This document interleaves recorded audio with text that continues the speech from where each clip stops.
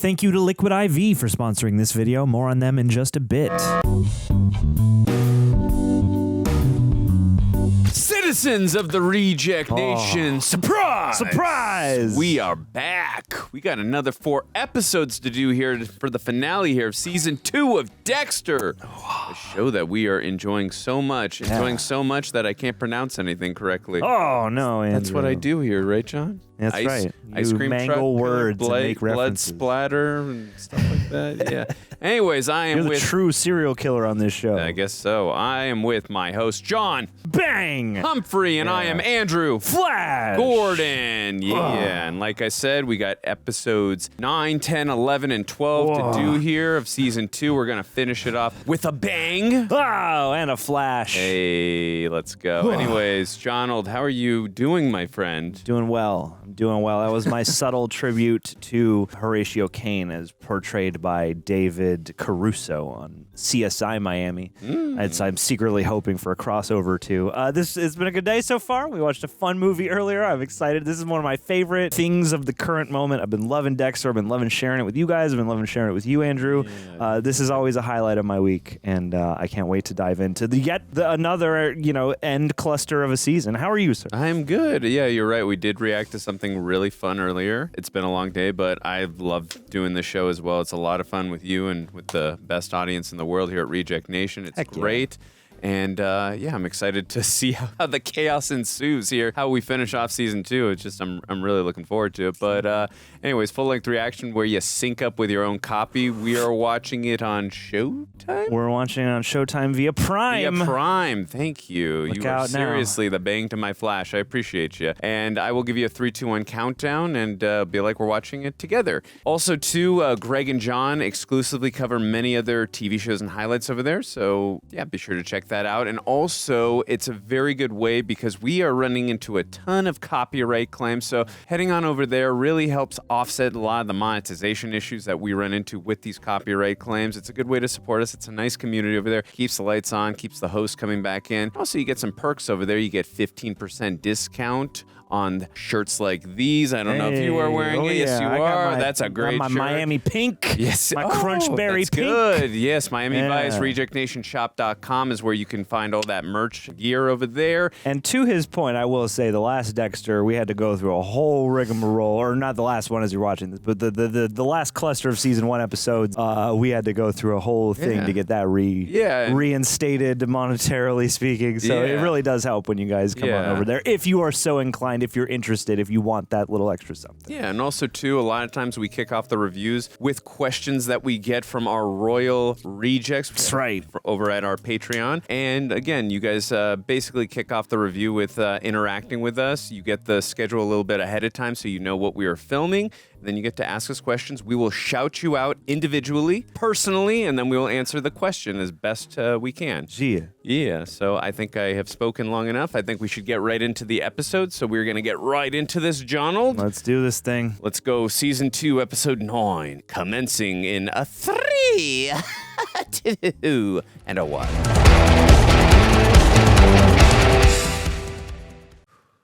Ding. Resistance is futile. That's what I said. That I'm always That you were. Is that a back issue? It was bad for me. Uh-oh. read the up. I didn't realize how bad until last night. Hey, Benz, how's it going? She had me fighting with myself the whole time. All that self-reflection is unhealthy. Whoa. Sorry. What is... The fact is, I already know who I am, and I'm done fighting it. So the battle's over. Lila's over. Morgan, clean this mess Is this like a up. dream? Goddamn safety hazard. Oh. Oh my god. Oh my god. Ugh. Oof. Oh, and the missing Because leg he didn't gag. have time to clean it up too, I think, right? Yeah. Can't leave this shit lying around, bro. Oh, That's nice. a good transition. Nice. Subconscious isn't even bothering with symbolism. That's what I get for leaving the remains of Jimenez up in that cabin. Bad time to get sloppy with Special Agent Lundy putting everyone in law enforcement under a microscope. Uh-oh. Dexter? What are you doing here? Uh-oh. Oh, no. I I was in a fugue state. I walked here. just want to give you that. I'm in the same clothes as last night. You slept here? I wanted to make sure whoever broke in stayed away. I guess I kind of fell asleep on the job. No. Dexter's here. Whoa, hey guys. Dexter, I made a killer robot that eats airplanes. Want to see? Mom's making pancakes. You want bananas in yours? Oh, snap. Oh, buddy. Oh, no. Oh, she gave him the no. Actually, guys, there's something I gotta go deal with, so... Then why'd you come? Oh. Guess you needed one of these. Oh. Putty. You guys are keeping him human. This show has so much heart. Dexter's got work to do, so go eat your pancakes. Eh? Add extra bananas for me. Oh, boy. I didn't mean for them to find me here. It's okay. I think they needed a hug, too. Oh, you too. I'm sorry. All right? I feel Oh, what do you feel? such regret, which is rare for me. But not that I don't mess up, I do. Just never so stupendously. Oof. I had you and them. I had us. So much to have. Oh, And no. just demolish it. I honestly thought I was smarter than that. Whoa. Rude awakening. Like that he's having at least accountability. Lila is one of the biggest mistakes of my life. Means a lot to me, Dexter. Oh. Doesn't change the fact you slept with another woman. Yeah. I expect you to. I just wanted to say it. No. You're learning from the steps. All I can do now is pick up the pieces of Jimenez. He's one big pile of evidence. Hey. Not that anyone will easily break into that cabin. Lila? Still, I can't leave a kill lying around. I'll have to call in sick at work. Oh. Ah, crap. Oh, or that. Doakes. What What are you up to, Doakes? No, I'm assuming that's Lundy sent them, right? Or Lundy. Yeah, because Lundy, like, suspected, like, dude, how did you mess up this up so badly? You're not, like, you're too good to mess this up so badly. Oh, that's not Doakes. I'm not saying it is Doakes, but FBI. Yeah. My feeble interview with Lundy might have put me on his short list of suspects. well, there you go. Peace with Harry's code again. Makes decisions easier. Yeah. Caution first, Jimenez later. Hopefully Lila or Doakes don't go to that cabin. See, I thought Doakes had hired some of his like ex-ranger buds or Yeah, something, no, but that would make sense. I could see that. now you're a better viewer than me. You're a bigger fan. I understand. Surprise. Oh no. To an automatic voice message system is not available. To page this person, press 5 now. Page him. He's got a beeper. You know what? F you, James. You and your disappearing act. You know, you didn't just stand me up last night. You screwed yourself out of a 6-figure security job. Damn. Which means that being a cop is one of the few options you have left. So stop pissing off the people that can help you. Jesus. Lundy's people have been trying to reach you. They just want a hand with the Bay Harbor Butcher case, James. Give it to them. Show Lundy that you are a team player. I don't like this. Where is he going? Pick up when I call again, because I'm going to keep calling. Oh. Oh my goodness. Your right eye is a little darker than your left eye. And you weigh about 50 pounds. I'm gonna have to fatten you up. I seen the bottle of you last night. Oh my. Tell people at work. I'm an above board kind of guy. And in Wow. my history of office romances, sneaking around has never worked. I don't know. Yeah, Oh, because boy. now she's worried about perception. I just think the timing is bad. Maybe we should wait until we can. Control the narrative. Put out a press release. When? What? Something break on the butcher? I gotta go. There's quiche. Eat it. Lundy's bees are buzzing. Something's agitated the hive. Every look is so meticulous. Like you're wondering what's going on. Lundy's got a suspect for the Bay Harbor Butcher, and bro, it's one of us here. Whoa, dude. That's disturbing. Oh, this is tense.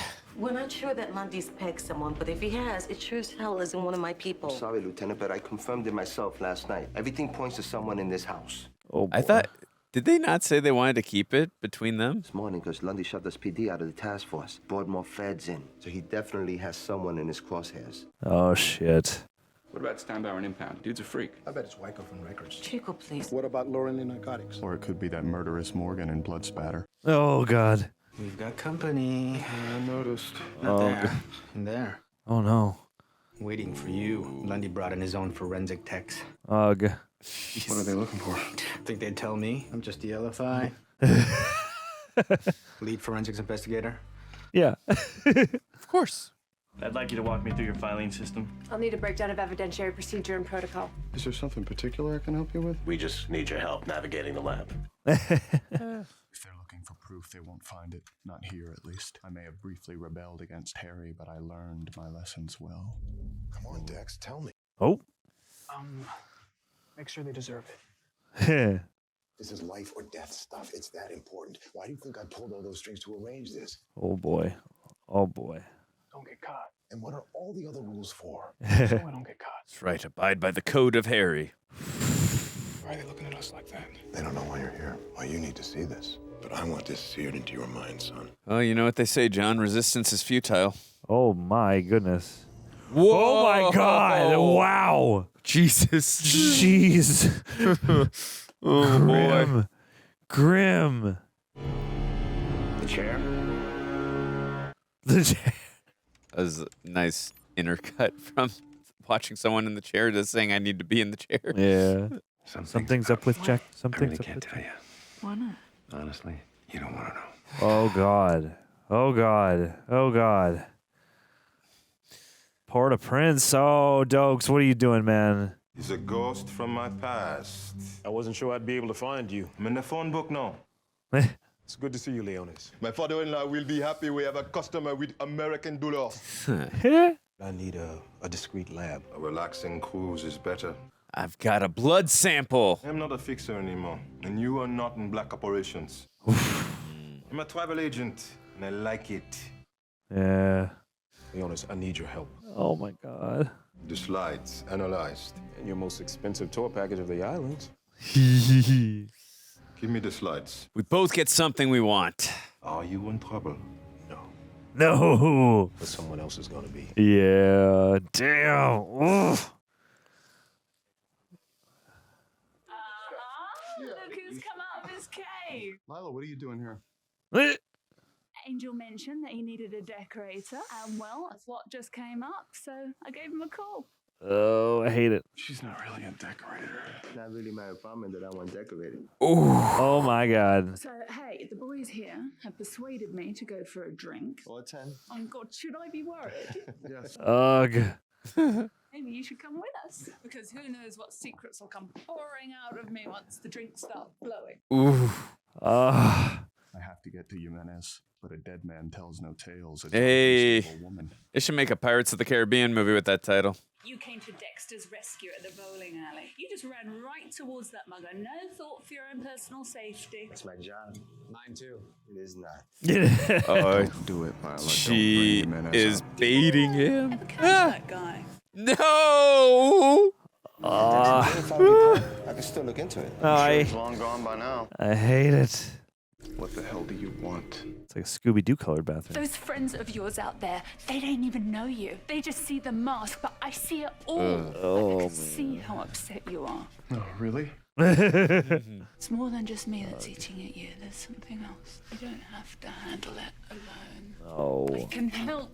No. I know how heavy that mask is, how tiring. I'm the only one who can see behind it, and it doesn't scare me. Ugh. Can't live with her, can't kill her. She's not going away. Good luck, Angel. Man. Oh, he's about to go ape crap. Found my slides. Oh no. Oh no. It's over. Oh, the dolly zoom. And the walls are closing in. Yeah. Oh, golly. Dexter Morgan. Ooh. Special Agent Lundy wants to see you. Please come with us. Wait, Lundy didn't say anything about this to me. Oof.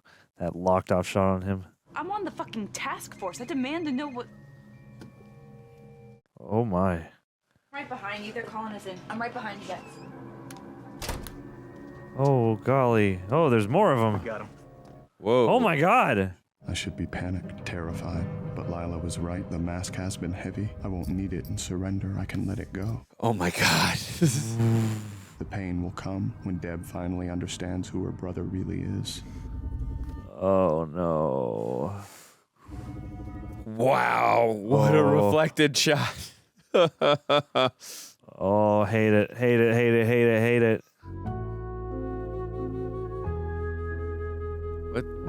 Holy shit. Oh my God. My old friends here to betray me. Please sit down. Wow. I'm sure that you heard we have a suspect in the Bay Harbor butcher case. Put him on. Oh, are they going to make him investigate them? Yeah, I think so. We need answers now. Open it. Maybe they don't know whose it is. Explain it to us. Trophies. That's what I thought. What happens now? I know this will come as a shock to you, Morgan, but This is a good fake out. our primary suspect is someone you know well. Oh, shit. What? Sergeant James Doakes. What? What? Doakes. No way. He was the lead case investigator on 4 of the butcher victims, which put him on my radar. We looked into his Surprise, background. motherfucker. Turns out his father was a butcher and abusive. Oh, Bay Harbor Butcher. Doakes was also a trained assassin in special forces. That, along with his on-the-job shootings and Oh, that makes sense to think about. excessive force citations. He fits the profile. Yes. He has a need to dole out personal justice. Yesterday, Doakes walked out of an interview and disappeared. Yeah, that's right. How he did that. That makes sense. A plane out of the country. Oh, my God, Unable to get no. warrants on his apartment and car. Oh, No. Dokes, no. Oh, God. Oh, my God. Carefully hidden in the trunk of his car at the airport. Makes so much sense. Wow. Everyone else in the precinct was beyond shocked when I told them. Ooh. What exactly is Sergeant Doakes' problem with you, Morgan? I kill people for one. But what was it Sergeant Doakes said about me? Oh. I always sensed there was something off about him. We need you to analyze and match these slides immediately. Me? I'm keeping the forensics in-house. The public needs to see our strengths now. Their trust in us is about to take a major ass-fucking. Ugh. Now, I'm making you first forensic tech in the chain of custody with these slides. On his own murders. That's why. Oh, my God. This is wild writing. I love it. Yeah. We'll get him, Dex. And when you do, my story has to be stronger than his. Don't worry, I'm gonna be with you every step of the way. Me and this. Oof. I have an even bigger favor. Name it. Move into that new apartment of yours. Deb, if you got in the middle of this and you got hurt, Oh. my sister first, and I'm gonna worry like a brother, not a coworker. Well, don't, goddammit. You have Hey. to worry about. I can't help it. My man. Deb, the best thing you can do for me is to give me and my protective detail a wide berth. Oh. Fine. I love the way she got I this. hate it. Oh. Hug her back. Hug her back, man. One less pair of eyes to worry about. Yeah, exactly. You know I didn't do this. You know me, Maria. That's not me. Yeah, but they don't. What do they have on me? They found something in your car. Oh, shit. Look, the next time you see me, there'll be no doubt. Until then, you won't be able to contact me. Don't you disappear on me, James. Maria, I have to do this. God damn.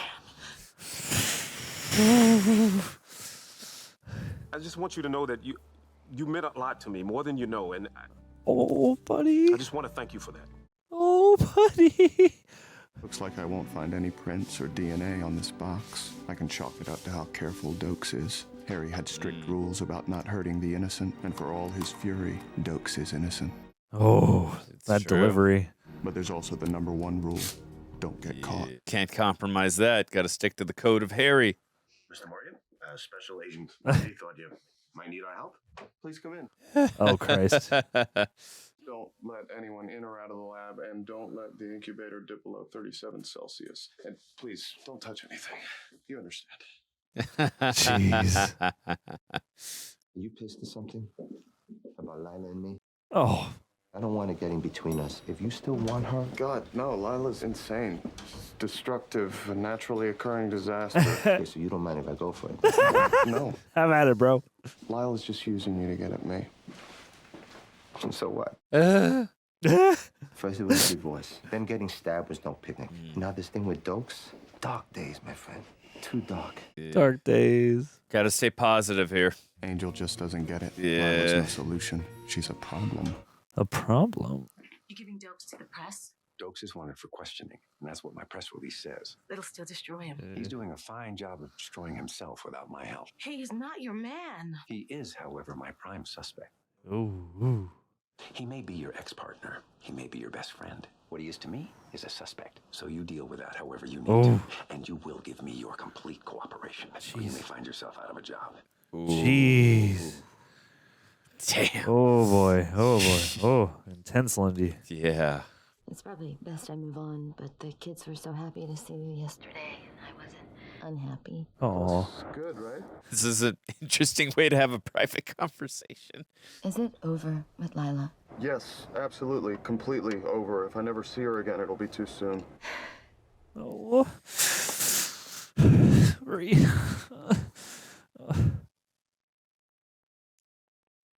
I have feelings for you. Oh. I have feelings for you too. Oh, boy. Donald. Oh, I Donald. don't fight them anymore. Oh boy. I think we should get together and talk. Oh. Tonight? Oh god. That'd be great, really great, but tonight... It's a bad idea. We've got a big break in the Bay Harbor butcher case. Things are kind of intense around here. Oh, wow, did they catch him? Well, someone's gonna go down for it. Tomorrow would be really great. I'm so worried what Lila's gonna do to her. Oh, I hate Kidnap this. her, torture her. I'm so scared, Is John. she gonna burn her house down? I hate this. I don't know. Kidnap the kids. I don't know. We're getting together tomorrow. Communication's the key. My man. Fortunately, a car isn't the only way to reach the Everglades. What? My new marina is only a 20-minute walk. You gonna take the boat? Oh Christ. I'm on my way, Jimenez. Don't be. Oh golly, I don't like it. I don't like it.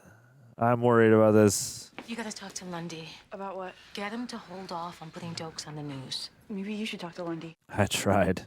You're one of us. Doakes is one of us. He deserves the benefit of the doubt. Look, Lieutenant, I know he's your friend, and we're all pretty fucked up about this, but it is Lundy's ballgame. Oh boy. You're his right hand.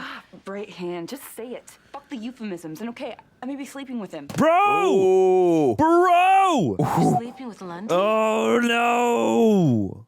Sleeping at your place again tonight. Oh my. Oh. Just one more trip ahead of schedule. Ugh. That's right, mother. It's over. Whoa. Whoa. Whoa. What? Surprise once again. How'd you find me? GPS tap on your boat. No. Jesus Christ, Morgan. Jesus fucking Christ. You're the Bay Harbor butcher. Wow.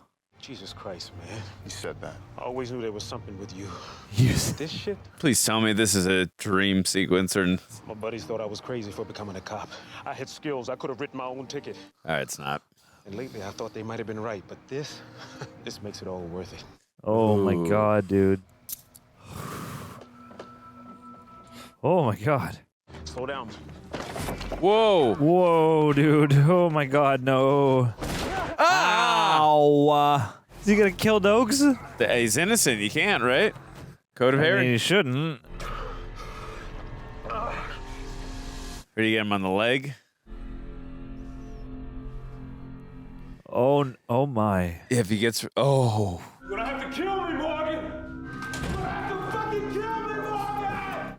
Wow. Is this where this episode ends? No way. Oh my god, this was crazy.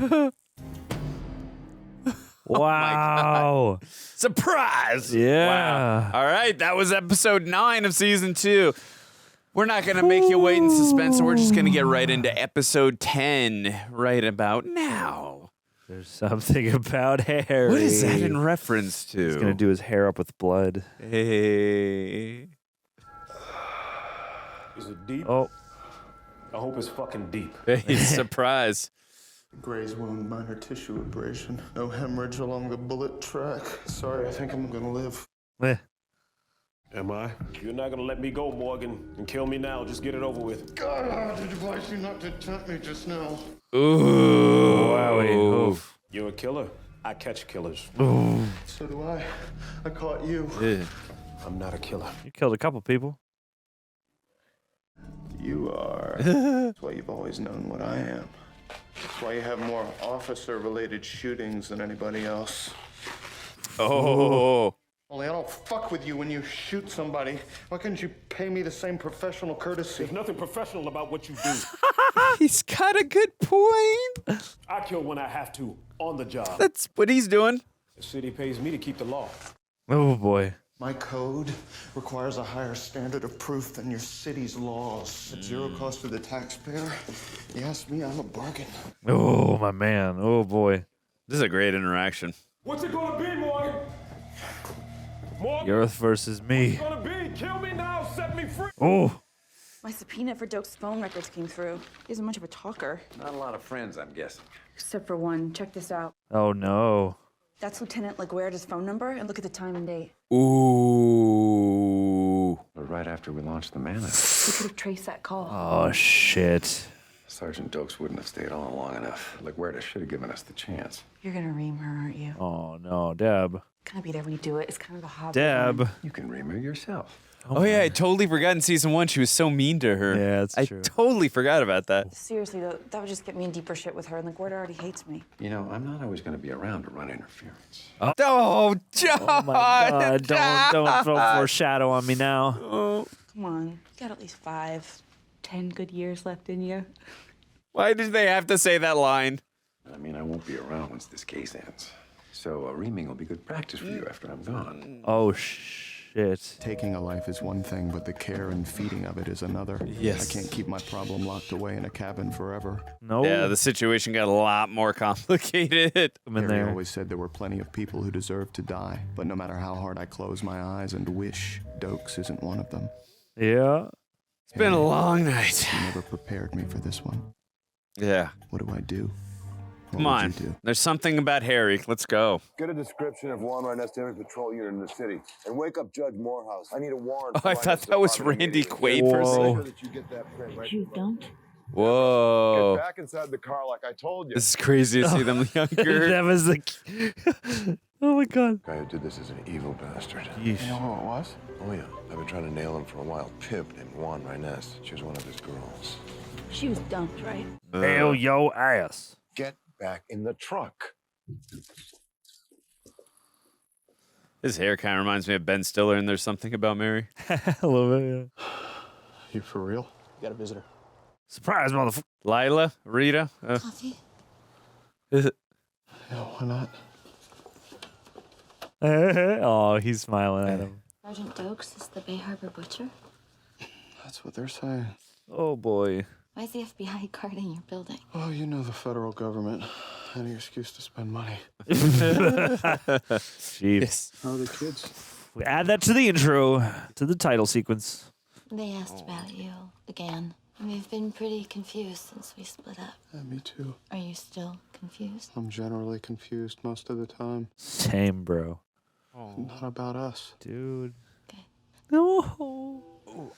Oh, shit. My kids have been through so much lately. With Paul's death and my mom moving out. Hopefully a psycho woman doesn't do anything to them. I don't want them to feel like they've been abandoned by everyone they love. Is that blood on his shirt right there? No, I think it's the... I was wondering that, too. I think it's the... Part of the shirt. Yeah. It's where the button's sewn on. You're right.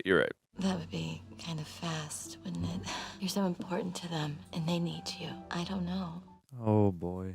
Take your time. I mean, maybe we could just hang. Yeah, date again. Like a sloth. I can do that. I've been selfish, only thinking about what happens to me. But if I were ever revealed as the true Bay Harbor butcher, Rita and her children would be destroyed. Oh, buddy. I love that he cares about others like that. You didn't report the call from Doakes. Your task force doesn't need my help railroading a good cop. Woof. Doakes was officially a person of interest. Not reporting that call could be considered aiding and abetting. None of you wanted to hear what he had to say, so I didn't tell you. Woof. Woof. What did he have to say? But he's innocent. And you believe him? What do you think? And if he calls again? He won't. And you know this? Because I know him. Yeah. Lundy wants to flag me to Captain Matthews. You tell him to go for it. But James knows I Damn. believe in him, so it was worth the risk. Dude, you cannot compare the I know him. You can't compare the ice truck killer to someone she's known forever. You ever care about anyone, Morgan? Yeah. Biney. Then you shouldn't have to ask.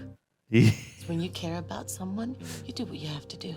Yeah. Damn. Of the 46 slides, 18 belong to previously known butcher victims, still running the DNA, but we've matched an additional 12 with felons in the criminal database, all reported missing. Oh. Do you have the new victims' jackets? Sorry, sir, not my responsibility. Oh, Christ. That'll be me. Each of the 12 had at least one homicide on their records, and we all know how the butcher loves a killer. Hey. Hey, you have 12 new butcher victims. Potential victims. You got names? Mind if I keep this? All working together now. Why, you got an angle on Doakes? Ugh. Oh, is that LaGuardia calling him? My razor phone. This is a waste of time. Doakes is the butcher. We're not gonna find trace evidence on his clothes. The guy we're after is way too careful for that. Have to agree with you there. Hey. All those times you called me lab geek, fairywinkle, donkey fluffer. Oh. I'm just glad I took it lying down, you know? Surprise, donkey fluffer. Told Lundy to pull your protective detail. Oh, she's gonna hit you, isn't she? She's gonna hit someone if you don't get the fuck out of here. Hair pulling may not be manly, but it's very effective. Wow, bro. Deb, Doakes is a lot of things, but he's not an idiot. He won't come out of the shadows because of a grudge. Only the turtles come out of the shadows. The serial killers are so practical. Actually, they are. I'm safer with Lundy's troops hunting Doakes than babysitting me. Lundy agrees. Just because Lundy doesn't give a shit. All he cares about is solving this case and moving on. Deb. Deb. I thought he was the guy you could count on. Oh. You are the only one I can count on, jackass. Deb. Oh. Yeah, that really Deb credit for one thing. that hit She her knows how to hard. express her feelings. She does. That hit her hard when he said that he's going to be leaving after the case. 100%. This isn't just about me anymore. It's about Deb and Rita and the kids. Finally. I have only one choice for Doakes. Oh, no. Oh, no. He's finally learning what Spider-Man goes through. Yes. It's hard being Peter Parker, man. Oh, you got the box. What's in the box? Come out. Oh, my God, dude. Second. Uh-oh. Uh-oh. Oh, no, no, no, no, no, no. Oh, I hate it. I hate it, Andrew. I hate it. No reason for you to suffer. I mean, you've been cooking all day. Ugh. You come to a decision? Yes, but I don't think you're gonna like it. Oh, no. Regardless of how we got here, one of the two killers in this cabin has to go away. I am not a killer. I have people who depend on me. They would be devastated if they found out what I did. You're more of a lone wolf, easier to put down, no one in the pack to miss you. He's got family. We met them. Fuck you, Morgan. I have a family. I have my mother, my sisters. Who you never visit. And you don't eat the cheesecake. If you had a personal life, you might not have made me your obsession, and we wouldn't be here right now. Woof. Oh, no. Sergeant, why would you hide a dead drug dealer's cell phone from me? You working on an exit strategy? I'm afraid that's not gonna happen. Oh, boy. If you want to bring me down, Morgan, you're gonna have to open this goddamn cage first. So come on, bring it. I already did. You just didn't know it. Oh, it's in the water? Oh, no. No. Oh, boy. The sedative works fast. It's probably best just to go with it. You think you're a fucking hero, don't you? Cleaning up the fucking streets. Your old man would be proud. Ooh. Oh, boy. My old man was proud. Oh, my God. He really was a fucking whack job. Name calling? At this juncture? Oh. My father was a legend on the force. Is that what you think? Oh, no. They never told you. Oh, Jesus. Told me what? That there's Was something he about dishonorably Harry. discharged or something? What about my father? What about my father? Ah, shit. Oh, you can't kill him now. Yeah, it needs to know. Oh, I hate it. Doakes said I had two choices, kill him or let him go. But he neglected to look behind door number 3, hand him over to the FBI, gift wrap. I don't need Doakes dead, I just need his fingerprints to complete my frame job. Oh, my God. Every Saturday, beginning dive classes, practice underwater skills beside this dock. Tomorrow, they'll find a morbid little surprise. I like the color-coded boats. When the feds receive these kill tools with their suspects' prints on them, the only threat to me will be the inane rants of a murderous madman. So close I can feel it. Is that no? Oh, I thought I heard a noise. Are we sure about this? This tragic tale might still end in Doakes' demise, but not by my hands. Harry's legacy will remain intact. Oh, Harry. Why in the hell did Doakes have to bring up Harry? Of course. Because we need more drama, man. We got to wring some more tension out. It's only episode 10. God damn it! Jesus. Whoa. Rhinus is gonna walk because of a goddamn typo! Faulty warrant, Harry. There's nothing we can do. This is bullshit! We're just gonna wait for him to kill another girl. Let's get the parents of Elm Street to light a fire on this guy. Yeah. You okay, Dad? I did the right thing in training you. This just proves it. I did the right thing. Yeah, sometimes the lawful way is not the only way. Harry was a little unhinged. So I said something. Only that this relationship has an expiration date. When did I say that? Yesterday morning, you said when the case ends, we end. I'm paraphrasing. Well, don't paraphrase. I thought you understood when we got involved. I track killers. That's what I do. They tend to move around. Ugh. I'm not sure what you thought would happen when the case ended. We keep in touch? Honestly, I hadn't thought about it, but it looks like you have, so now I know. Woof. Oh, my God. Sorry, but what's with the highlights? I was helping Lila paint a loft last night. Ooh. Red color passion. Passion. Passion. Yeah. La passion. Paid for my lift ticket. Where's my snow? Don't make me come after you. Sounds like Mr. Harlow is not only master of metaphor, but also inclined toward violent confrontation. Better find out who he is in case I have to deal with him. Yeah, I think to your point, John, we could definitely see a situation where Lila comes to the beach. Christopher Harlow, known alias for Jose Garza, narcotics, armed robbery, and currently a fugitive from justice for murder. Damn. Approach with caution. Woof. Ooh. I was thinking about your birthday. Just get me a gift certificate at Amazon. Good to know, but the birthday I was thinking about was when Dad threw the beer bottle. It's on your birthday. Out of the blue, Dex. What brought that up? Harry's been on my mind lately. I was trying to remember. Matthews came over that night, right? Yeah, he and Dad got in a fight. Friggin' Matthews. I ended up wiping beer off the walls. Happy birthday to me. Jeez. Happy beer day. Hey. Killer went free. That would upset any cop, right? Nothing weird about that. No, it wasn't weird. It's just another example of Dad's priorities. Kids versus case. Case always won. What, Johnny? I'm picking up Audie, remember? We're meeting Dexter and Rita at the beach. Bro! I at Miami Art Museum teaches an incredible children's class. You can bring the whole gang if you like. You know, with your history with Dexter, No. it might be a little awkward. He's trying to work things out with Rita. No, bro, don't. No. Is he now? No. Ugh. Gremlin. I could have killed you. I didn't. I don't want to. You didn't because you can't. I've had time to think about this more. I don't fit that code you were talking about, do I? Hey. You know how I've been looking into your past, right? I found something I wasn't supposed to see.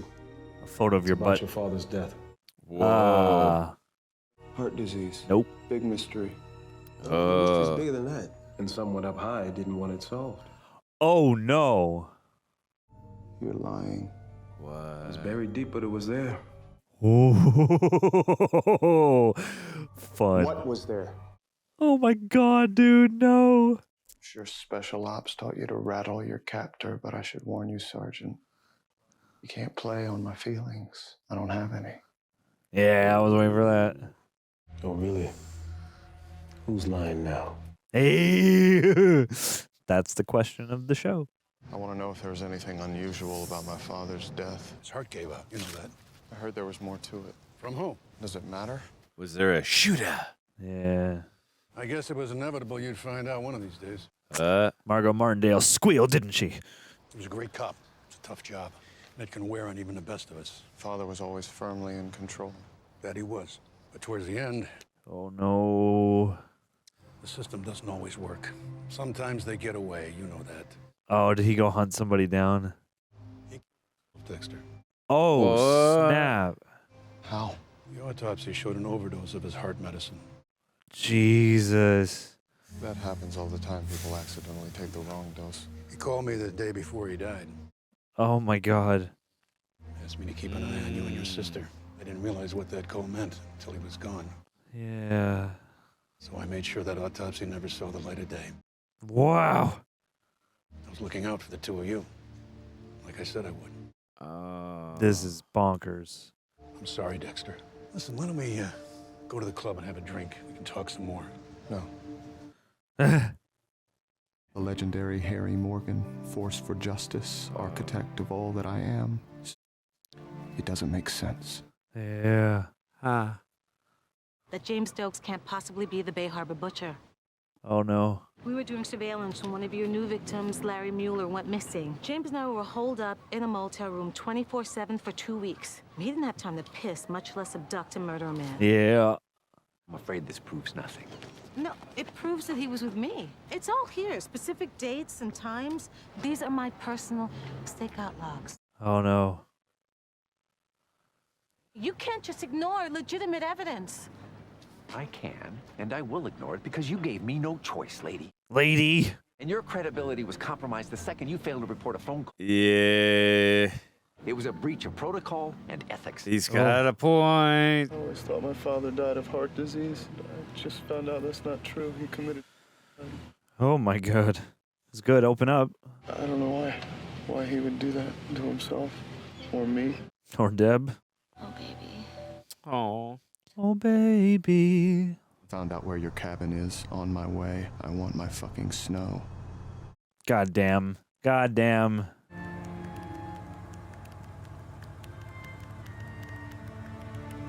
Oh. Roofies. You? Just not my normal kind of customer, you know what I mean? Oh, do stop talking. Yeah, seriously, bro. Ugh. You asked me what I thought would happen when the case ended. And the truth is, I had no fucking idea. And that was exciting. You know, Yeah. what might happen, what could be. It was all possibility. Here, here. And when you just assumed that we ended when the case ended, you crushed that.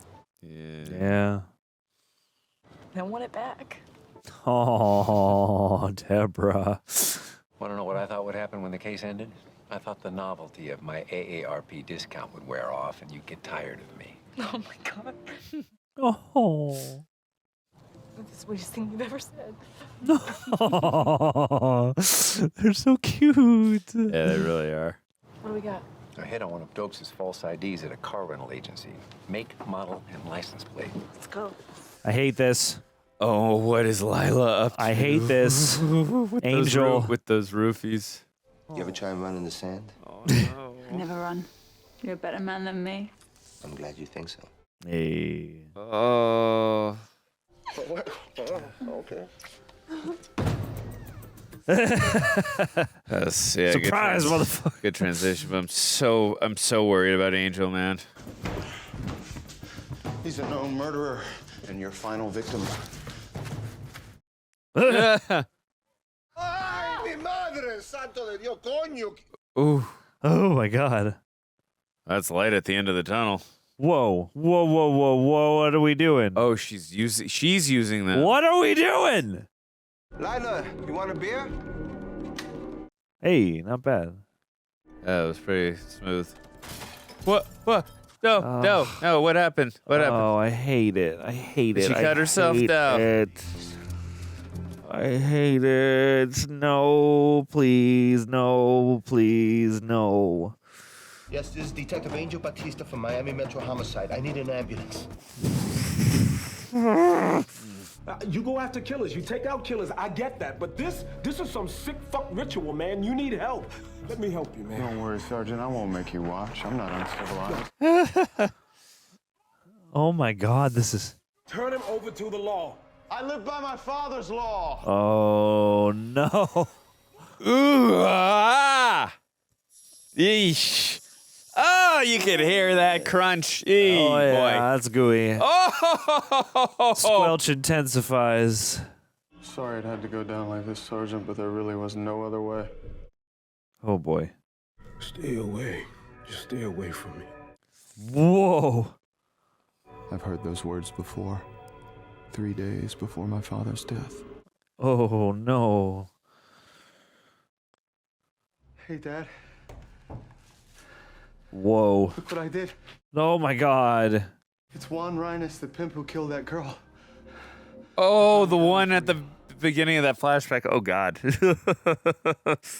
Oh, Harry. Yeah, the one that, the typo with the warrant or whatever. Harry, say it.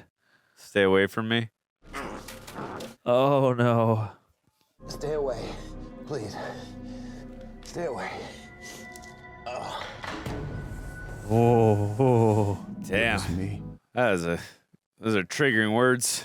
The idea of a code was one thing, a noble cause, but the reality of it. Harry walked in on what he created, and he couldn't live with himself. No, man, I hate it. Hate it. Yeah. God, look at that. Look at the look in his eyes. What, Morgan?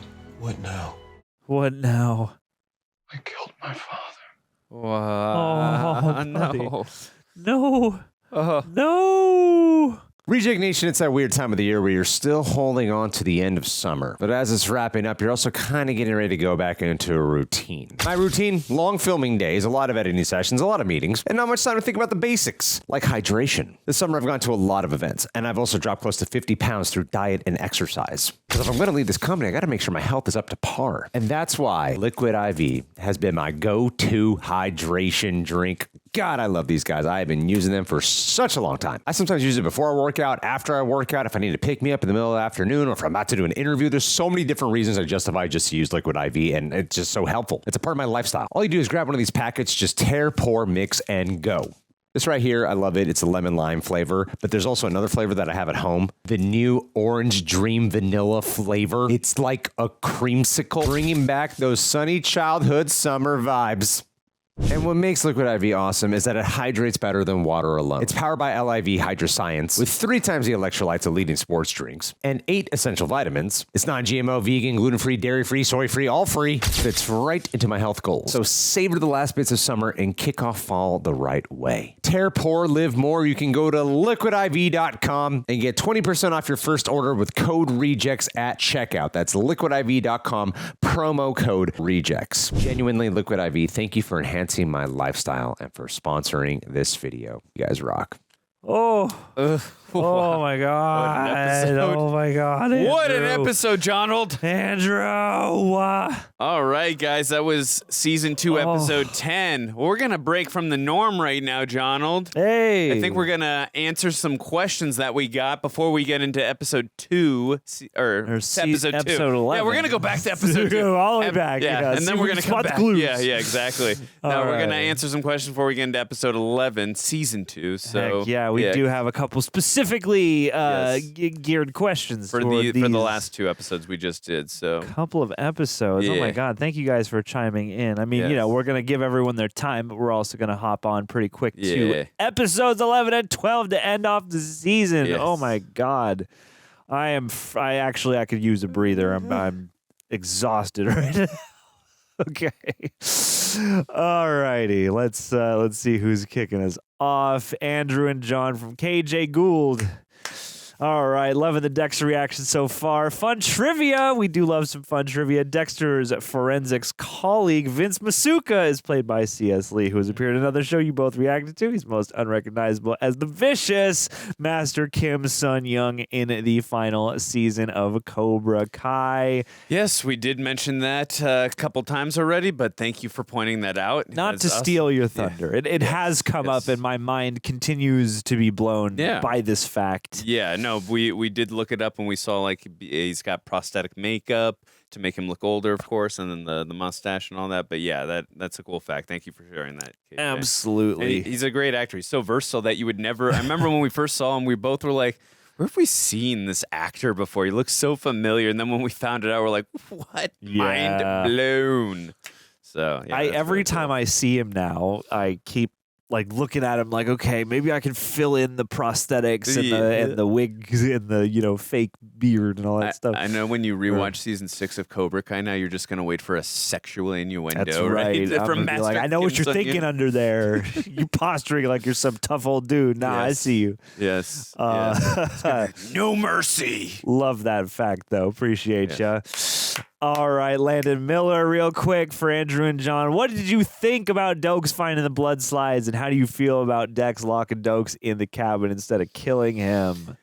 I mean, I was really worried when Doakes found it, of course, and I originally assumed that because we had a question at the end of the last episodes, like, do you think he's gonna, use the power of the authorities, or do you think he's gonna do it himself individually? And I said at this point, he's not gonna go. I didn't think he was gonna do it with the authorities. He's gonna do it himself. So, and then what was the other part of the question? What do I think about him blocking Doakes in? Right? Yeah, the cabin. Cave? I mean, I will say this, even though it's when I say cat and mouse, obviously he's not like chasing him, but I love the whole cat and mouse type of interaction that they have going back and forth between them. They're so freaking good, these two actors. Michael C. Hall, I'm so sorry I forgot the actor's name who plays Doakes. He is so... The way he is able to emote with his eyes, whether it's like Erik King, man. He's so freaking good. Killing the game. way Erik is able to emote with his eyes, whether it's like the surprise look, his eyes, like, motherfucker. yes, French fries, root eyes, some pies, yes. all right, yes. But the way he's able to emote, whether it's like in wonder or like discovery or like he's like distraught. Yeah. He's just so damn good, and like exactly what he's thinking right away, and it's like really it's powerful too when he does it. Totally, but I love it. I just anytime that they're and John made a great point too, and what he said, like in the first episode, you're like, you didn't think we were gonna like him that much, like we were like we're meant to hate this character, but like as the show has developed his character and we've grown to know more about him, like. He's just such a fascinating character, and he's like really got this presence about him, and like it's almost mesmerizing when he's on the screen. And I think him and Dexter, it's like some of my favorite interactions. Like when you watch them on the show together. So yeah, he's really fascinating character. What about you? Yeah, I love the opposing nature of the two of them. I love watching them together. I love, as much as it can be agonizing in the moment of watching the show, I do love having this, as you said, cat and mouse game between a cat and a mouse, both of which I like, obviously it's Dexter. We're following Dexter, but Doakes, I mean, like, he stands on his own business, and I really love watching him. I really love what he brings, and I really, while I am sort of, I'm caught up in the tension of the fact that he has taken him prisoner, essentially. At the same time, like, it is fascinating to see the layers of Doakes' character that have been coming and going through this process, watching the cop Doakes, I feel like at first you have the headstrong Doakes who, has his beef with Dexter. Then we go a layer deeper into cop Doakes, really just trying to de-escalate the situation. And then finally, I feel like Doakes accepting and kind of succumbing to just how horrific this and twisted this moment, this situation is. And it's like, you're sitting here hoping that there could be some kind of understanding or redemption or I don't know what. And that, these two characters are probably never going to ever see eye to eye. And it just fascinates me to know how, like, this is a fun position to be in the season because I think, again, as we've said on a lot of these talks, I admire that they haven't really pulled any punches and they have really gone for, what's going to create the most tension, what's going to, really cut to the quick and surprise the audience. And, I'd never expected at the start of the show that we would be here with Doakes already by season 2. And, coming back to the blood slides, it's just the way that even turned around. Like, they're good at, coming up with a situation where you're like, okay, this is absolutely the worst case scenario for Dexter. This is his body of evidence. But the flip around, them basically bringing him in and being like, we need you to analyze all these slides, I thought was really fun. And it makes sense that he would go and try to get the, samples analyzed or do his own, off the record, investigation of this. It's handy that he, I guess, left the, slides in the car in America and was like doing this thing not all in one trip. I guess part of me would go back and kind of examine those details just because, if he had taken them with him, obviously, on the trip and just got it all done in one. If he'd brought them with him for the negotiation before securing the, go ahead from his friend, or at least the cooperation of his, ex-acquaintance there, I'm sure things would be different now. But yeah, like it's definitely been a great driver of tension, and it's definitely created some really fascinating back and forth, I think, between the characters because, yeah, like their whole talk about the fact that Doakes can see him and the difference in the ways that they have killed and they have executed the law.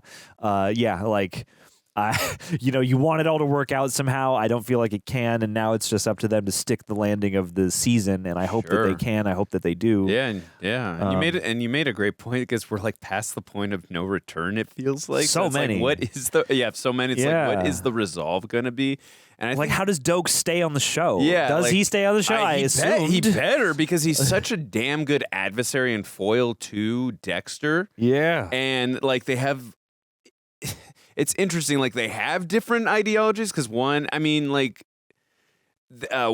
he obviously Dexter like operates in a morally gray area, whereas Doakes follows the law, even though sometimes he goes out into that morally gray area too. Yeah, sure. So it's like but I think they're like the contrast between them is just so fascinating, and you love both the characters so.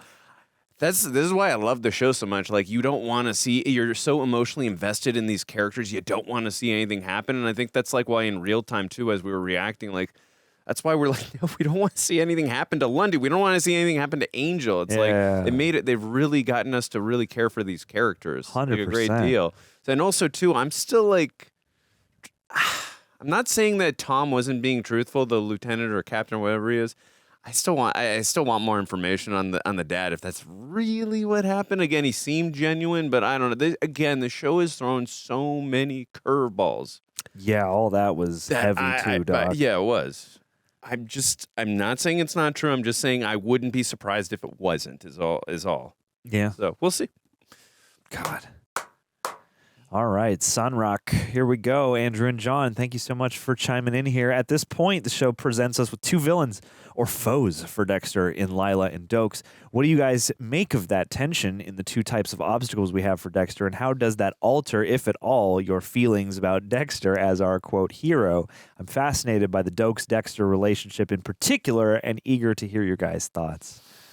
Whew. Yeah, two antagonists absolutely this season. And I would say, too, that, Dexter has certainly been an antagonist of the season and an antagonist to himself as well as others because, again, with all the Lila stuff, she has brought in, helping him accept certain aspects of his personality and heal certain aspects of his trauma. She has brought out this more megalomaniacal version of him, this overconfident, the kind of person looking down on everybody else that a lot of serial killers can come across as.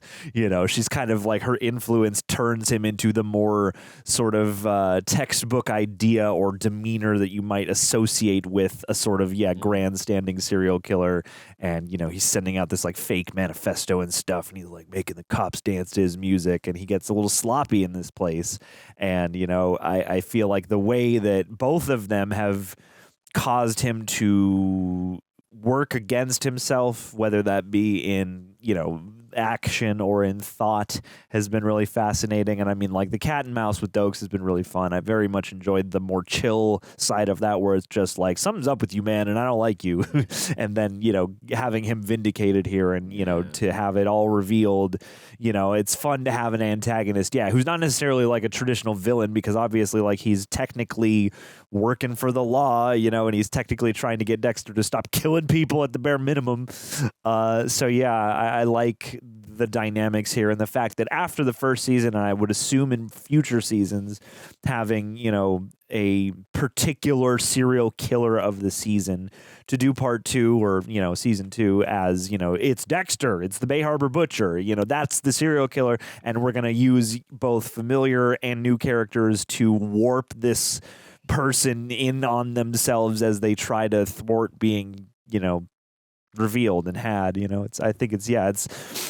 Dexter in this season to me has certainly sort of had to grapple with the idea of his villainy and his heroism in equal measure. And, the more he has been healed in the Lila storyline, the worse he's gotten, the more villainous he has become, the less of the hero, the more self-serving, And so, to have these various characters kind of show him like, oh man, my life with Lila and the kids is like so crucial. It's almost part of the code because it's what keeps him with any degree of morality and compassion. Yeah, no, it's been fascinating to watch him, this whole identity crisis that he went through, especially in the early part of the season, as he saw his whole worldview of Harry, his foster father rather, kind of shattered a little bit. And what he thought was, what he taught him and everything was a lie.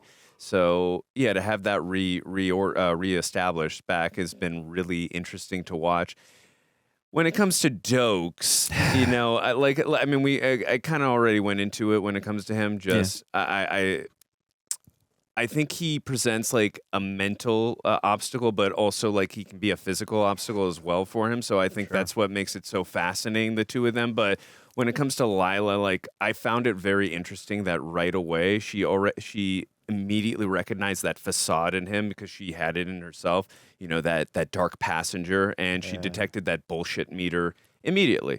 And that's what makes their relationships not sweet anymore, but bittersweet, I guess you could say, but messed up as well.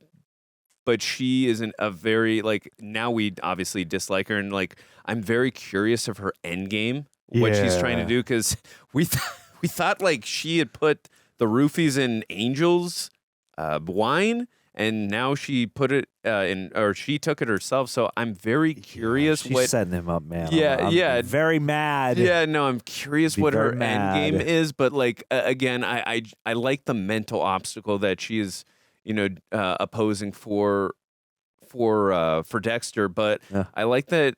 Again, he's kind of just when he's with her, he's kind of just questioning himself, questioning his morale, his identity.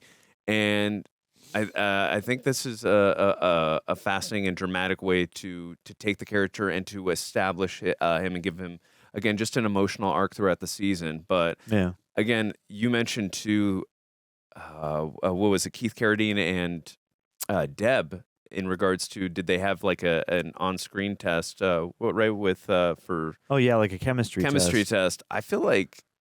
I don't know if you feel the same way, but I feel like, and I know we didn't really have any interactions really with them the last two episodes, I feel like him and Lila had a lot of chemistry as well, the actors. Oh, they did, and I mean, they would have absolutely chemistry tested the two of them. I could see them too, but these, what is it, Keith Carradine, Lila, such good additions. Mm-hmm. I feel like Lundy too is kind of a good obstacle, I would even add as well, just because, and I know he's not specifically looking at Dexter right now. He's kind of, it's more towards Doakes now. And I think it's so fascinating, when you, and we, the audience, and Dexter obviously know the truth that Doakes is not the Butch Harbor Bayer. Here's me with my mispronunciation. Go ahead. Let's get some. Ice cream butcher, truck harbor, killer spatter. The Bay Harbor. Anyways, we the audience know what the truth is, but when everything has been presented to us, and this is very it's actually justified in why he has come to this conclusion. And then you get the thing with LaGuardia. He's like, yeah, this is actually justified, and this is evidence right here. Yeah. But what you did before with not coming to us with that call, you breached ethics and you breached, your duty. I'm like, this is such damn good writing. Yeah. I love when they plant these kinds of seeds, and then there's a payoff in the end. So, and again, I know he's not particularly an obstacle yet for Dexter, but I'm anxious to see that resolve as well with Lundy. Yeah, but I thought there was some great writing as well too in regards to, and I know this isn't part of this question. I'm sorry to veer off a little bit, but I thought there was that scene too when it came to with Lundy and Deb. Mm-hmm. That was so well written. That he's like, I was kind of pulling away in this moment too because I was afraid that you were going to get kind of sick of me. Yeah. And I'm like, oh, that was so sweet. And then she's like, that was the sweetest thing anyone's ever said to me. I'm like, I really love those two characters. So I'm like, it's amazing when we can pull away from the main, plot of the A plot of the season. Yeah. And we can still be so invested in the other things. And I think that's credit to the writers, like to make us care about some of these other, B and C plots, character beats that are going on. Yeah, they're really well conceived across whole seasons and in individual episode form. And yeah, there's no character or plot line I'm begrudged to check in with, like I do at the moment anyway. Still love the whole range of the ensemble. Yeah, to that point, really quick, we'll get to the next question. There's sometimes where I'll rewatch a show, I'll be like, nah, I don't care about this this character beat or this plot. I'm fast forwarding through it. Let's get to the next one. So, and I've granted, this is a first time watch, and we can't fast forward, obviously, but so far there's not been one character beat or one plot where I'm like, I'm really bored by this. Can we just move on? Yeah. So that's again credit to the writers' room. Heck yeah.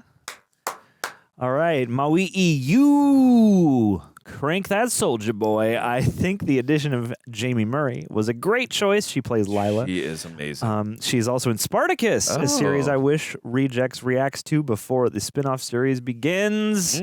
I can never make any promises here as to what will be reacted to, but it's definitely something that has been requested, and I would be thrilled for a chance to check it out. So keep an eye out. Might happen. I've never seen it. I've only heard good things, but in regards to Jaime Murray, she's fantastic. And again, just with what she does with the character, I love how just emotional she is, how manipulative she can be, how present she can be, how she can be the joyous one in the room. She's just very versatile when it comes to how she is in this role. Again, her chemistry with Dexter is so good. Her chemistry with the other actors is so good. I love the way she goes her bickering back and forth with Deb in the few interactions we've seen. She is so good, and we love to hate her too. Yeah, no, she's she's really, really attractive too. Yeah, she entered, and the second again, she has this look about her that just feels kind of unique from everybody else in any room that she's in, especially in Miami. And then the second she starts speaking, and the British accent and all that stuff, there's so much about the character that is, I think, intentionally very arresting, and perfectly kind of embodied in her performance. And two, I think she encapsulates a really good back and forth between the moments where you're like, I can tell she's putting it on or she's manipulating a situation, then other times where she starts talking sense and seems very clear-eyed and very, again, wise to some degree of experience. This is a character who you got to hate in the right ways, and you have to have understood the temptation of, and at least from my viewing experience, I think her performance, she's understood the assignment quite well, and 100%. The character has certainly is currently leaving an impression, in a lot of ways I hate her, but in the right way. Yeah, that means she did, again, like you said, she did her job in making us hate her. That's what she's supposed to do. And not only am I hoping Angel survives because we love the character so much, but I want him to have bragging duties against Vince as well. And at the end of this season and into next season, but he's gonna be like, Vince will be like, you were someone who is justifiably insane. I'm like, yeah, but she's really hot. Well, and it makes me wonder how to decorate her room and her. Yeah, oh God. It makes me wonder how deep her rabbit hole goes. Yeah, so seriously. Yeah. In that we've obviously seen her capable of arson and of various fraudulent activities, and she obviously had no trouble going and picking up those roofies. So, it makes me wonder to what degree her monstrousness, how far and wide does it reach? What do we not know about this person? Yeah, how many bodies is she responsible for? Yeah, and really quickly, again, she said, it's a little foggy and misty, maybe you'll remind me, but she said something about her boyfriend when she killed him, and she said they were on drugs or something, and then she knew what she was doing. I don't necessarily believe she didn't know. She was stretching the truth a little there. Yeah, exactly. Yeah. So. But good addition. Yeah. Good chaos. Agreed. Great actress. All right, Jay Rushton. What up, Jay? Thank you so much for chiming in. Speaking of your boy, on Dexter, who got the best fashion there? Angel. It's got to be Angel. Honestly, it's Angel. Not enough said. I mean, Lila does have obviously a strong fashion sense. I like her better when she's not wearing clothes, though. And That's she also has a taste in fine lingerie. So obviously, you got to shout Lila out. But Angel, 100%. 100% Angel. His silk shirts, the patterns, his little hats. all that stuff. The goatee, my man is dripping, and I love to see it. Sorry about the Vince comment there, guys, but I had to. Lila was very attractive. My Mazuka, he's also pretty I was drippy. gonna say Vince has got some. It's pretty drippy. good The whole fashion as bowling well. team. That's who Yes. dresses the best. Yes. But leave us your comments. Who's the best dressed on Dexter? All right. There we go. Alora Rain. This series is the highlight of my week, Ours 2. Thank you for joining us. I'm thrilled to join you both as you experience this legendary series for the first time. I hope you'll be watching the newest additions to the Dexter fam as well. I would love to do that.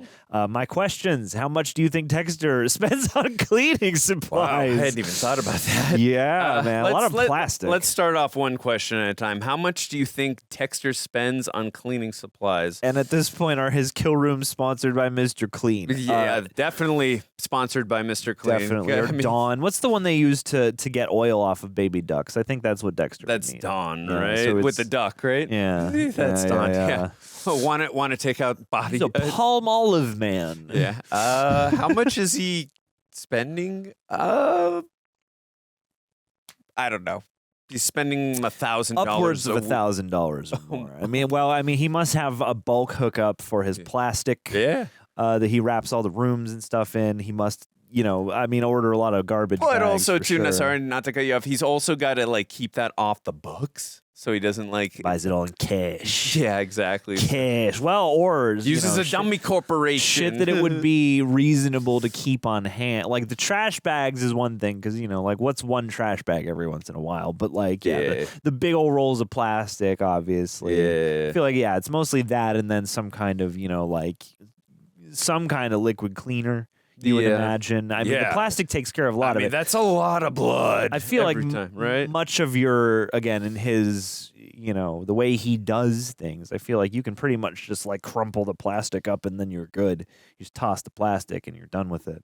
So maybe it's actually less expensive than you think. What about all the gear that he's wearing? Do you just throw it away or? Well, I mean, throw it in the laundry? What do you do? He's got his smocks and stuff like that. Yeah, I gotta imagine he just washes them off or whatever. It's gotta be repeat usage. Yeah. I don't know how much, but I'm gonna imagine it's less than you would imagine. Yeah. And definitely, I mean, if he could get that Mr. Clean sponsorship, I'm sure it would just make his life that much easier. Yeah, no, 100%. I hope he goes after a killer who looks like Mr. Clean. The second part of your question, also, when Dexter tells Doakes he won't be caught, did anyone else get full Walter White vibes? I can't answer. I've never seen one episode of Breaking Bad, so I can't answer that. I was half expecting Dexter to look at Doakes in the cage and say, "I am the one who knocks and slices." I'll let you answer. And that question. slices. Yeah, I mean, it's definitely got that energy. It's definitely got that, do you know who you're talking to? Kind of I am the captain kind of vibe.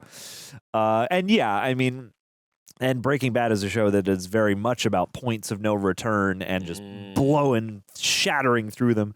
I mean, yeah, and Walter White, obviously, different kind of character, different kind of criminal, but yeah, someone who this season especially, because Dexter has flirted, I think, with his ego and with his sense of, his place in the world, and in this season, he's certainly that thing he said, about being more selfish, and being and sort of when he's coming down from the high and sort of reconnecting with the code and realizing oh, Rita and the kids are important. They keep me human. Yeah. And, being there for Deb is important in a different way. And these revelations as of these episodes where he's like, oh shit, I have people who rely on me and I have people who would be utterly shattered and irrevocably altered emotionally, if they were to discover me.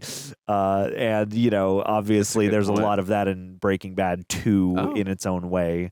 And so, yeah, one of the most frustrating things to watch about Walter White is how much when he's feeling himself, he's his own worst enemy. And I think that's well embodied here in the season and also in a moment like that where he is facing off against Doakes, who's a guy who clearly looks at him a certain way, which is causing his ego to flare up a bit more because he's in control. It's a really fascinating bit of drama to watch. Yeah, I mean, it was fascinating too because in season one, at least the way I was interpreting it, or the way he was explaining it was it was all a facade is at first why he was just dating people in general, and then he really grew to care for Rita and the kids, and and I found it so fascinating how even subconsciously he had gone to her place and slept there because he's so protective over them. And like you said, like they really make him feel human. And I like that he's gaining this sense of perspectiveness, and he's just taking accountability for, and that talk too, where he expected nothing back in return. Like he knew the mistake, like when I'm talking about accountability, when he knew the mistakes that he made with Lila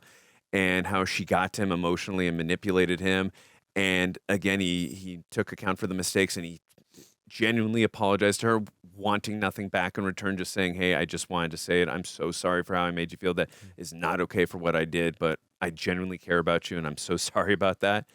Like that actually, like, again, not forgiving, but that was a very sweet sentiment, and I appreciate like how much he's growing as a person, and that communication was really endearing and sweet. Like, and I appreciated that. Again, still not a forgivable thing that he did, but also someone manipulated him at the same point, not justified in what he did.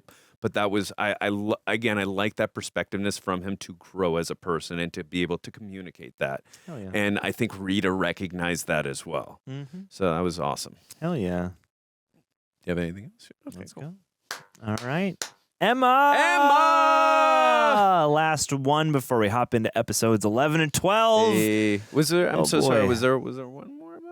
That's that's okay, gotcha. That's a different thing. My bad. Sorry about that. All right. For Dexter, for Andrew and John, what do you think about the revelation that Harry chose his own departure from this mortal coil? Yes. We've heard Dexter talk about his heart disease and that it killed him before, but now we know the truth. Do you think seeing what he created in Dexter really caused that, or do you think it was something that was building in him? Do you think he should tell Debra about this revelation? Let's start right. Let's just start there. Then we'll continue. I mean, it seems like that now that you're asking that question, Emma, it seems like now that might really have been what happened. And again, with how Tom was, because again, just I've said it already a couple of times. I'm just going to repeat it one last time. Because of how many curveballs and how much on edge this show always keeps us, I never know what's sometimes the truth. So if that's really what happened, like it's definitely, I was not... Anytime there's a twist in this show, I will give this show credit. I love that it's really hardly ever predictable. Sure. Like, it subverts your expectations in the best kind of ways. Yeah. Like, even something as simple as we thought Lila was just going to show up on the beach. I'm glad that they didn't even go that route, for instance, just on something very simplistic. That was something I was not expecting also in regards to Harry and, like, taking his own life like that. And... that is definitely that is emotionally resonating, and like look what I have even though like I did it for the right reasons and I had the right intentions and I care so deeply about my son, even though everything that had been revealed earlier on too in regards to making his he was having an affair with Dexter's mother, had her as an informant. He felt very responsible for him, and now he knows there's this itch that he has to keep at bay, and this is the only way to do it. And now seeing what's right in front of him as he's chopping up this man, and if this is really what happened, it's definitely a fascinating and emotionally heavy twist. Mm-hmm. Do I think he should tell Debra about this? I don't know. Just Debra is very emotional, and I love her for it so much. I just don't. I'm not saying Debra can't handle it. It's just she has dealt with a lot in this last year after the ice cream truck, the ice truck killer. I had to do it one time again. After the 15,000, take a drink. Yeah, after the 15,000 times I did it last season. After what happened with Rudy, in the last season, that's a tough question. I mean, obviously we know that Dexter has kept hidden who he really is from Debra, and I got to imagine at some point in the 7 seasons will be revealed to Debra. This is a hard one, John. I just think, yes, eventually he will maybe have to tell her. I mean... But she also had a closed-off relationship with him, too. But I think, the truth always comes out. She's going to find out. Now, I think, really, really quick, and I'll let you answer. I think, this is the thing. If she finds out that Dexter knew and he didn't tell her, she's going to be pissed. Yeah. That's the thing. That's the thing I'm worried about. But if Dexter does tell her, she's definitely going to be she's going to feel it emotionally. Of course, it's her father, took his own life. But at least Dexter will have been honest with her. She'll be able to handle it. It'll take her some time to handle it, but at least Dexter was honest with her about it, as opposed to finding out that Dexter kept something hidden, which we know he's keeping something way more hidden than that. But what are your thoughts? I mean, yeah, I think the complication arises in Dexter's own grappling with the idea and the question of how much he had to do with this. I mean, I think he should tell. I think Debra has a right to know. I think he should tell Debra because that's her dad, and the risk therein is that, yes, maybe this was partially in response to what I revealed to him. But I think she absolutely deserves to know. It's mostly, I guess, a dramatic question of how awkward would that be and when is the right time and can she... I get why you would think, well, can she handle this? But I think it's something different, because it's got nothing to do with her... There's nothing she could have done about it, and it's not something that was in direct reaction to anything that she did.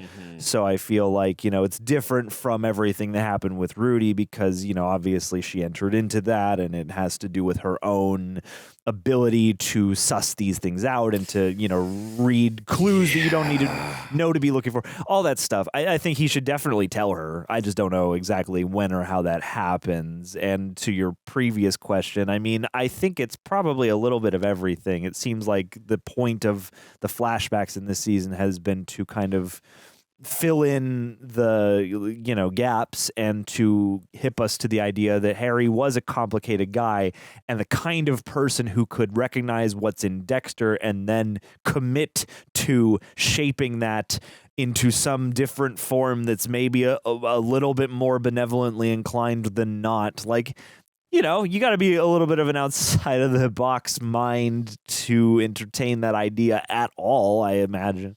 So, we've learned all that stuff about, his arrangement with the biological dad, with his entanglement with Dexter's biological mom, him taking Dexter, leaving Brian. All these things, Harry seems like a guy, with like a great heart and a moral code for sure, but also a complicated guy who I think they thematically touched on, who was very much grappling with the boundaries, the limitations of the law as it is, carried out in society. And I have to imagine that in a situation like that, it's like, I'm torn up that these people get away on technicalities and stuff like that, but also my own son has literally brought this home and has like hacked this guy up and like I've been trying to curb these urges, but also like I'm presented with it to my face now. And I can imagine, very much that it's kind of all this stuff. It's the soup of all of it.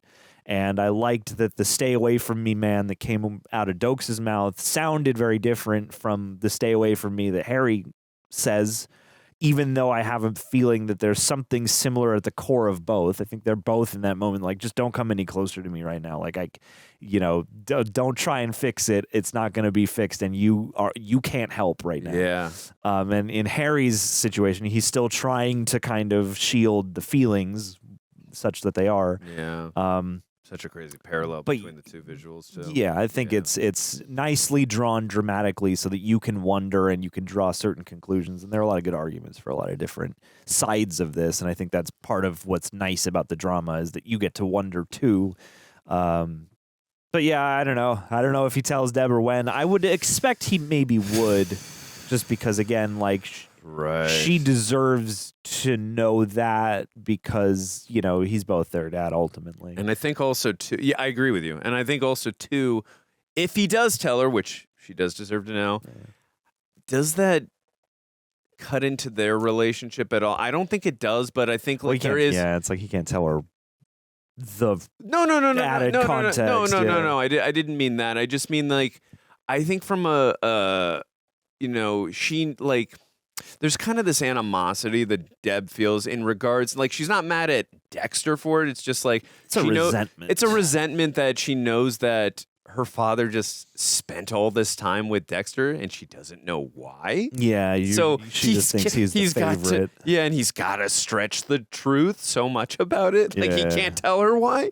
So it becomes this situation of, okay, I can kind of tell her, but I can't. Yeah. So it makes it very precarious and difficult at the same time for Dexter. And So, I mean, yeah, they've set it up nicely and dramatically to see like what the hell is going to happen. I don't know. 100%. Yeah. Also, what do you think about Debra and Lundy's relationship? We'll go from, and do you think it's going to go anywhere? They both seem pretty serious about it. Do you think Deb might be going into another serious relationship this so fast to cope with her last serious relationship with the ice truck killer? Or do you think that Lundy might remind Deb of her father in some ways, which is why she got so attached, because Lundy gives her that validation she wanted from Harry? That's a very fascinating point you make there, Emma, and I did feel that way before you mentioned that. I said there was a lot, because there's so much she didn't get from her father, and this is like a validating, stance on that with this relationship she has with this man that was so absent in her relationship with her father because he was spending so much time with Dexter, like stopping the urges and training him, obviously, in the code of Harry and all that. And again, she doesn't know why, but yeah, like she is so lonely emotionally, physically, and especially with what happened with Biney in last season. But this doesn't feel like also too, it really does not, what's his name, Gabriel? That kind of felt like a rebound to me. Whereas this one feels genuine because they really took their time on that. And Lundy, when like he was giving her these motivational and mentorship type of talks, it's kind of like talks like her that she wanted to hear from her father or someone of that type of like, mentor type of relationship.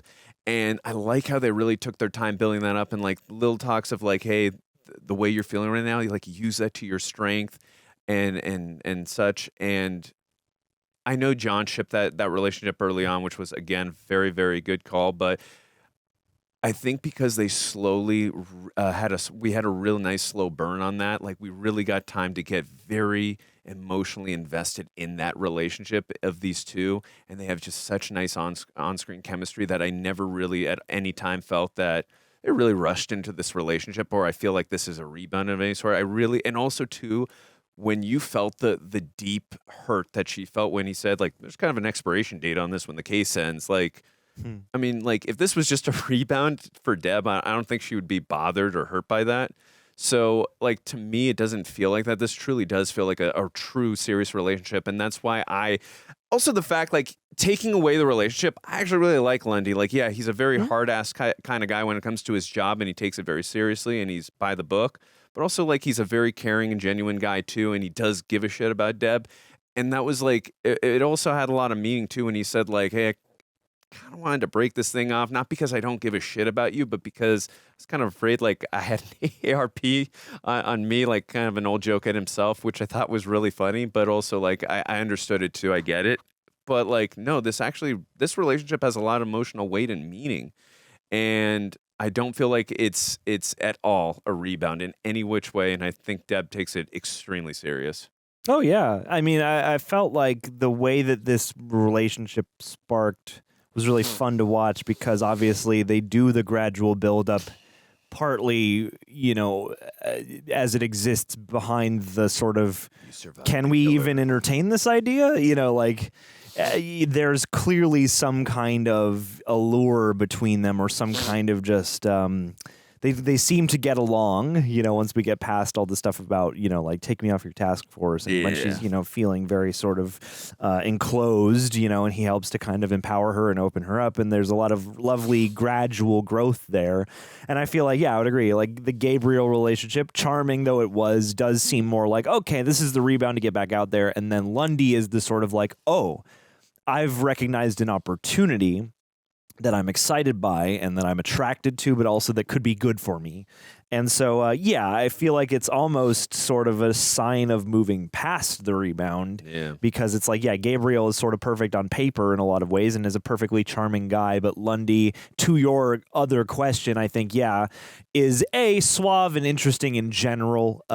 He's very charming, and their little asides about music and sandwiches and his little quirks and stuff, just like the personal side that we see is, very lovely. But I would agree that he certainly has some kind of fatherly quality, some kind of, in some kind of mentor-like quality. Yeah. And I absolutely would believe that he is sort of providing some of the validation that she feels like she must have missed. And it's an interesting bit of psychology, obviously, because, not that they look exactly alike or sound exactly alike, but they also could be more different, him and Harry and, James Remar. So, I think it's a really nice development for her. Like it's in, I guess, in timeline wise, it's sort of still within that rebound phase. But nah, like Lundy doesn't feel like that to me. And I feel like his view on the timeline of things, like I don't know where to imagine it might go. I mean, part of my TV brain goes, I assume this will disappear once season 2 ends. Unfortunately, I think you're right. Yeah, which is sad because I hope we're both wrong. Yeah, it would be a fun subversion if we just discover that he moves on from Miami PD, or he just stays on the show. I would love that too. I mean, I could just imagine some situation where, just because he's not in Miami all the time, and just because the case is concluded, maybe they can still. It doesn't mean they can't still see each other. It doesn't mean they can't give the long distance thing a try. I'm curious, but I have to imagine that this is a show where your major guest stars maybe probably only last for a season in any major way. So I guess the best thing I could hope for is that they, keep up their relationship off screen or something. I don't know. Yeah, but, we'll have to see. It's definitely interesting. But you know how Vince would have answered the last part of that question? Do you think Lundy might remind Deb of her father? Oh. Well, I did hear Deb when they were. I did hear Deb when they were banging each other. She did call him Daddy. Oh golly! Oh golly! I had to. Sorry, of course. We love Vince around here, guys. Just saying. C.S. Lee, shout out, baby. But I do like it, and I do like the complications of how do we tell? Should we tell the office? And I'm sitting here going what are even the rules about inter-office romance in a police/FBI investigation? And their intimate scenes together have been really lovely. When they're at his apartment. They're cooking together. I think and their performances back and forth. I wasn't kidding. As much as there are elements of it that you could argue are problematic, I do find the Deborah Lundy relationship very lovely and wholesome in a lot of ways. I agree with you. And you know what I found very interesting as well? That LaGuardia had that look towards Deb when she said, "You're sleeping with Lundy." It's do you have the moral high ground right now to question her for sleeping with someone when you were sleeping with Pascal's fiance to get back your job? Well, which I get why you did, but that was still messed up. But and then it speaks to LaGuardia and where she's at that point in time. She doesn't really make a thing out of it. You can tell that everyone's is making their comments about Deb, behind her back or whatever. But all the stuff with LaGuardia past that point, especially as it pertains to when she goes in to ream her out and it doesn't go her way, it doesn't go Deb's way, and LaGuardia is basically just I am just concerned for my friend and I'm not going to play any of these other games. I appreciated that. And I get it. It was genuine surprise when she made the comment, but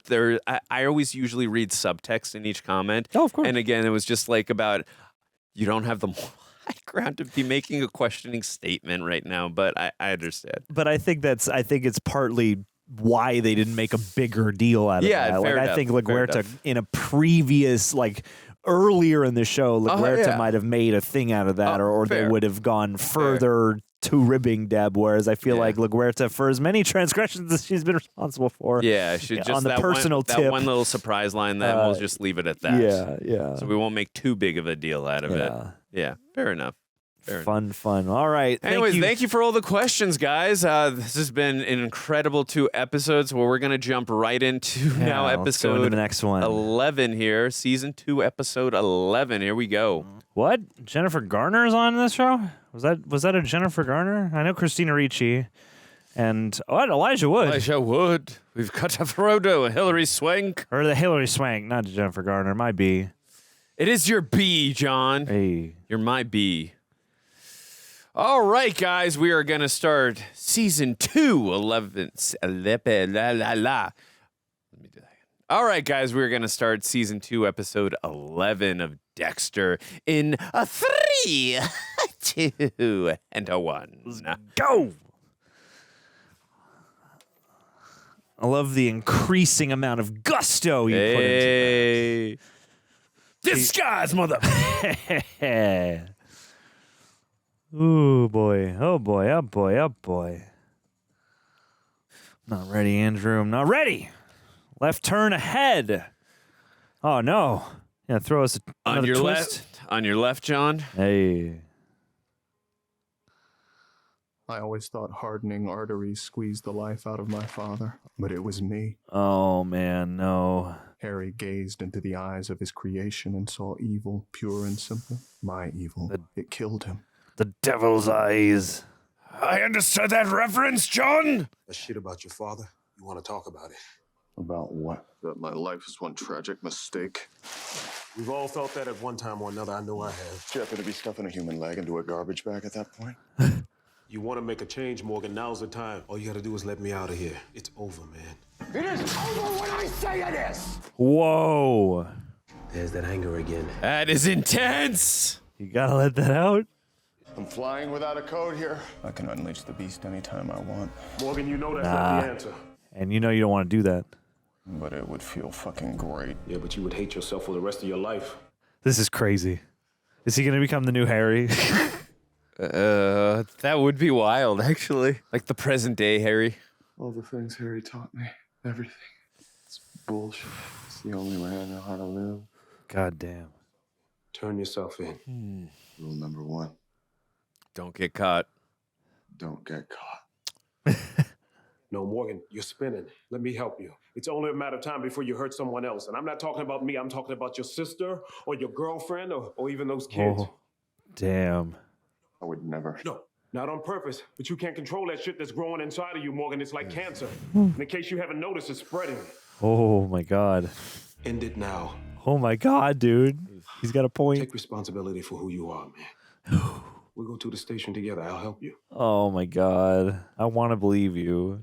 Morgan, don't answer that. Stay with me, man. Who is it? Morgan!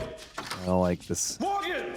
Think it's Angel about Lila? I don't know. Miss Morgan, my name is Dr. Hill. I work at Good Samaritan Hospital. I'm calling on behalf of Lila Tournay. How did you get this number? You were listed as her emergency contact. Ooh. I'm 2 hours away. Call somebody else. Jesus. Morgan, there's a legal complication. What? What kind of complication? I can't discuss that over the phone. You really need to be here. Jesus, what's going on? What? This is so... Don't worry, I'll send the FBI your way soon enough. You still gonna try to fight? Yeah, I'm kind of down a path here.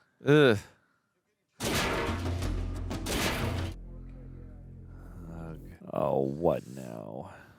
The same hospital or to just trauma at the hospital? Yeah. He's gone. Oh, no. Dad's heart finally came out. Oh, no. Dexter? Mr. Morgan. Yeah. I need a second alone with him, okay? I think it was her. I'm sure it was. Why is Angel here? We found Rohypnol, the tape drug in Lila's system. Oh. A wound to the back of her head. We may be looking at a case of... No, that didn't happen. Miss Tournay has no recollection of what did happen. She requested we perform. Oh, my God. That's why she slept with him. Oh, this is bonkers. Oh, I don't like this. That is so messed up to Angel. He's the sweetest, yeah. Ugh. Could ruin his life. And he didn't do anything. Come to see me. The doctors think Angel. You. Things a bit fuzzy. This is desperate. Oh, Christ the Lord. It won't work. What are you talking about? I'm just glad you're here. Oh. I missed you so much. I hate you. But she's a great actress, though. For the right reasons, I hate you. Yes. A+ job. Yeah, she's doing a great job. What's the matter, Dexter? So sad. Ooh. Don't do this. I won't press charges against Angel. I'll do whatever you want. Oh, God, that conniving evil look. If you promise to take me back. Can't you just let me go? Because I'm your real soulmate. Ugh. Not Rita. Oh, this. I'm so scared for Rita and the kids now. I see you inside gonna be anyone. Look what it's got. Yeah. Oh my God. She looks very determined. You know that I could never do anything like that, right? You don't even have to say anything, Angel. Warn me about it, but my wouldn't listen. Oh, my man. I could lose everything over this. Oh. I got to choose a person, like a real person. Be like. A real person. Out of anyone, it'd be you. My man. Angel represents the best of us. I'm really sure what that Oh. means, but thanks. You got a good heart. And you're pure of spirit. See you in the morning. Oh man, this guy got tangled in the middle of this. That sucks.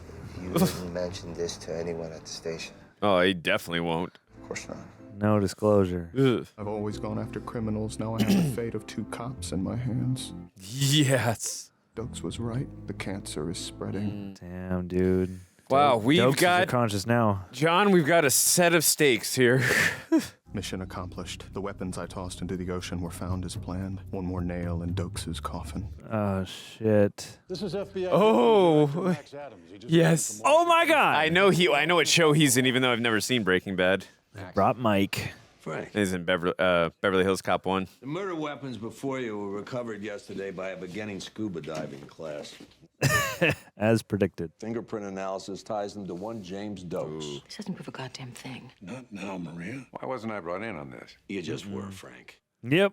This footage was taken 4 days ago at a mobile station just off Highway 41, southeast of Naples. Ladies and gentlemen, Sergeant James Doakes. We know what he looks like. We have let our target Out get of away control. once. Let's not drop the ball again. Ugh. Owie. Oh, his or his leg must be like really sore by now. At least he got his leg day in, at least on one foot. Like, Yeah. oh. Shit.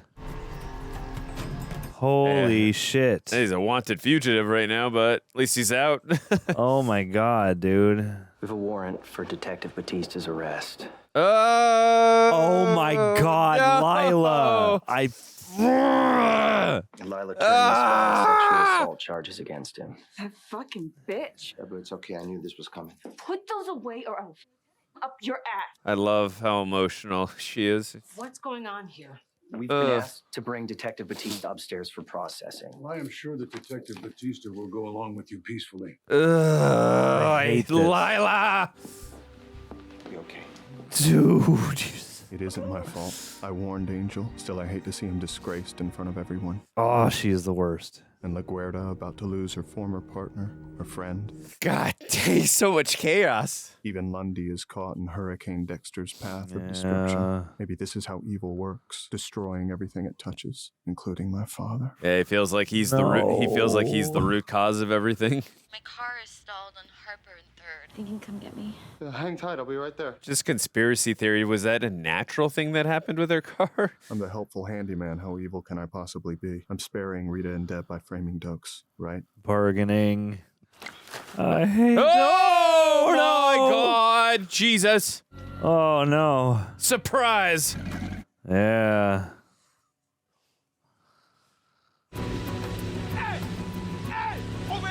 Oh my God! Oh my God! Oh no! Vamos jodido, chico. ¿Y cuál es la cabaña? No, I don't want to go to the cabin. La cabaña está allá. I'm a police sergeant. Miami Metro Homicide. Policía. Sí, police. Oh, shit. Oh no! This is... Oh no! Oh no! Damn. Is Dex gonna have to save his ass from these To two dudes? escape capture to getting recaptured. The evidence was there. Something inside me wasn't convinced he was our guy, so Your I let him gut walk. was It was a bad telling call. you the right Now we thing. might never. Stop it. Oh. Stop what? Stop it. Acting like me. Oh. You're a god. Oh. Don't you forget it. Oh my God, Debra! Woo! Take the minivan. No, I can't. It's too big of an inconvenience. Dexter can Drop me teach off piano. back at work. I'll borrow something from the motor pool. Oh yeah, that worked well last time. I'll make it up to you. Dinner? I'll dress up in the Laura Croft costume. I have a better idea. Pack a lunch, bring the kids, let me take you out on the ocean tomorrow. The kids have school tomorrow. Think of it as a field trip. You don't know Cody's teacher. It's just one day, just one more day. One more day. Is everything okay, Dexter? Yeah. One day. Look, after everything we've been through lately, I just want to be together with you guys. Is that selfish? No. Oh. No, it's lovely.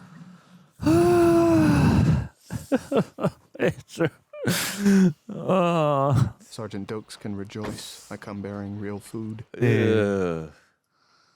Surprise, mother. Oh. All right. Okay.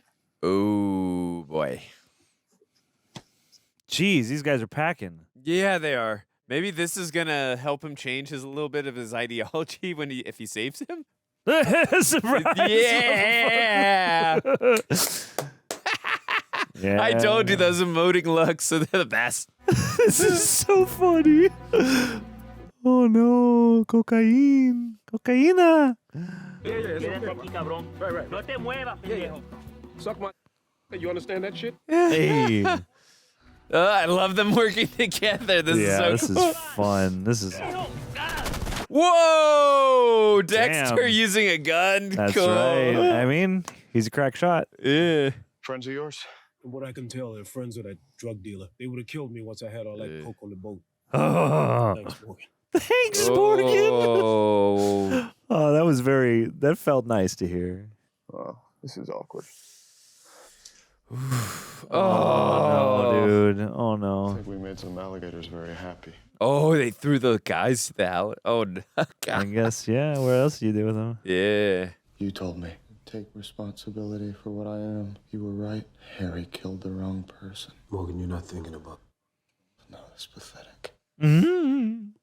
Oh, golly. But I can't live in this house of cards anymore, waiting for it all to fall down. I need to do something, you know? What do we do? I'm thinking about turning myself in. Oh, my. That's a good call, Morgan. Yeah. It's a tough call. That's a good call, man. God needs a fucking relief. What? Yeah, you can't keep running, man. Eh. You're just gonna end up in exactly the same situation sooner or later. Prison. Oh, boy. Could finally get some sleep. The long run would be easier on Deb. Oh. Rita. Oh, golly. Better than watching me dragged in like an animal. Oh, no. Which, let's face it, will happen someday. Oh. Well, Morgan, we'll do it together. I'll go with you. Come on, let's go. oh, my God. What is this going to be? If I do this, I need a day to get my affairs in order. That's fine. Tie me up, throw me in the trunk. Come on, let's go. I brought supplies. Fresh fruit. Make sure you mention that when they interview you for the story of my life. God damn it, Morgan. You're not going to leave me in this cage again, are you? Anything could happen. Come on, what are you doing? I think you've seen the worst of that. Dexter. Oh? I don't really think he's enjoy ever- our conversations, James. I don't think he's ever called him by his first name. I lie to everyone I know, except my victims. Right before I kill them, it's hard to establish much of a rapport there. Sure. Sorry about the cage. Yeah. Morgan!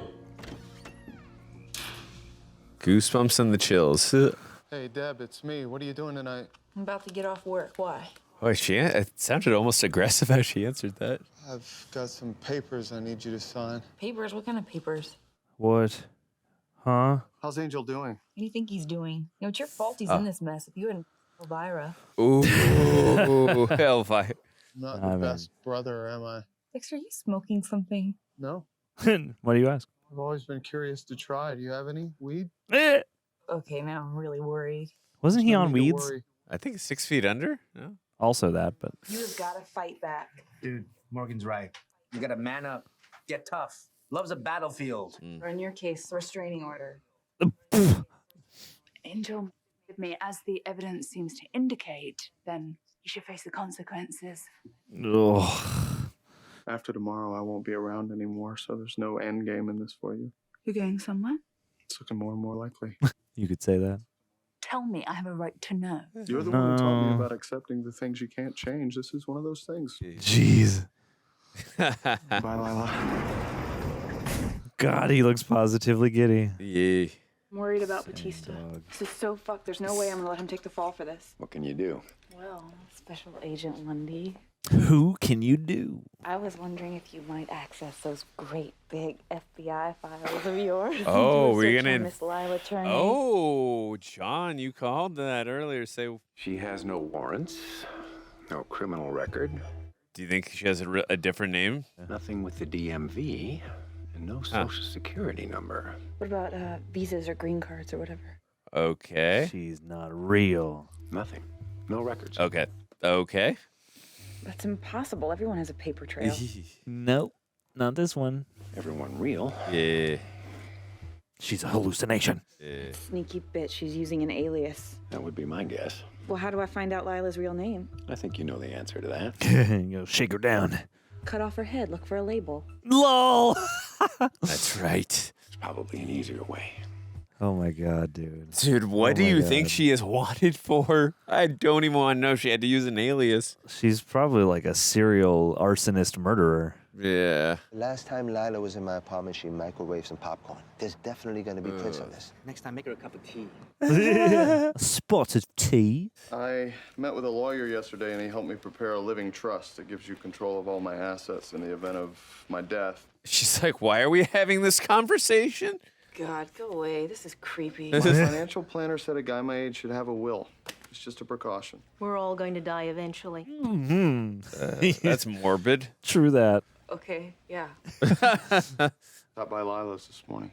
And I talked to her. I don't think she's going to be a problem. Yeah. Oh, I don't know. Yeah, I'm free tonight. You want to stop by? I'll pick up some beers, throw in a couple of steaks. There's something I want to talk to you about. Throw in some Canadian bacon. Didn't he some have eggs? Didn't he have some steaks with Biney in last season? We could use a new TV. Hey. Oh, is La back to Port-au-Prince. La Huerta here? Yeah. Doakes was looking for a lab to have them analyzed. Why? I don't know why. If he's our killer, he'd be keeping them for trophies. He'd have no reason to have them analyzed. Yeah. Well, I'm not sure Leonis is our most reliable witness. No, but it's worth looking into, isn't it? His gut is telling him yes. Yes, it is. Yeah. Yes, it is. For starters, why don't you brief me on both those missions? Hey, we're both on the back foot now. I don't align know. our efforts. I don't know what's gonna happen. Maybe they can pin it all on Lila. Who knows? That would be awesome, man. That would be sick. I mean, if she's really a arsonist murderer with them when they find out, who knows? Gale Force 3, slice of life.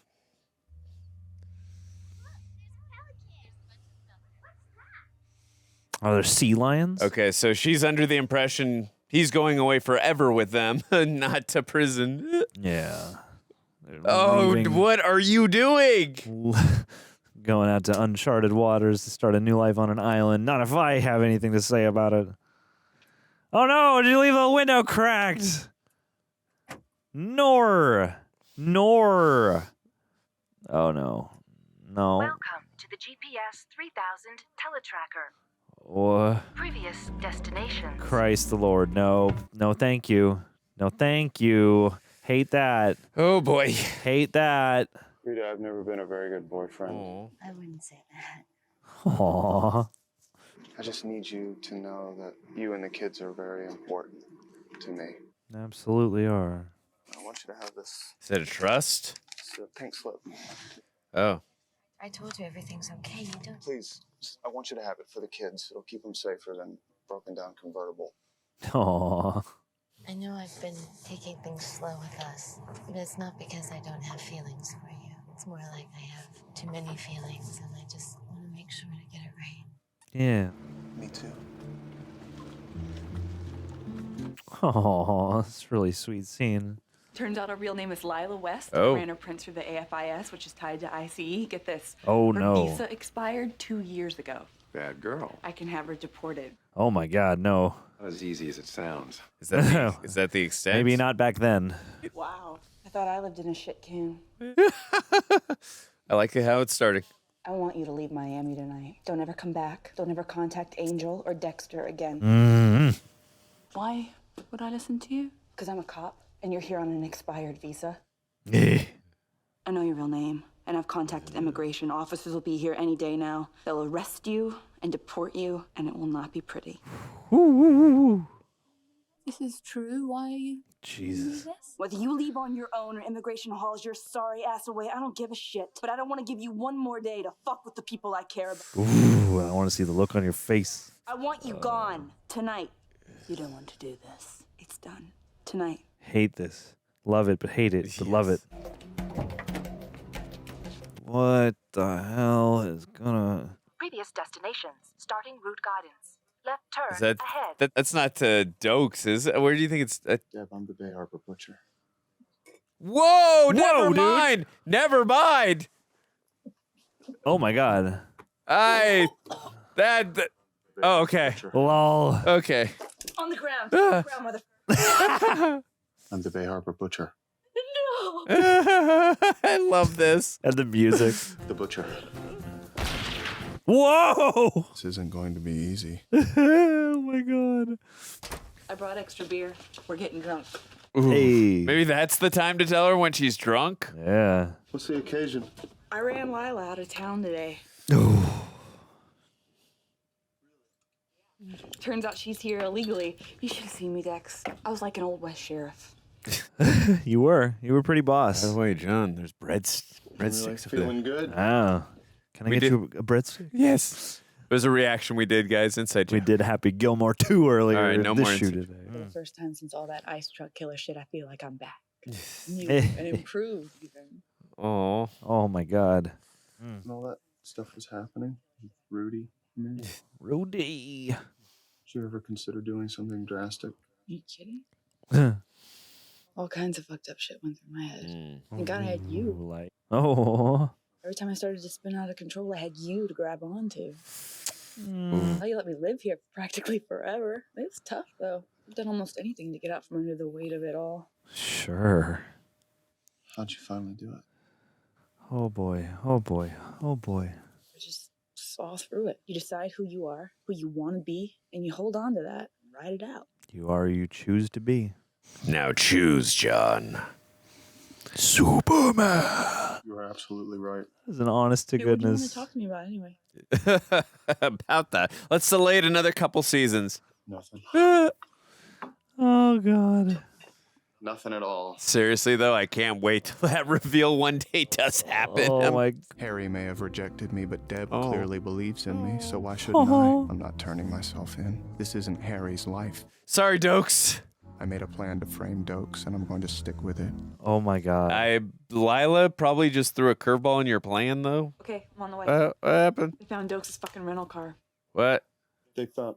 Really? His car? Did they find Doakes? No, not yet, but the search grid's closing in. Mom, we gotta get to the station. Actually, I gotta make sure they don't find Doakes in a cage. Ugh. Hallelujah. Hey! Hey, I'm in here! It sounded like a Jeep. That's got to be Lila. Hate Who's this. out there? Anybody out there? Ah. Ending route guidance. Oh, this is gonna be weird. Hate this. Somebody in there. Weird. What are you? You have arrived at your destination. What? Oh my god, dude. Oh my Don't end it there. god. Luckily, we get to watch it right now, though. Oh, that we do. Yes. All I'm right. nervous to press the button. You got press the button. Yeah. All right. We're gonna get into season 2, episode 12, guys. Absolutely. Hey, the British invasion. Let's go. Hello, who's out there? Mm-mm. Mm-mm. I need some help. Get me out of here. Oh my god. Oh. Oh my god. Kathy Bates left that there. Yeah. Are you afraid to face Doakes? Yes, of course I'm afraid to face him. And I have dishes to do. It's Doakes. You hate the guy. I used to. I can't even afford to think of him as a person anymore. If they find Doakes locked inside a cage, it will seriously undermine my frame job. Yeah. Yeah, and then some. I need to beat them to that cabin. Ooh.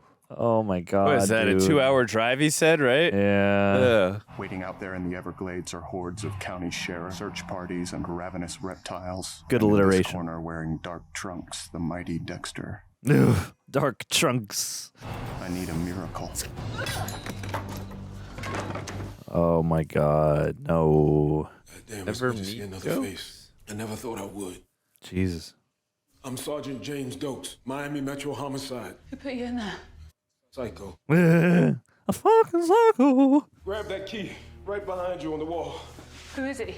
His name is Dexter Morgan. Ooh. Jesus. Why would he do that? Put you in there? Because I found out that he's a fucking Bay Harbor butcher. Please just open this fucking gate. He's the butcher. That's what I've been trying to tell you. Oh my. What's in there? Exactly what you think it is. Yeah. It's evidence. Oh, that smell must be awful. Ooh. Poor thing, all alone. Oh no, don't do it, dude. Don't. I'm okay. Just open the gate. Not you, Dexter. Oh my. His look. Yeah. When he realized. Hiding such an enormous secret. What then that's got to be? Oh no. So shut down. Oh my God. What are you? His accomplice? The contrast from I think I'm getting out of here to what the hell are you? My soulmate. Ugh. Oh my God, yeah. He's praying for death now. He's like, let it end. Let it end. Dude, Erik King is such a damn good actor. Oh my God, dude. No. Oh, cruel. Although he could easily. That's not that. I mean, I don't know how he's. You'll be an accessory. Oh my God. No. Oh, shnikes. What the are you doing? Holy crap. Oh my Do you God. understand this is murder? Oh, please, not Doakes. Please, please, please. Please. Please. Oh my God. Oh, please get out. Oh my God. No. You got the key, man. You got the key. Oh Christ. Oh, I have no idea what to expect from the end of this season anymore. Yeah. Oh. I don't see how any of this can resolve. Ugh.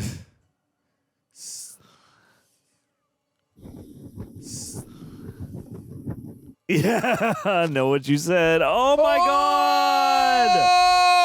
Oh! Holy shit. John Woo directed that shot. That's right. Oh my God. Doakes, please tell me he survived. I mean, he was a combat veteran. I don't know. Can't be the first explosion he's been a part of. Oh. Nice transition. Hey, Dexter Morgan, Miami Metro PD Forensics. I'm here to join the search for the Bay Harbor butcher. Search is on hold right now until they sort out the confusion. Take a right at the fork, park outside the line of fire trucks. Confusion requires fire trucks. Yeah, I love how he's confused about the confusion. When something beyond reason happens, it turns skeptics into believers. Sure. Believers in a higher power. But what kind of power did this? The power of Lila. What happened? They think a propane tank exploded. How? To look like a fire chief. Did they find a body? Just bits and pieces so far. Oh, the body that he. Was it spontaneous combustion? Divine intervention? Ugh. If you believe that God makes miracles, you have to wonder if Satan has a few up his sleeve. Hey, yes, sirree. But when you don't believe in anything, who do you thank at a time like this? Thank Lila, I guess. We got a floater? Whoa. Who we got? Oh, We got liftoff. Separation. wow. Gaping areas of pulpified tissue. Oh my. Extensive 4th-degree burns. 4th degree. Big ass fucking explosion. What else can you give us? These linear lines around his eyes are unburned. He was squinting, alive when it happened. Oh boy. Done a record should give us a positive ID. Damn, Oh, boy. Is it Doakes? Male, African American, What? Whoa. about the right length torso, heavily muscled. What? I think it's him. No. I've never seen Masuka so professional. Yeah. Oh my God. This is where the butcher did his dirty work. That's a perfect location for a kill room. Doesn't get any more remote than this. Oh boy. This is good news, gentlemen. And lady. Right. Keep the search on until we get a firm ID on that body in the water. Right. You agree with them? The evidence is compelling. Yeah, he still doesn't agree. Overwhelming, actually. Which means I don't agree. My gut's telling me it's not Doakes. I wouldn't if I were you. Oh. Is it James? They don't know yet. Dude, until we get a positive ID, I can't believe I actually contemplated turning myself in. Oh. This is so much better than a prison cell. Hey, we are getting some of that B-roll. Fresh orange juice. Hey, let's Savor go. a fine French roast. Fun. Grab a morning workout. Where are the credits? I Okay, working know. out I could have done in prison, but still, Lol. I'm free. Finally got a place to use that stuff. Oh my god, fun. This is like a cathartic moment for him. That's cool. Yeah. I figured the kids were still asleep. I didn't want to ring the bell. That's Tara's job. Ring the bell. Why are you here? Well, I figured the kids were still asleep. Oh.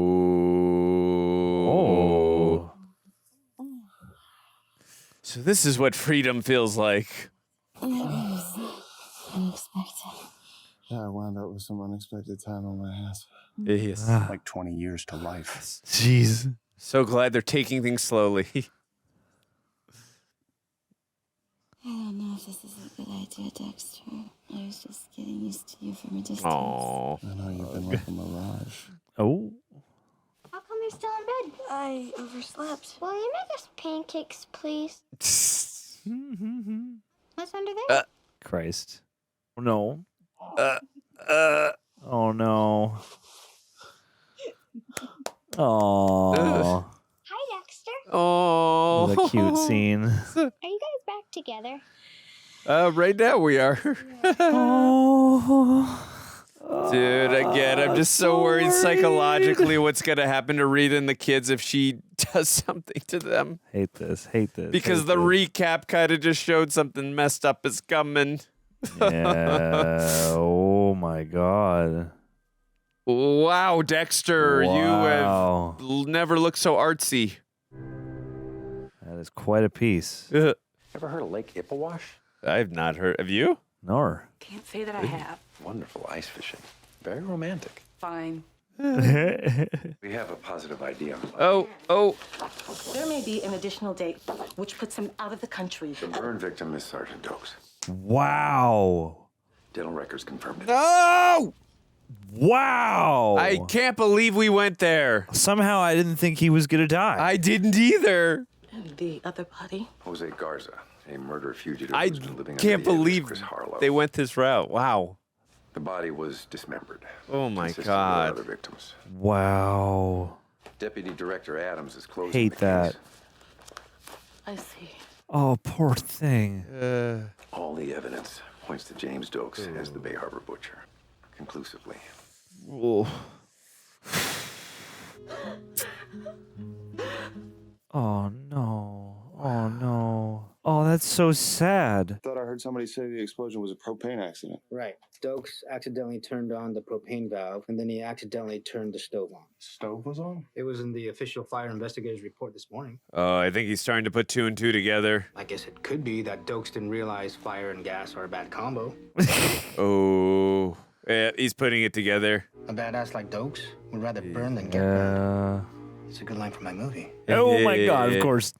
Of course you have a screenplay. Oh no. Oh no, no, no, no, no, no, no. She left a calling card somewhere. The GPS. The GPS, maybe? Yeah. I was about to say that as you were saying it. I just checked. I didn't see any GPS device in the minivan, Dexter. Did you check the glove box? It's gray, rectangular. It's about the size of a paperback book. Yeah. If someone stole my GPS, it would have led them straight to Doakes, who do I know with a nasty habit of stealing. Put it together. Lila, my miracle worker. Oh, is this gives me a Jaws vibe? Oh my god. Good visual reference to Jaws. Literally into the belly of the beast. Peaceful in there. Right through the jaws, right through the teeth. Glad you called. I was afraid maybe you'd left town. Seems I found a good reason to stay. Like what? New victim? Ooh. You mean you? Oh. That would be fascinating. That's why you asked to meet at the aquarium, a public place. Thought I was gonna slip my needle into your neck. Is that how you do it? That's how it starts. It's one of the ways. I know, I'm with you. Beautiful place to do this. Eh. You're afraid of me now, aren't you? I think just the I've always opposite. been afraid of you, Dexter. She's obsessed. First time I saw you, I could see how hopelessly consumed you were by your need. You lied to me. Huh? All that time as my sponsor. You said all you wanted was to help me control my addiction. Way to control that. That's not what you really wanted, was it? What do you think I wanted? To know what it's like. To feel something that deeply. Oh. I love how he's finally able to deconstruct her. Recovery groups. It's like Fight Club. You're emotionally colorblind. You use the right words, you pantomime the right behavior. The feelings never come to pass. You're a sociopath. Enough. They're primitive responses Whoa. to immediate needs. You know all the words, but you can't hear the music. Oh, what a bar. I'm just like you. Now I see under your mask. Yeah. Oh, the cry. No. Hey! Oh, hate that. Ugh. Like teenagers. I was down to my last hope. So was I. And he told me who you are. I thought that was a secret worth protecting. Please don't have Rita and the kids show up by accident. Of all the places, yeah, I mean, but it could happen. Brilliant. More like my father than I ever imagined. I've created a monster of my own. Oh no. I don't like this. I don't know what to make of this. I'm in now, and I'm not No. going anywhere. No, go. Even with Doakes gone, I'm starting to think it's too dangerous for me here. I need to move on. Disappear. I've already said my goodbyes. Let me come with you. No. Go home and pack. I'll call you tomorrow. Yeah, you ain't going nowhere. I can't wait. Oh. You're going away with me, all right? Yes. In a garbage bag. Oh.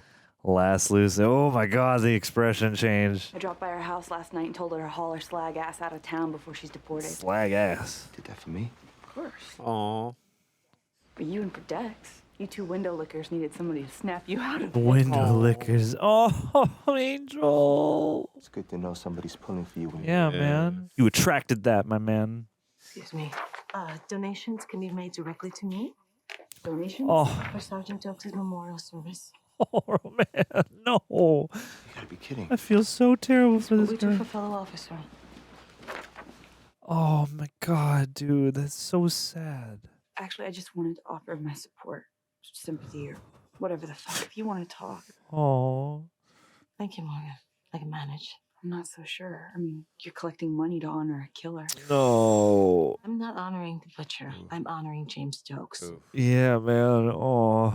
It's strange to have a creation out there. A deeply mutated version of yourself running loose and screwing everything up. I wonder if this is how parents... Must be. Jeez.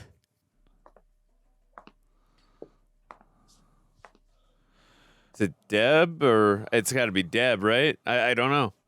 Oh no! Oh no, Deb! Oh no, Deb! Ah! What are you doing here? Lila left town. Yeah, me too. And if she was still here, you were gonna what? Wrestle her out? Jesus. Over here. Oh no! Come to say goodbye. Actually, we came to see that you cleared out. But now that we see you're on your way, we're good to go. What? I think that's my bag. I must have left it last time I was here. No, I'm pretty sure it's mine. Shit! Damn it! Hate this! Hate this! Hate this! Well, maybe he wanted to make some steak on the road. Yeah. She realized she was targeted for termination or Shermanation. Yes. No. Yeah, she just put two and two together. When do we leave?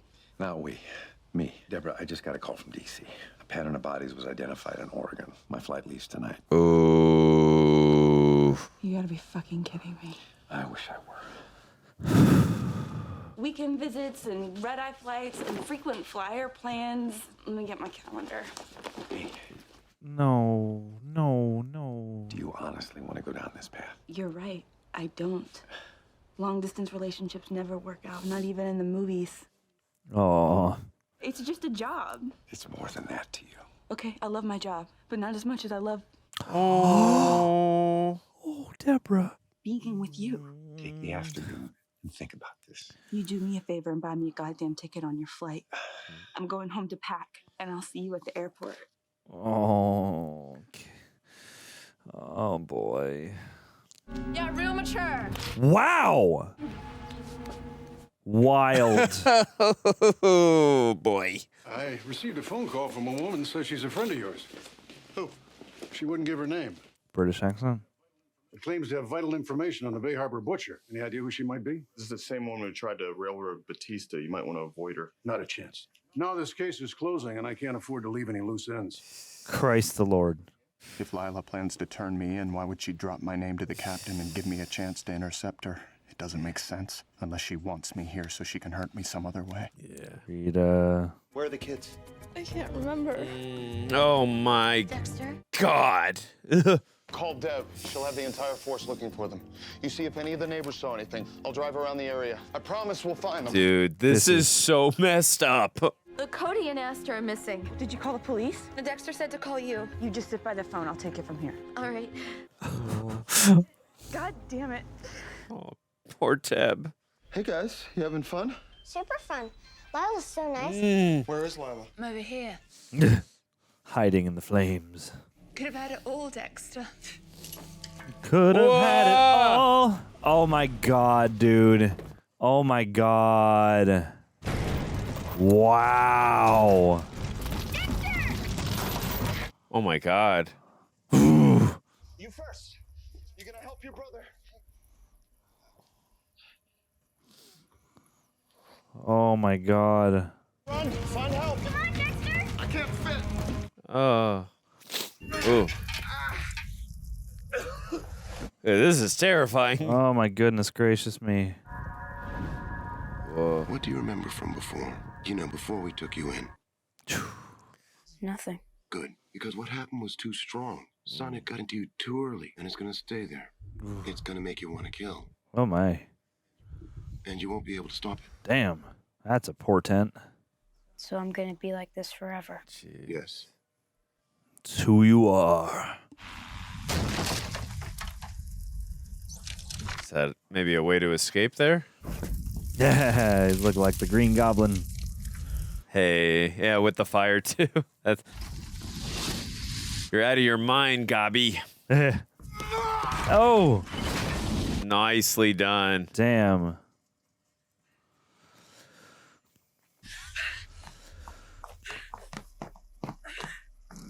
Speed ramping. Nice. Oh, no, actually I was wrong. Flight 180. Yes, Flight 180, of course. It's over now. They're safe. You're safe. That's all that matters. Damn, you were taking this well. You're a perimeter and have the fire chief come see me as soon as he gets here, okay? Oh, poor Deb. How'd you know the kids were here? One of the neighbors saw them walking with a strange woman. It wasn't much of a leap. It's pretty impressive. It seems it wasn't too long ago I was taking care of you. I've never been one to put much weight into the idea of a higher power, but if I didn't know better, I'd have to believe that some force out there wants me to keep doing what I'm doing. It's that Jesus drawing from season 1. Boo. Whoa! Whoa, surprise, motherfucker. Oh. I can't feel my legs and my body. I gave you a concentrated dose. Final epidural instead of the tranquilizer. I've got a plane to catch. Damn. Did you try to kill the children for me too? Don't do this. You taught me to accept what I am. Oh my God. And to trust in the one thing I know with absolute clarity. God, dude. Oh my God. Oh my God. Oh boy. Wow. That is quite a striking image. Loose ends tied. Just right in the body bag. Not long ago, I had a dream that people could see me for what I am, and for a brief instant in time, the world actually saw my bodies of work. So sad about Some even this. cheered. Oh. But as it turns out, nobody mourns the wicked. Oh, I hope Deb is here with LaGuardia. No, she's not. Oh, I feel I think so Harry bad knew for that her. from the start. That's why he gave me a code. I'm glad Dexter came.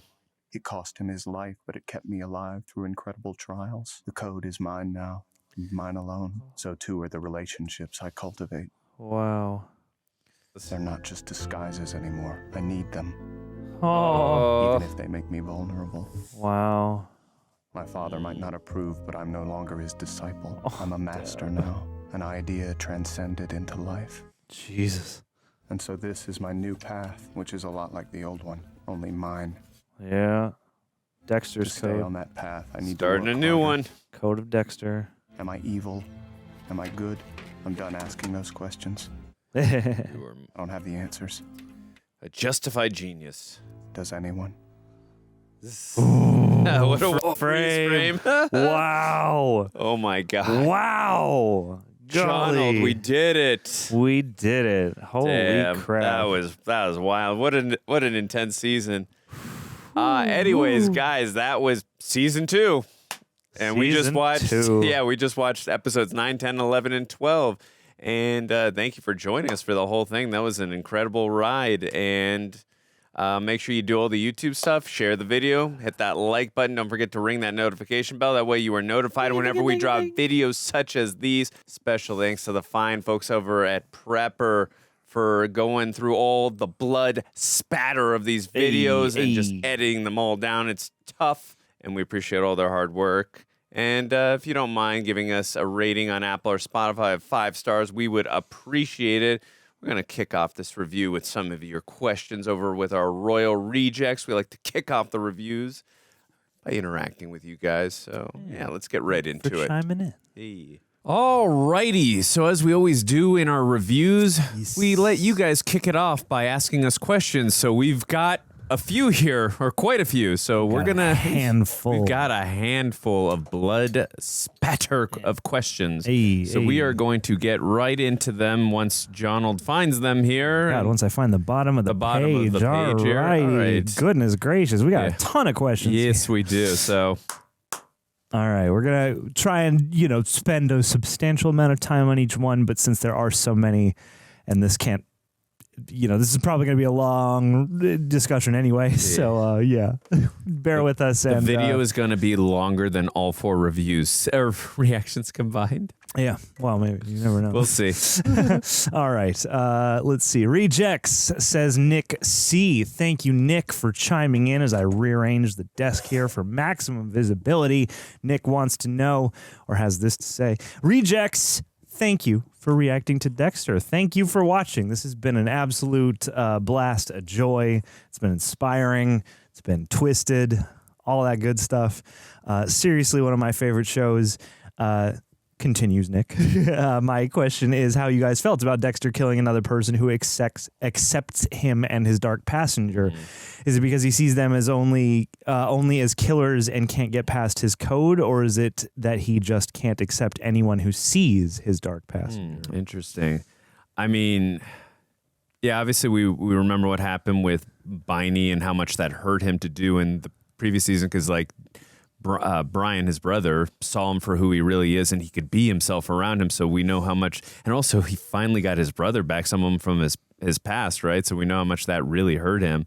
And I think, though, in regards to Lila, you ask a very fascinating question, and I don't disagree with it. But I think with Lila, her fate was he gave her ample amount of opportunities to walk away. Yeah. He gave her stern warnings. I think once she kidnapped the children, Rita's kids, because those kids mean a great deal to him. They humanize him a great amount. And so once she kidnapped the kids and put him in I think it was her place, right? And she lit the place on fire and left all 3 of them for dead. I think her fate was kind of sealed at that point. So there is no hey, does she accept him or does he accept, not accept Dark Passenger? Throw all that out the door. She's a goner at that point. I did think for a moment, wow, is this going to be a character that's looming off into the next season? I thought that was a possibility that they were going to do, which would have been definitely fascinating, but I understand the resolve to just, nope, he's going to follow her into the depths of wherever she goes, and obviously it was Paris on Flight 180, of course. Right. Yes. That's right. But, yeah, no, I mean... Final destination. Yeah, I mean... code or no code, like once the kids' lives were at stake and she did that, and to him, of course, like she was a goner. Yeah, I would say that I don't think it has to do as much with the fact that it's somebody who could see his true nature, the dark passenger, what have you. I think it's the real question mark of this is the prospect of Doakes, is his whole debate over what to do about Doakes. And obviously the code frequently kind of derails that plan of like, I can't actually hurt this guy because he doesn't fit the criteria, doesn't fit the bill. Lila, it's like, I think you're right. He gave her ample opportunity to turn back, to just let it go and move on.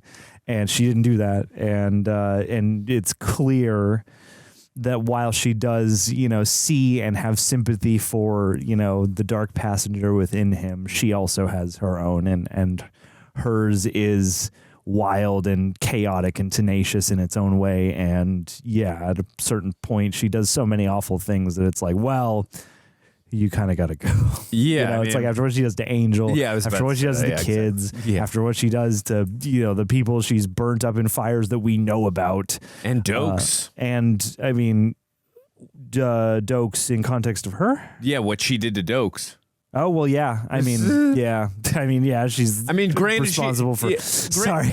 Yeah. There's so much in this... No, you're good. Aftermath, of course. And I apologize. I didn't mean to cut you. I was just adding a little too. And I was just saying, granted, like, she did it for a cause, like it was to help Dexter, in order to be free.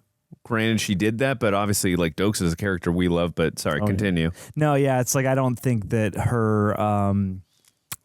what was I going to say? It's like her interest in Dexter feels very selfish. And so, it's like anything that could be sort of interpreted as like, no, like it's because I see you and because I want to help you. I feel like a lot of that you could kind of, rebuke with the simple fact that like she's constantly manipulating him, and whenever he pulls away, she does these outrageous things to pull him back in and seems to really want to wrap him around her finger and have her be the center of his world.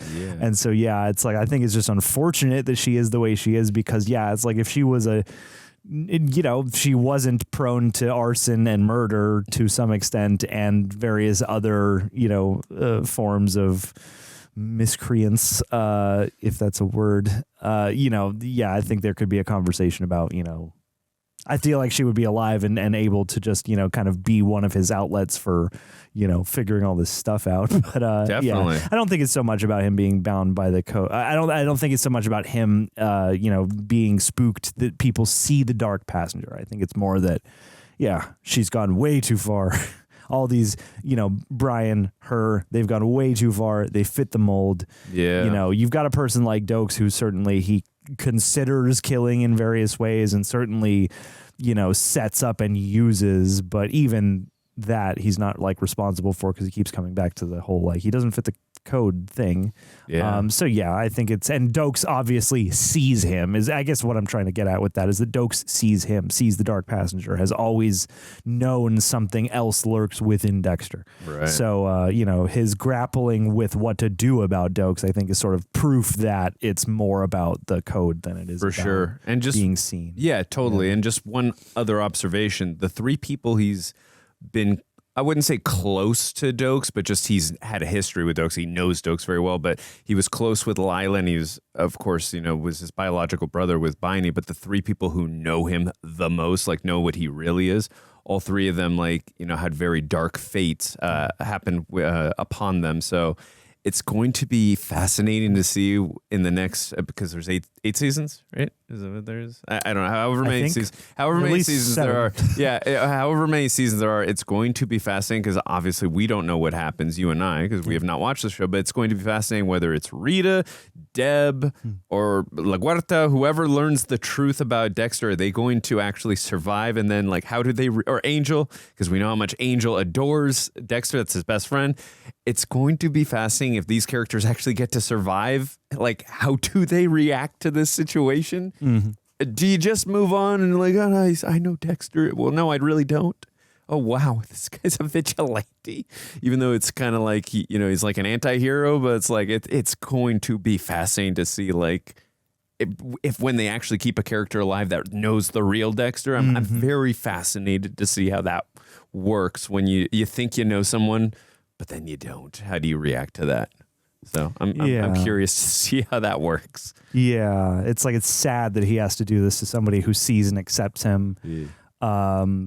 But yeah, I don't think it's so much about because like Harry saw and accepted him to a degree. I mean, Harry sculpted him and at least accepted him to enough of a degree that he could mentor him. So I mean, obviously there's some degree of acceptance there. Agreed. Stop chopping up that body in the thing at least, right? Yeah. Or at least in that moment, just stay away from me, and we don't know more context because I'm sure there might be a twist on that. Who knows? Yeah, and it's though there are lots of nuanced discussions you could have about the context and where the actual line is in terms of seeing and accepting, right? But yeah, I bring this question back, I think, or we could revisit this question if at some point there is a character who like clearly knows, clearly sees, clearly understands and accepts and isn't breaking the code, then my curiosity will be piqued again because I'll be like, that's a great point. Is there some kind of... That's a great point. If it does break the code and someone does see him for who he is, that would be very fascinating to see. Yeah. Totally agree with you. Like, what do you do in that situation? Absolutely.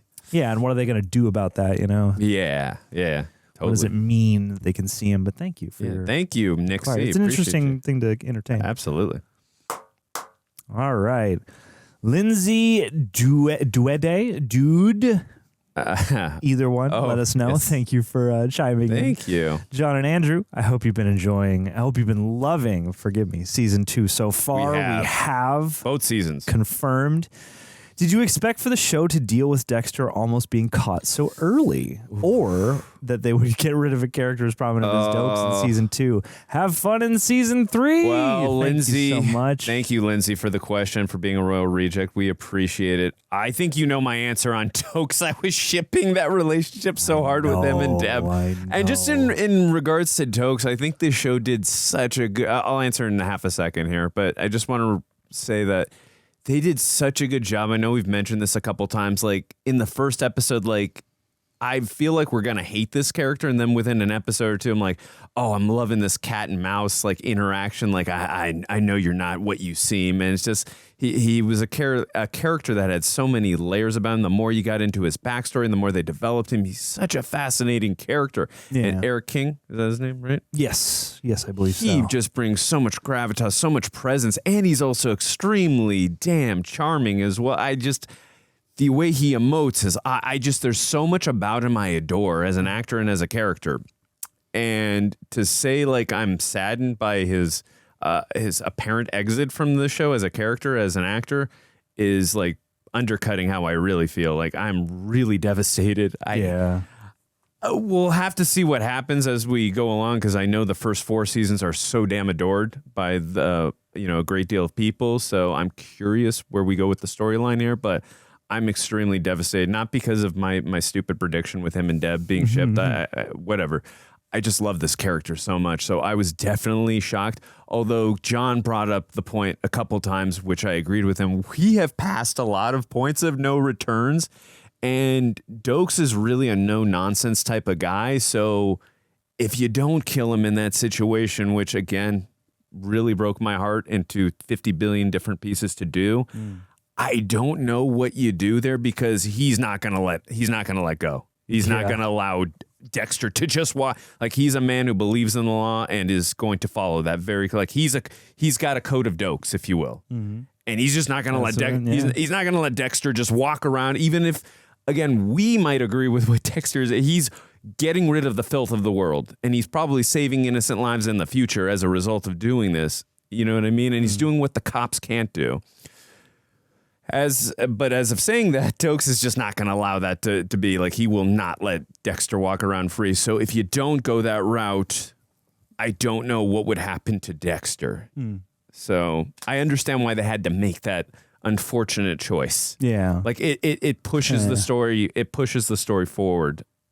So It does. It speaks to that, again, willingness not to pull punches to me. I mean, like, I am fascinated by the choice because, again, I don't know how much of a, deal they had at the time as, I feel like we live in a time now where more things get picked up for multiple seasons. Whereas, I remember a time where it seemed like, you would kind of have to wait till partway through your show to know if you were going to get picked up again or not, even if you're on cable.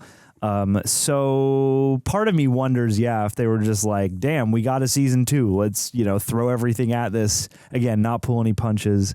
I am surprised, and I do see how you could have made this, again, like season 7's stakes or some other later, period stakes, because, it's certainly such a wallop. But as it stands, I mean, I think it's really bold to do that. I think it was, obviously a great driver of tension and a great means of dissecting and further, observing the character as he twists and wriggles with, being seen, being accepted in certain ways, being encouraged to embrace himself in a kind of opposite way than the manner in which Harry taught him to do so. I feel like as shows called Dexter, like obviously it's an ensemble, but it's about largely concerned with this guy, his frame of mind, the gray area of all of that, and the sort of fun in watching him do his thing, but also in debating the gray morality of all of it, the dark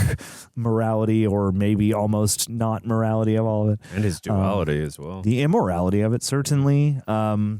His duality is generally, I think, it was a really rich vein to tap, and it would have been a good idea kind of at any point. The fact that it happened so soon is sort of like, oh, damn, wow. Yeah. And to that end, I feel like, the departure of Doakes, the dispatching of Doakes makes a lot of sense. And I mean, in that moment, I was sitting there with my lower TV brain on going like, well, we maybe they could pull some trickery, like we saw him in the explosion, lifted off his feet and all that stuff. True. We saw him in the fire, but then we cut away and we don't see him again until they find the fragment of the body with the teeth. So then your brain starts worrying and you're like, well, maybe because he's so especially trained, like he got banged up, but he didn't die. And then he like pulled his teeth out and put them in a different body and threw it in the river. And like it doesn't make, you get your convoluted sort of like wishful thinking brain going. But like, I don't know, like, I don't know much about the rest of the show. And I had kind of thought that Erik King was on it for more than this. And I'm staying away from really any updates I can, I can about the Resurrection show. So I don't know anything about that, but I am really surprised, and I'm certainly bummed out because I loved Doakes as a character. I mean, it is, again, one of those things where you're between a rock and a hard place. It's an unstoppable force meets an immovable object. And, Doakes, I really enjoyed him across the show. I really enjoyed the journey, the up and down of like, meeting him, being like, I feel like, we're not supposed to like this guy. And then a couple episodes later being like, damn, this guy's really A, fun to watch, and B, underneath the surface is a character that I actually care about and want, good things for. And so, in those later moments, especially when like it's all out on the table, like that stuff really took me by surprise because they have done a couple dream fake outs or at least, symbolic dream sequences. And so at first, and when he first shows up at the cabin, I was sort of like, maybe this is a dream. And then, pretty soon it becomes clear. I was almost in disbelief at the end of that particular episode with that reveal that, there he is and he's ready for him. And they have the standoff. And like it just makes a lot of sense. Like, if Doakes is as smart as they've established him to be, then this showdown had to happen. And I really enjoyed the characterization of their back and forth in the shack because, obviously there's, especially Doakes goes through like a whole cycle of emotions where at first, obviously there's the rage and anger and the sort of like, I was friggin' right about you. But then it gives way to other things to, I don't know if he's ever 100% being authentic, trying to connect with him, but his like de-escalation technique was really fun to watch because it was a brief moment where like he and Dexter are kind of just talking like on some kind of level with each other. And there's not necessarily like the animosity up front or the attitude up front. Like they're actually honestly talking as people. And, you know, that whole thing about how similar they are, I thought was a really lovely kind of touch. And yeah, just the whole debate of them was great, and I could have kept watching it forever. And so, you know, I think there is that. It obviously speaks to the tenet that you should leave them wanting more. I am sad though, like this is a character that I am like actually in this moment, and I imagine in the coming days we'll be like thinking back on and be like, damn man, I'm sad I won't get to see him in season 3.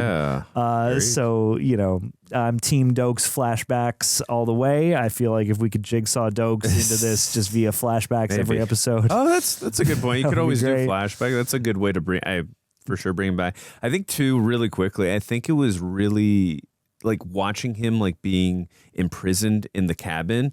Like that was some of my favorite acting from Erik King, because he was really out of his element. He was being framed for something he didn't do. He knew he had truly met his match against Dexter, and like, but to watch like Erik King's vulnerability as the character of Doakes, like it was really scary and.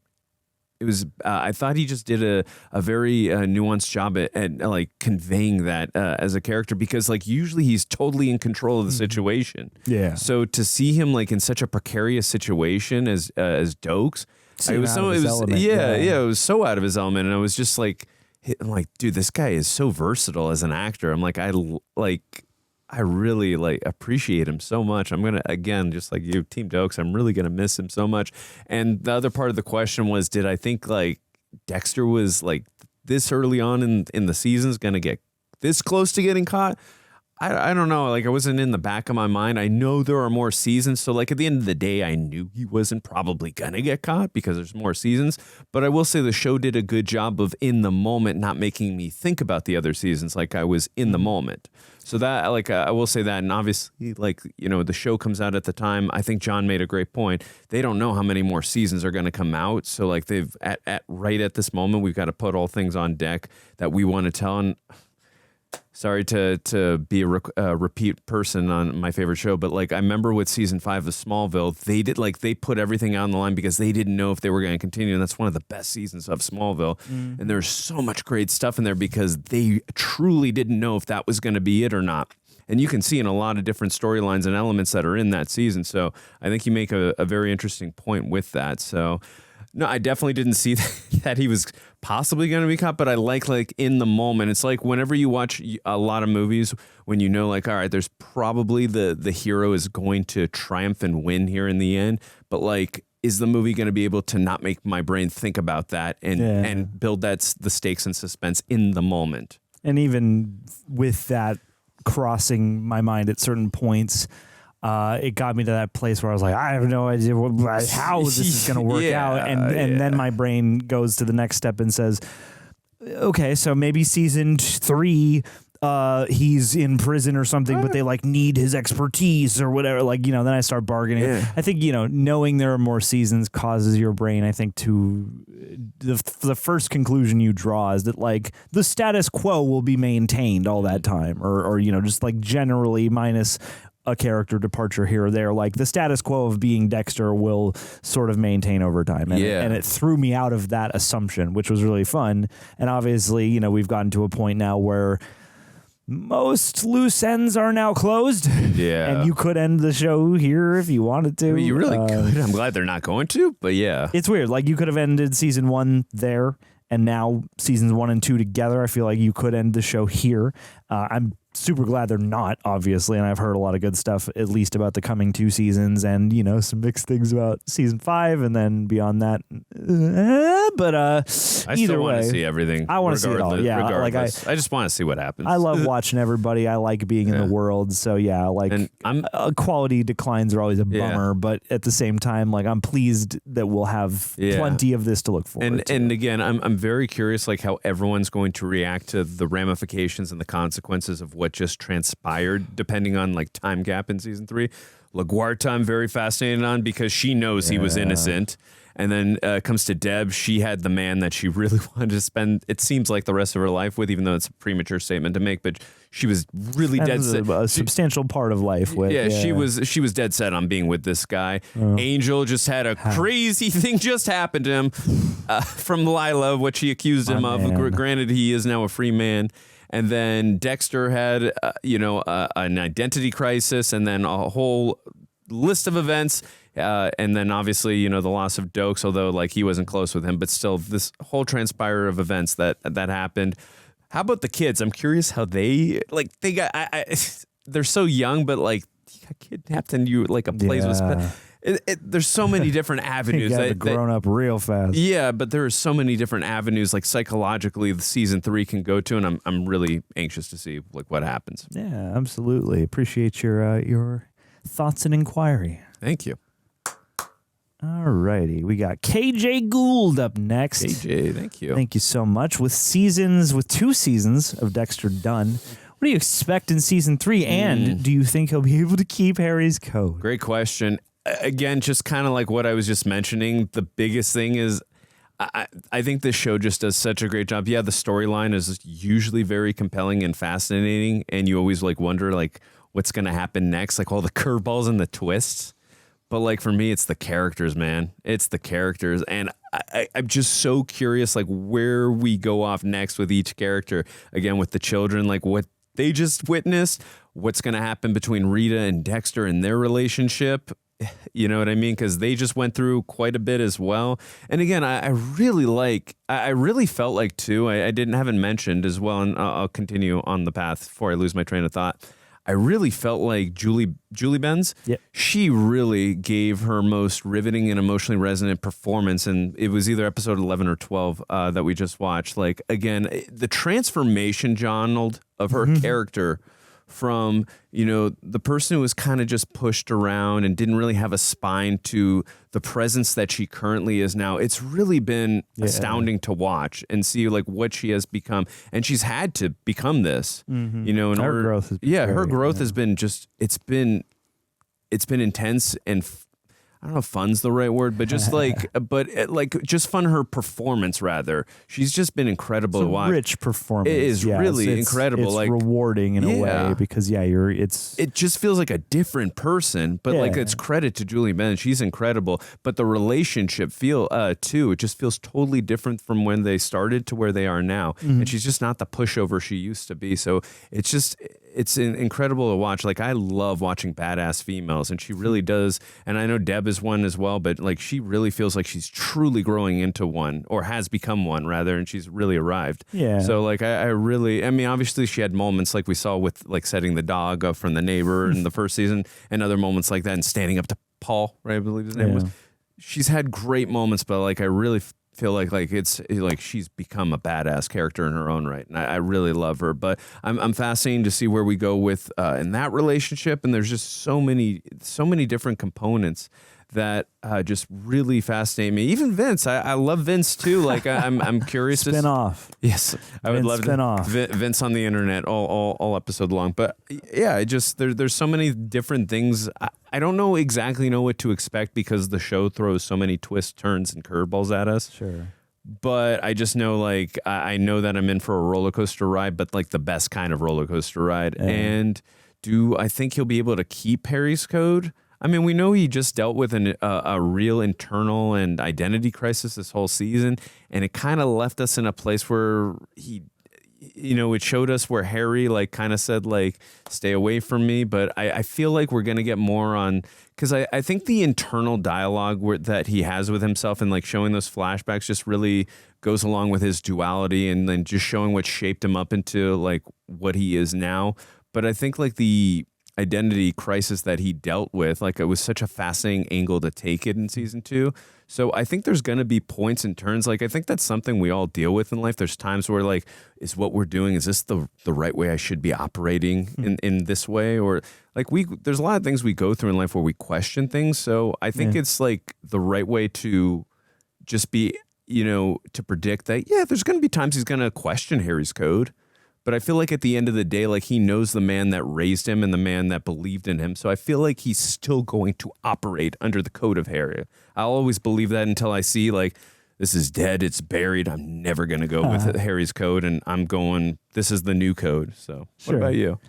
Yeah, season 3 expectations. Boy, I don't really have a specific idea in mind, partly because, again, I didn't really see where all of this was headed. That's what I'm saying. Yeah. And so, I don't know, just with everything. I got one. Sorry, while you're thinking, Pascal is going to cheat or have an affair with LaGuarta's boyfriend. That's going to happen. She's going to get payback. I'm just kidding. Sorry, go ahead. And then she's going to go serial killing people's fiancés out of spite. Season 3, I mean, like, because all of the, stuff surrounding, Dexter and Doakes is taken care of for now. I don't know. Like I really appreciated how this season used its guest stars, because you did have one that was something of a villain, and certainly you had Lundy, who I loved it. is one of our good guy characters, and a character who's very enjoyable, very likable, but an antagonist to Dexter the killer. So I mean, I expect some kind of, special guest star. And I don't know. It's weird. I want to have a satisfying answer to this question. And I mean, like, I'm trying to count up what the loose ends were at the end of the finale at this point. I'll say this. I really think LaGuarta, and I think this is an easy prediction to make, she's not letting go of believing that Doakes' death and his innocence. And she's going to continue to even though, like she said, I'll let the case go and believe that he was the Bay Harbor butcher, the Green Bay Packers. I butchered that a couple times probably during the thing, right? I'm really like, I am apprehensive to say that she is just I'll just move on, and but I'm still gonna mourn for this guy who I was close with, like as a partner, and it seems like they had a little bit of a romantic thing right in the past, a little bit. Right? Doakes and LaGuarta?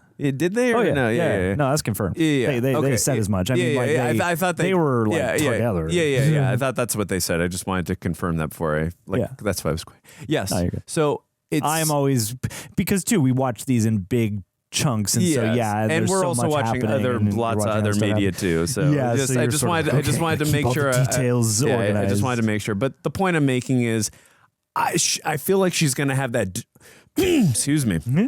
I feel like she's going to have that Doakes and Lila level of obsession of just, she's not letting this go. She's going to be very hardened in the next season, and she is going to like find any kind of thing that she can to prove Doakes' innocence, even if that means taking Dexter down.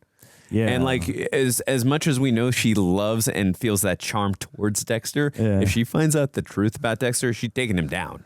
Oh, of course. Yeah. Like, and I wonder, I mean, like, the thing is, I don't expect necessarily, like, specifically this season will be the season where LaGuarta is hunting Dexter. Like, I don't think they'll go for the same kind of dynamic again. Yeah. But I could definitely see that being one of the potential conflicts, one of the things that, is at least a possibility at some point down the line.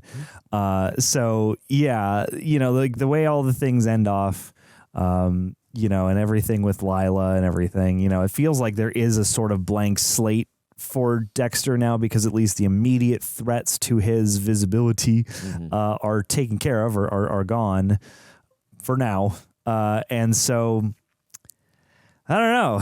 I really don't know. I almost expect some kind of greater external force for next season. That'd be great. As opposed to, an internal force, or because, they got to find something new to do. And like he's a got Biney for this season, right? Of some kind, right?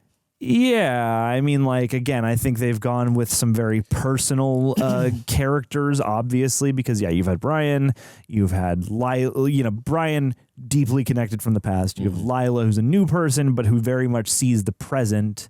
And, they both have their, hooks in him to some extent, and in a very personal way. I could see another serial killer character perhaps arising. I don't know if it would necessarily be a close person. And I don't know how much more interrogating of Harry's code we're going to do.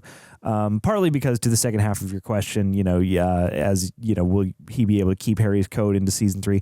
I mean, sort of. I feel like it's kind of in the monologue, the internal monologue there, where he says, like, it's my code now. It's the code of Dexter, and the code of Dexter is derived from the code of Harry. It's, largely, it's the sourdough starter of the code of Dexter is the code of Harry. So it's an evolution. Yeah. So that's what I meant more on, like, yes, the code of It's the code of Harry still, just personified into his own, but he's still going to follow the code of Harry in somewhat form. Well, that's the question, I think, is will the code of Dexter amend the code of Harry in a way that expands upon it or directly in some way contradicts it or whatever? Because, partly through this season, we've interrogated the facts of Harry's life as they've been revealed in hindsight, and Dexter's own feelings about the code.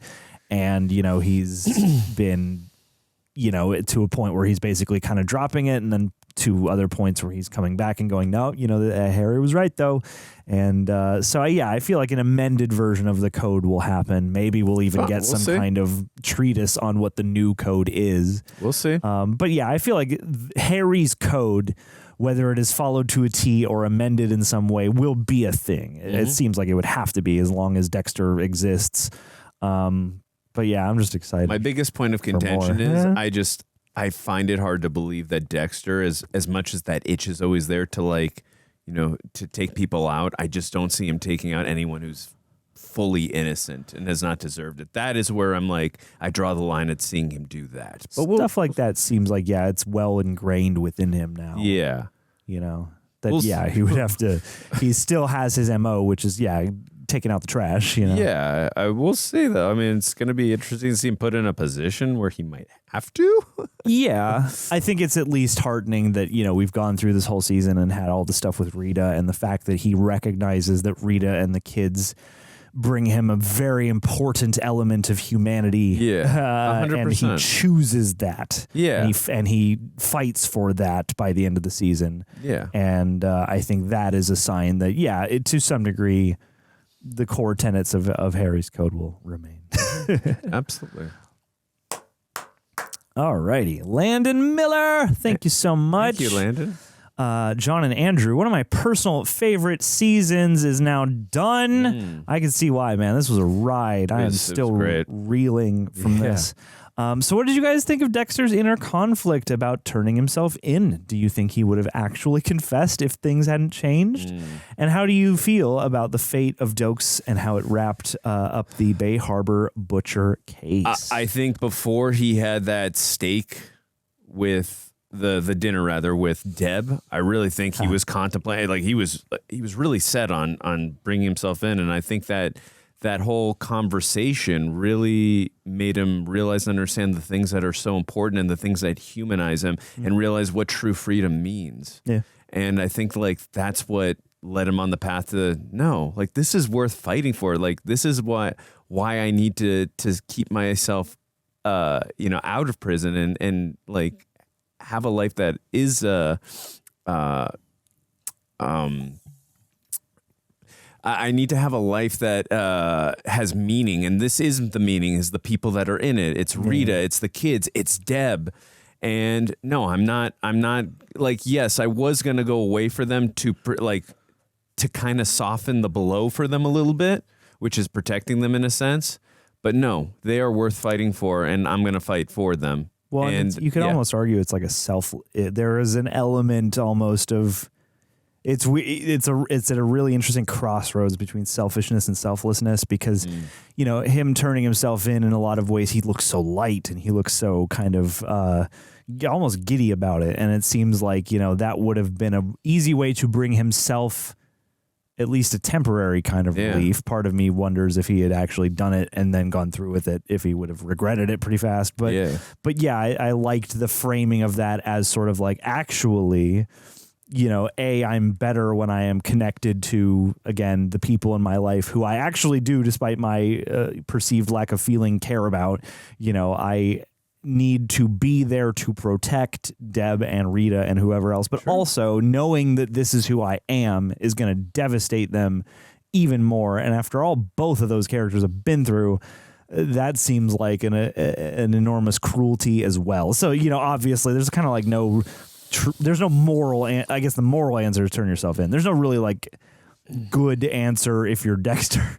But yeah, I don't know. Like I can imagine a world in which he did, but I never was sitting there expecting it to happen. But even then I benefited the doubt of it, you know. Again, I had that thought of like, well, maybe in season 3 he's working with them from like in a Hannibal Lecter capacity or something like that. But and that was fascinating too, that the couple shots where they showed Deb's reaction to him saying he's the Bay Harbor Butcher. Yeah, I thought that was I was like, where she like freaked out, she shot him or whatever the other reactions were. I thought that was really fascinating because fun moment. Again, this is a very easy assumption or prediction, although most of mine have been wrong at this point. I got to imagine at some point Deb is going to find out, right? That's the easy assumption. At some point, I would have to imagine. And I'm curious how she reacts as a woman of the law, a woman who loves her brother so dearly, not having trusts him so deeply, not having known this entire damn time, and also the fact of learning like, wait, dad knew this whole time and trained you to do this, or at least like brought you about to do this. So it's going to be like, that's the biggest. I know I kind of mentioned earlier, like I'm fascinated to see all the people closest around him. If they do discover, Deb's is the one I'm most interested to see. Yeah. When she finds out the truth, whenever that is, season 3, season 4, season 5, whatever it is, last episode of season 7 or 8, whatever. Hers is the one I'm most fascinated, because we know she can be extremely emotional, understandably so. But hers is the one that interests me the most. We kind of already talked about it, but I guess we can talk a little more. How did we feel about the fate of Doakes and how it wrapped up the Bay Harbor? So heartbroken. I will, beyond heartbroken. So sad. I did not mention this though, John, and to you guys. I thought like how everything was starting to get stacked up again, because originally Dexter was not trying to frame him. It just ended up happening that way, and then once it started stacking up against him and in Dexter's favor for the frame, he's like, all right, might as well just embrace this and now get myself out of this pickle. This is not going against the code of Harry. So let me like stack the deck more against Doakes. But it just ended up working out that way to where now Dexter is going to be doing this. But the way everything did, again, because it's so smartly written, like him ducking out of the interview because he realized, holy crap, Dexter is the Bay Harbor Butcher. And then some of the other things where he found the blood vials. He left them in the trunk because I guess at that point Lundy had some surveillance or whatever following him, and they checked it. All the things that had happened prior to that, and like this makes total sense why it's incorrect, but it makes total sense at this point why they would think he is the Bay Harbor Butcher. So I thought that was again such an interesting angle to take. Yeah, I'm bummed. I hate it. I'm big bummed, and obviously I think it's an interesting device for the season, because one thing this season I think did quite vividly was make Dexter his own villain, and what better a way to do that than by turning him against a character that many of us, I'm sure some people don't like him, but many of us a character that we all enjoy watching, but also who we know can't sort of coexist with this. And so I mean, like, I think it's interesting that they had. It makes me wonder how much of the book they adapted in the first season versus was this spread out over 2 seasons? Is this multiple books? Is this not even a full book? Either way, it carries through season 1 because of that whole instance with the guy on the bridge, and that's sort of like, wait a minute, what's going on? Why did you just kill that guy? And then the ex-ranger dude as well. So yeah, I think like the buildup of his the deaths caused in the line of his duty, it makes for a nice setup to that. And then certain moments that are smartly played between him and Dexter, especially that whole like headbutt thing. Oh yeah, I was just thinking about that as you said. It was like, that's funny. Yes, you were right. And his like very casual, like, I'm just gonna walk out now, and like and it's a diabolical move on Dexter's part. And so it's like, it's a bummer because like a lot of what Dexter did there hurts and sucks and is unfair from a contextual standpoint, not like, I think it's, it's very engrossing writing and performance. I really enjoyed watching, but also, it left me with that feeling of like, God damn, I wish they could find some way to work it out. For sure. But yeah, like I never would have, if you asked me who he would frame at first, I'd be like, God, I don't know.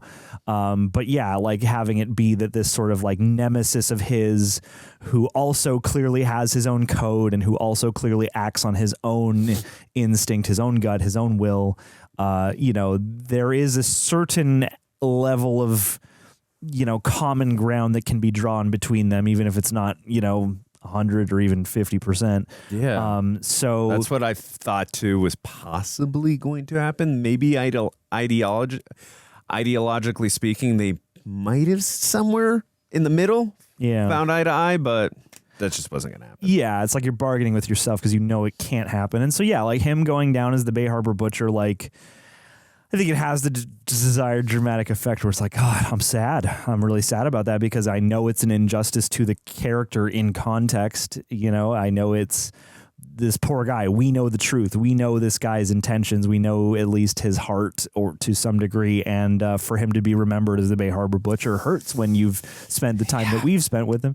And seeing LaGuerta, holding steadfast, and that whole thing about like, we're not memorializing the Bay Harbor Butcher, we are memorializing our friend and coworker James Doakes. And so it's again a nice driver for tension because you're like, damn man, I want to see justice for this guy and his name cleared, except I also, it's Dexter and I love Dexter too, and this was messed up, but Dexter's our protagonist and he's our boy.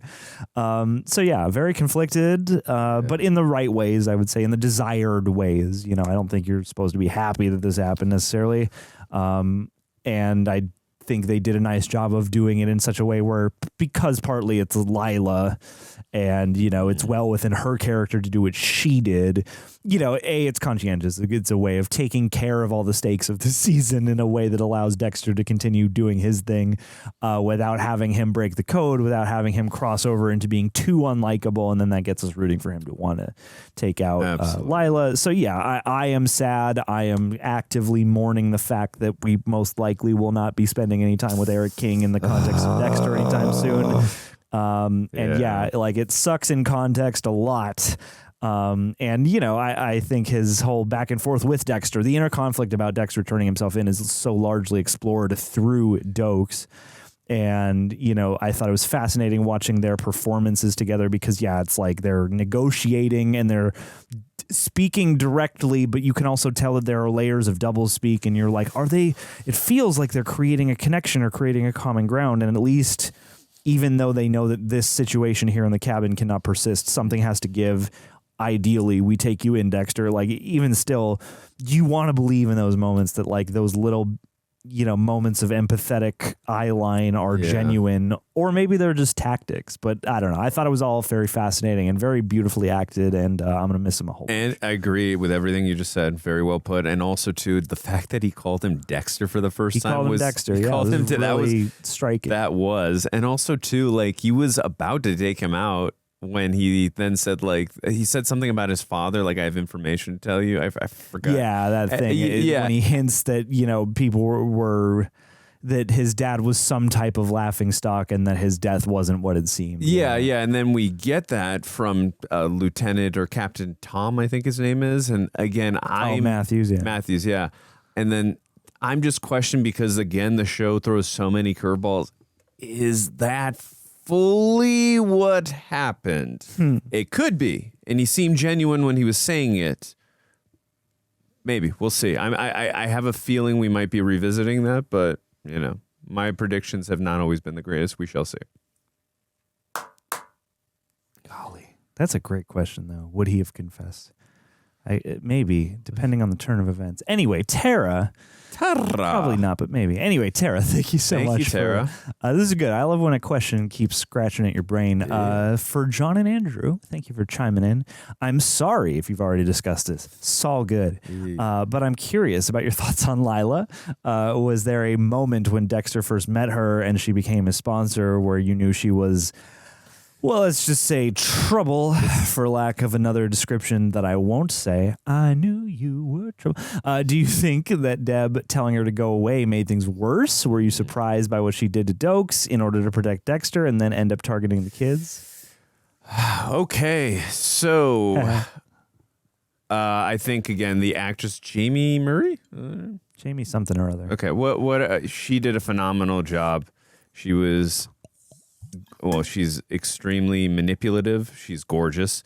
And I think like watching her descent into obsession was a sight to watch. Like, and again, just the way she like, especially at the beginning of the season, watching her deconstruct with Dexter, like just reading his bullshit meter and like knowing like she knows that there's a dark passenger and this is just a facade. Like it was great writing, I thought. And like she's a fascinating character, whether you love her or you hate her. I can't imagine too many people loving her. I mean, I like the look of her more than I like her personality, but that's another thing, that's more of a Vince comment. But I will say that her interactions with Dexter are fascinating, even though again, they hinge on more manipulation and obsession, but they are fascinating because they're grounded in reality. Then people behave this way.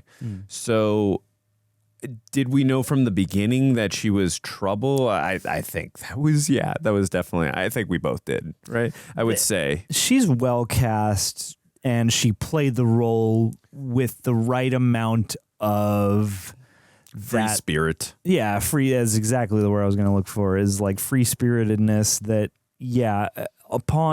I definitely in the first scenes where we were meeting her, where they were actually talking, I did have that thought cross my mind of like, oh, you're at least, even if you're a benevolent of intent, you are going to be a whirlwind to deal with. I gather.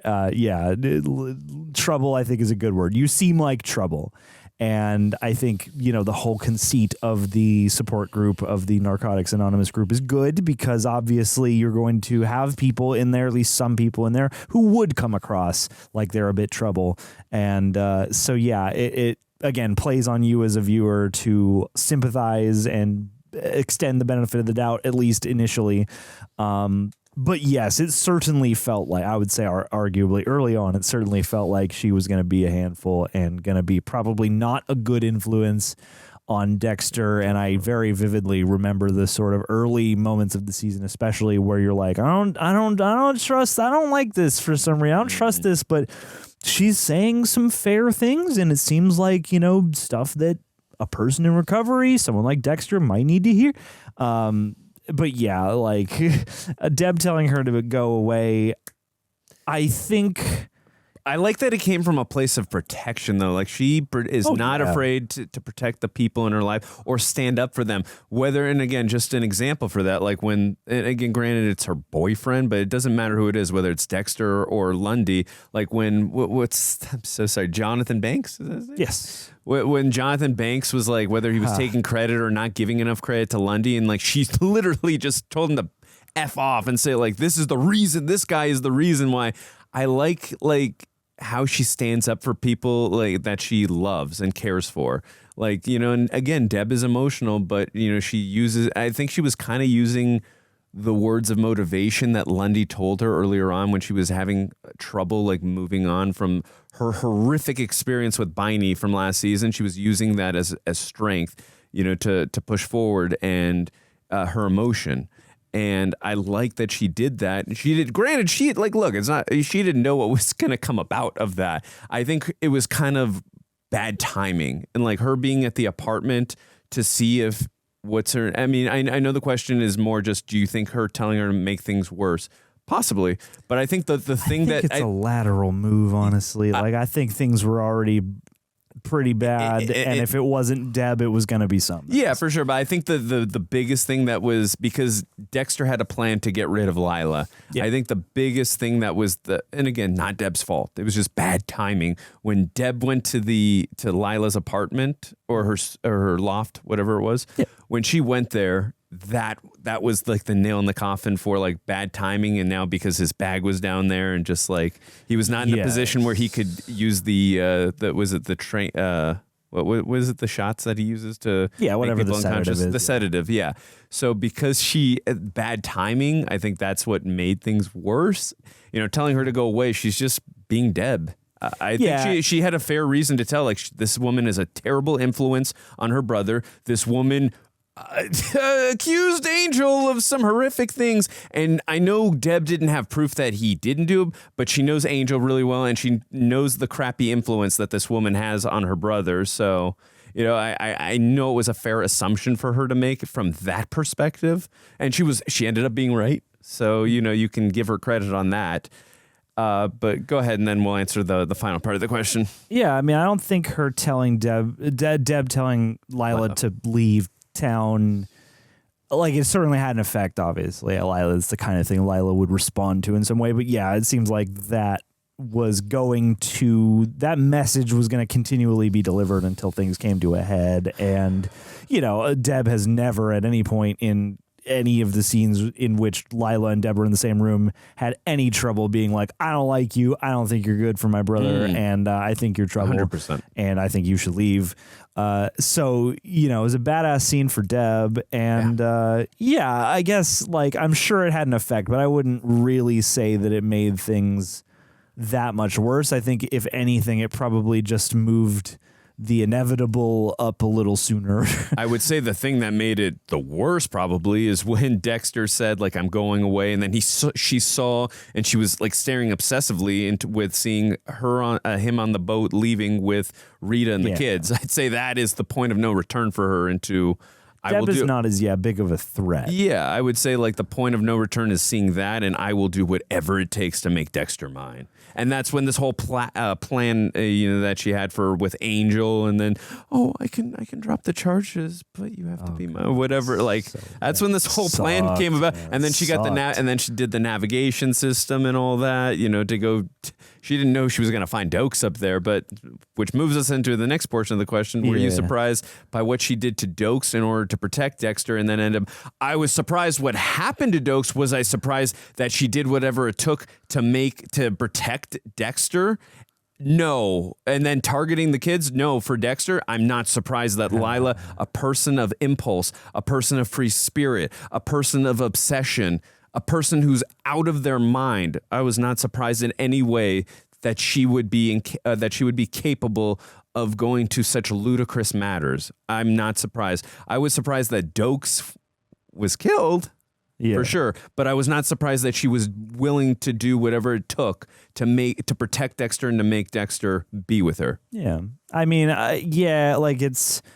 Certainly in the moment you wonder, maybe there's an element of suspense, and part of me was thinking to myself, okay, is she going to, I don't trust that she would ever have Doakes' best interests in mind or at heart, but part of me sort of wondered, like, okay, is she going to respond to this in a way that suggests she might use him to some degree to her advantage in a different way when it comes to Dexter, versus choosing the sort of like, oh my God, I know who you are now. I see you.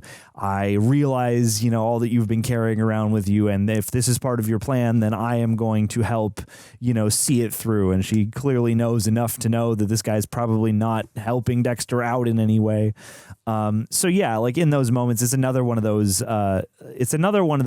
things where you look at it and you say to yourself, like, okay, I know she's capable of killing people in a roundabout fashion, but this is a character, who is, one of our main ensemble, and this is a guest character. So in at least the hierarchy of that consideration, arguably Doakes should get out of this somehow. But it's weird. We've crossed so many lines of no return, especially with a character like Lila, and it's another one in that scene. You're like, would she?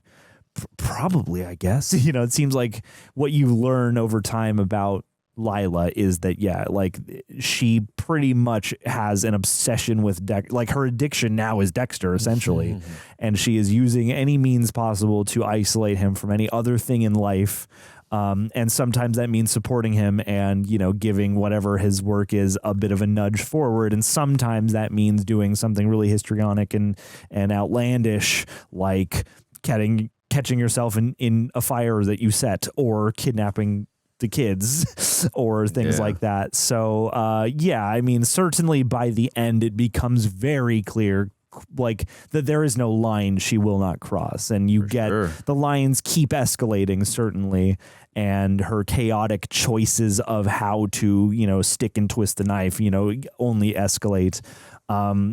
But yeah, in a breath, I was surprised just because of the general idea that I wasn't expecting Doakes to die. And even in that moment, I was sitting there bargaining with myself going, well, maybe this place will explode, but he'll make it out somehow. I was 100% with you on that. I really thought like he was going to survive somehow. And also I found it was crazy too that once she realized like, hey, there's no way this guy is going to be with me. So if I can't have him, nobody will. Yeah. Fascinating. Another fascinating angle to take it.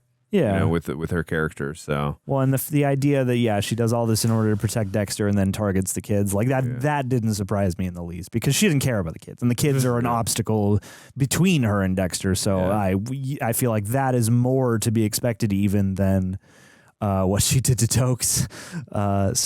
Because we were kind of, you and I were wrestling too for the last like 2 or 3 episodes. Is it the kids? Is it Rita? Who's she taking? Or is it both? Yeah. Or all 3 rather, excuse me. But like, we were like questioning that, like, what is she going to do to them? So just glad everyone escaped. But again, seeing what psychologically what the kids are going to be wrestling with next season, because that's a lot to deal with. I mean, it'd be a lot for you and I to have to deal with if someone threw us in a fire and we barely survived, and we're a little bit older than those children. Like I'd probably have some PTSD from that. No joke. So I'm fascinated by how the children are going to react to that as well. Yeah, and now Cody, they made that whole point about like, Cody's not old enough to really remember what Paul was like, but Aster is, and they're both. It would seem they are both old enough to remember this shit with Lila. Yeah. There's got to be some fallout from that for sure. But thank you so much, Tara. Thank you, Tara. All right, Corey H. about Dexter. Thank you so much for chiming in. How do you feel about the fact that Dexter was essentially both hero for us viewers and the villain for the people of Miami as the Bay Harbor Butcher during this season? And what are your thoughts on this plot taking place in a show's second season rather than being reserved for a final season of a show when the character's secret is finally revealed? I mean, I think that's the grounded way to do the approach, right? Is like we see him as the hero because the people don't know that he's... I mean, well, I guess they did know that he was taking out the garbage, right, of humanity. So, I mean... They did know, but like we get to spend so many waking moments with this character. So we know all about Dexter. We know his inner conflicts. We know everything about him. But I think that's the dramatic way to take it is the unknown and what people don't know. And it adds this fear level for them of like, oh my God, there's this person out there. But also like it adds this moral gray line, like because there was some chatter where we saw, I think he was in a coffee shop or something. We heard some, I think again, there are a couple moments where people are discussing their thoughts on the Bay Harbor Butcher. But I think like I think he's doing a good thing. Yeah. I think he needs to be locked up, Right. But we did see, I remember Rita and like Cody, they were worried about like the Bay Harbor Butcher. So I think like, again, grounded in reality, there would be people like who don't know all the facts or don't have all the context. Even if he's taking out, like if he's going outside the law, they would view him as a villain, even if he's, not working within the constraints of the law. So again, it's the grounded take two. It's the grounded reality and grounded take two do. So I thought that was the right way and right approach. What about you? Yeah, I mean, I think one of the most interesting aspects of this season from a conceptual standpoint is the fact that Dexter is both the hero and the villain to himself and to us, the viewers, I think in both capacities, as well as, to the, citizens of Miami. It's like the middle chunk of this season, and it's been really interesting to experience these in these, 4 episode acts basically, and especially during like act 2, that middle chunk of episodes, it really felt like Dexter was twisting and kind of flying off the handle and really kind of feeling himself and embracing himself in a very toxic, to borrow a very current way of describing that way, And yeah, like I thought that was some of the most interesting stuff is the way that like for part of the season, I don't really like Dexter that much because he was becoming much more of a villain and becoming much more about, you know, the bloodthirst and his, you know, design of all this. And, you know, he does start making errors in judgment, or at least judgments that are coming from a different place than he normally would. And I think it's credit to Michael C. Hall's performance 100%. That you can really feel the bookends, or I could, this season of like, at the start, he feels like Dexter that I got to know over the whole course of season 1. And then in the middle of the season, he seems like he's becoming a darker, different he seems like the dark passenger has now taken the wheel and is becoming the guy and has put Dexter over in the passenger seat now, almost as like the light passenger. And so, you know, resolving the season at a point where he kind of comes back to himself and realizes that he's kind of gone off on this bender of sorts, I think was really interesting. And as you said, you know, like this plot being the plot of the second season, I think it's really bold, but yeah, it's like I can absolutely see what you mean. And I feel like, yeah, having it be that all this is revealed and, you know, I think this would have ended differently had this been the last season. You know, if this was their final season, 100%. Doakes probably would have made it, or maybe at least Dexter would have in some way been found out or whatever. I imagine, I don't know, and I know that this show, or Dexter even could have died. The one thing I know about this show is that there's an ending to the original chunk that people aren't very happy about, and so I don't know what that means, what the context is, but yeah, I would say that it's a bold choice. It's still a choice that I'm like, oh, it is quirky because it does seem obvious to save something like this. Yeah. But I do think that also sometimes a choice like this, a bold, again, choice that, you know, leaves no punches pulled, then forces you to get that much more creative the next time. And I feel like especially in an undertaking like TV, where you're working for months on end on one story, and then you take a, you know, few months off, and then you come back and you start doing it all over again. You know, I feel like you kind of have to ideally, perhaps you would throw everything at the wall, exhaust yourself of the inspiration for that season, take some time off, and then come back and then solve all those problems. And like that, if you accept the challenge and you rise to it, then will, you know, beget more interesting stuff, hopefully, down the line. So yeah, it's a quirky thing. It's an interesting thing. I think they used it to good effect here. People seem to really love this season. I certainly really appreciated it. You know, the emotional flavors are more harsh and more ugly and more feverish to some degree in this season, as I perceive them. But yeah, him being both hero and villain across the board, I thought was really interesting. And yeah, there were moments where I didn't like him or didn't like the choices he was making, didn't agree with the choices he was making, even if they were pragmatic, you know, and sometimes his attitude, his display of emotion, was certainly feeling like a different, darker version of this guy. Yeah, I could definitely see this being a final season of this show, but also too, to what John was saying earlier, you don't, they probably didn't know at this time if this was their final season or not. So they were, like you said, they weren't pulling many punches. Well, that's a good segue actually into Pet My Chicken. Oh, well, I just 1 second. Then I apologize. I just wanted to say that I could understand. I will say this. I think this was a very bold and ambitious choice. What they chose to like really focusing on the inner conflicts of Dexter. That they chose to focus most of the plot of this season on. I think that was, and with the Bay Harbor Butcher, I think that was fascinating because they really could have gone like, it probably still would have been great, but if they would have just gone with like someone who's not as personal as a villain as like Biney was in season 1, but they have like a killer of the season and we've got to solve the crime, that still would have been great. I would have been down for that. Hell yeah. But like the fact that you're like, no, we're going to and again, I try not to use this word like too often, but if you subvert just to subvert and it's not interesting, it's going to kind of annoy me, honestly. But if you subvert in a bold and interesting way and it pushes the plot forward and it pushes the characters forward, again, in a way that is fascinating, I'm okay with it. Well, and the show's called Dexter. So like to subvert an expectation by doing something that only forces you further down the rabbit hole of your central character. Yeah. I feel like you can always make an argument to do that. For sure. You know? And like in my mind, and I personally do not like predictability. In my mind, I was predicting that they were just going to go another killer of the season, which I would have been fine with as long as it's good. But the fact that they did this, and it was really fascinating to watch, and this identity crisis that he goes on, and then Lila, a woman who is manipulative, obsessive, and really deconstructs him and really like pushes him down the wrong path. And like if he doesn't turn back, like he could really like just really go down a path that is like the point of no return.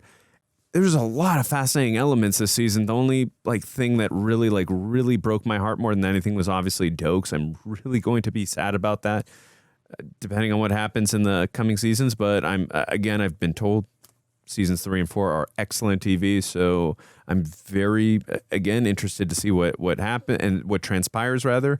But I think they made bold and ambitious choices in regards to the plot and the characters and how they develop. So I was totally cool with it, with what happened. Absolutely. Yeah. And I mean, yeah, it'll kind of matter. It'll kind of, I feel like we'll have to revisit a question like this as we see what else the show gives us. For sure. That I was going to say, that's a great point. I'd love to revisit that question once we get like further down the line, just to see like how much more I enjoyed or would have liked this season's plot line inserted maybe in a different season. So great question though. Thank you. Absolutely. All right, Pet My Chicken, thank you so much for being here once again. I don't know how many seasons the showrunners knew they were getting, but I've always wondered if they knew that. Sorry, I don't know how many seasons the showrunners knew they were getting, but I've always wondered if they knew they were getting 8 seasons, would they have kept Doakes alive longer? He was such a good character. Well, I mean, that question too, and I'm so sorry. That makes me apprehensive to think, unless you're giving us a Dexter curveball right now, to think that Doakes is alive anymore in the remaining seasons with this type of question, right? Because you're saying like if they knew that there were, is Doakes going to be in any more seasons? Because we're playing around in our minds right now. The last like 50 or hour long that we've been doing this review, we're like, wait, is there a maybe possibility that Doakes somehow survived? Well, this type of question maybe confirms that he's not coming back, right? Oh, I mean, well, yeah, I don't think there was any logical reason to assume he would come back if you were watching this in real time. You said he could. He changed out his teeth and did something. Well, yeah, you're bargaining with it. I could see that. And I don't know, you can always do some weirdo retconning down the line. That's true. And yeah, like I would be thrilled if there's some weird secret hatch they can pull to bring Erik King at least back onto the show somehow. But flashbacks, I see though. It would be rad. But yeah, I don't know. I have to imagine that if they knew they were going to get 8 seasons, we would probably have spent some more time with him. But then again, I am also curious to jump into some of the creative. Whatever material there is about the creatives discussing the show and what their ideas were and how they proceeded executing them, I would be curious to know because, yeah, it seems like there's a lot of interesting behind the scenes stuff as well as what's on screen regarding this. Yeah, I mean, John and I have already spoken ad hominem about it, that we ad nauseum. Ad hominem is a type of logical fallacy. Thank you. Yeah. I appreciate that. It's like when you attack the person instead of their argument is the ad hominem. Gotcha. Thank you. Well, we have spoken ad nauseum about it, and I mean, we both love Doakes. We adore him. So I would have personally loved to have seen him kept on here a lot longer. Yeah, he was terrific. I would like to revisit this type of question to see where they, push the needle and move the story forward in regards to the characters as well. Because I don't know where we're heading right now. I mean, we've made some predictions. Who knows where they go from here? But I lean towards, yes, they might have kept it. Maybe another season or 2 or more. Who knows? But I mean, the longer you keep him, the more you have to come up with ways to sell that his smarts and Dexter's cunning still can't quite catch each other. And if they would have known, and again, if they would have known that they're going to do 8 seasons, if they knew that from the very beginning, I got to imagine too, like they would have continued with this cat and mouse that he's chasing after Dexter, but he doesn't find the truth out yet. Yeah, because again, he's just not gonna let Dexter walk free when he know, or at least he's got to build up the evidence, right? Because he did know for a couple episodes. He's got to build a case around it, right? Yeah. So, I would say the short answer to your question is they probably would have kept him around. Yes, sirree, Barbarino, and I'm sad. I don't know. I'll reserve judgment as to whether I'm sad that we live on the timeline where that didn't happen or not. Because this was great TV. Yeah. But appreciate you, Pet My Chicken. All right. Tara is back. Thank you so much, Tara. Thank you, Tara. For your enthusiasm today. I have a couple more questions. Again, it's all good. If we touched on them, we'll just be brief. One, from the pilot episode, you have enjoyed the back and forth relationship between Dexter and Doakes. What are your thoughts on Doakes learning about Dexter and the time they spent together in their conversations while Doakes was locked in the cage and actually witnessed Dexter working? At that point, did you know Doakes' demise was imminent?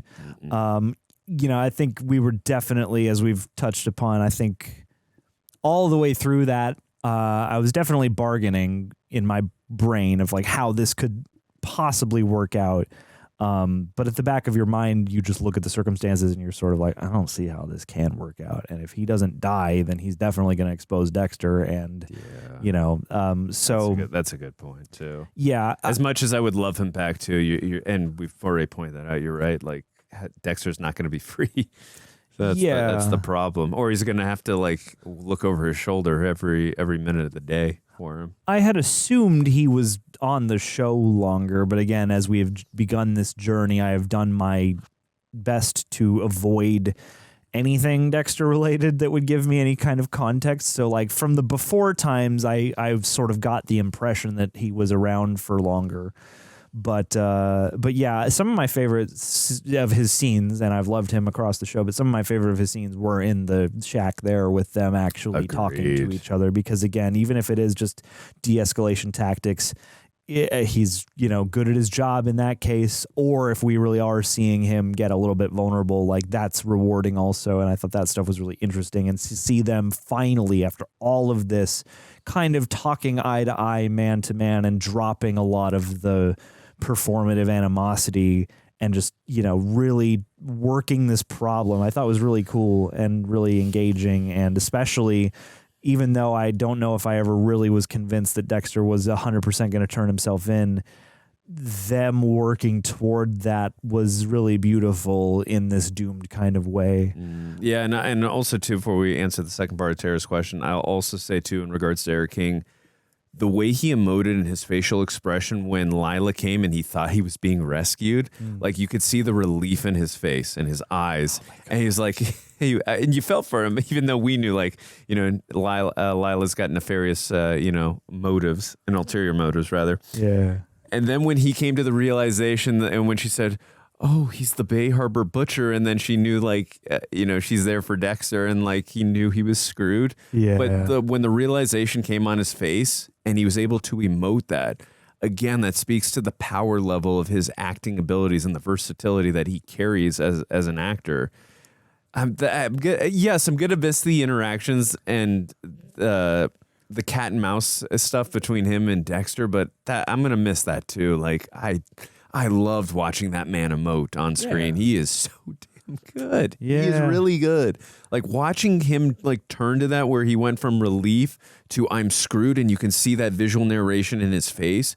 It's really impressive to watch. It's mesmerizing, honestly. When there's like a dark humor to the fact that like it's so exasperating, like, his whole experience as soon as he gets to that island or whatever that is, that little, water-locked area, landlocked, area, whatever you say. Yeah, like the whole thing was just like a symphony of womp circumstance, just exasperating, like worst case scenario. Like he escapes and then he finds these guys on a boat and then these guys on the boat are actually bad guys and they take him back to the house and just like, and then Lila comes in and it's like Dexter saved him, then he got put back and then Lila came. Yes. Yeah. And so there's just this like constant back and forth with this guy and you really do believe his exhaustion by the end of just like, oh my God, I don't care, man. Like I'm done with this, man. Yeah. Like get away from me. I don't want to deal with this. That's a great point, John. Agreed. Yeah. So many great beats and moments. And that whole thing of like, this has got to end. Like that whole thing he's shouting like, just kill me, man. Like it's got to end somehow. Like it's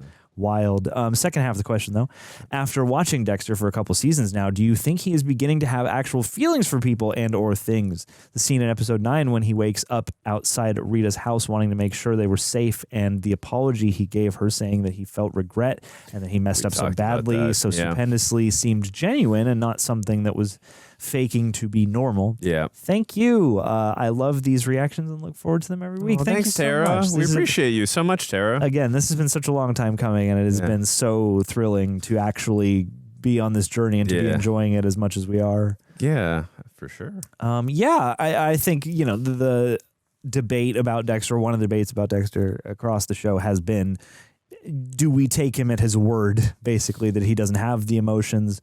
Emptiness, hollowness is, I think, in itself a kind of emotion. Even if you feel devoid of emotion, there's a certain something that's happening there. And I think certainly all the events of this season has made the sort of peaks and valleys of whatever Dexter's emotional experience is a lot more jagged and prominent. And I think that, I venture to guess that he's always had feelings and emotions because, again, yes, he is logical. Yes, there is emulation involved. Yes, he has studied human behavior and been encouraged to mimic it.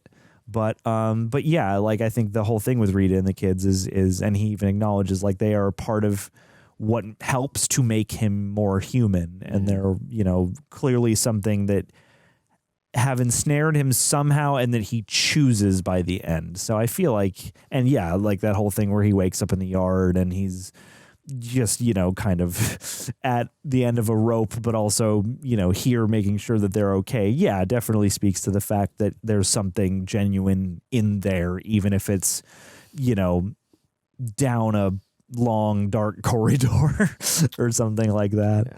I feel like definitely the events of this season kind of show that he at least has the instinct and the natural inclination to fight for them and to recognize what they bring to his life and also how he affects their lives. And so even if it's not from the most traditional emotional place, I do think that I think the point is that yes, there is some degree of feeling, some variety of feeling happening.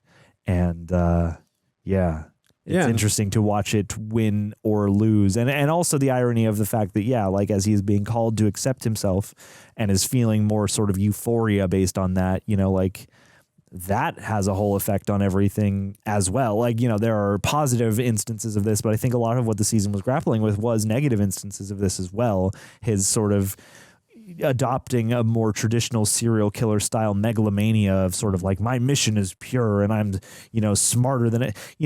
In the earlier part of the show, I think it's nicely zoomed in on the fact that it feels intimate and it feels one at a time. It feels sort of like, this is my next victim. This is the next person I've discovered who is doing terrible things, who needs to be removed from the streets. And that's kind of it. There's the box, there's the trophy aspect. But in the second season, it felt more like a totality, more like, look at all the, I feel like the emotionality was all over the place in a intentional way, because obviously characters like Lila are wildly emotionally chaotic. And every character's different disposition serves to do something. And it's like Angel, even though, Dexter doesn't feel stuff, he does look out for this guy and does seem to have a genuine affinity for, or at least well intent towards him. So Absolutely. I think the question of his emotions are interesting, but I do think there's something there. Oh yeah, no, I mean, we talked about it a little earlier, and I do agree to your point that these characters do humanize him for sure, whether it's Rita, it's Aster, or it's Cody, or it's Deb, his relationship with her, or even Angel, his friendship with him, or I would even venture to say with Vince as well. They've got a fascinating, a spar back and forth friendship as well. I would even say too, even though he was dealing a great deal with a little bit of a world-shattering view on his foster father with Harry, and he's going through an identity crisis this season, the way that he raised him and his mentorship from Harry, that also humanizes him a great deal as well. So, in regards to him waking up in the yard, I think that was a very triumphant moment for the character. And what I mean by that,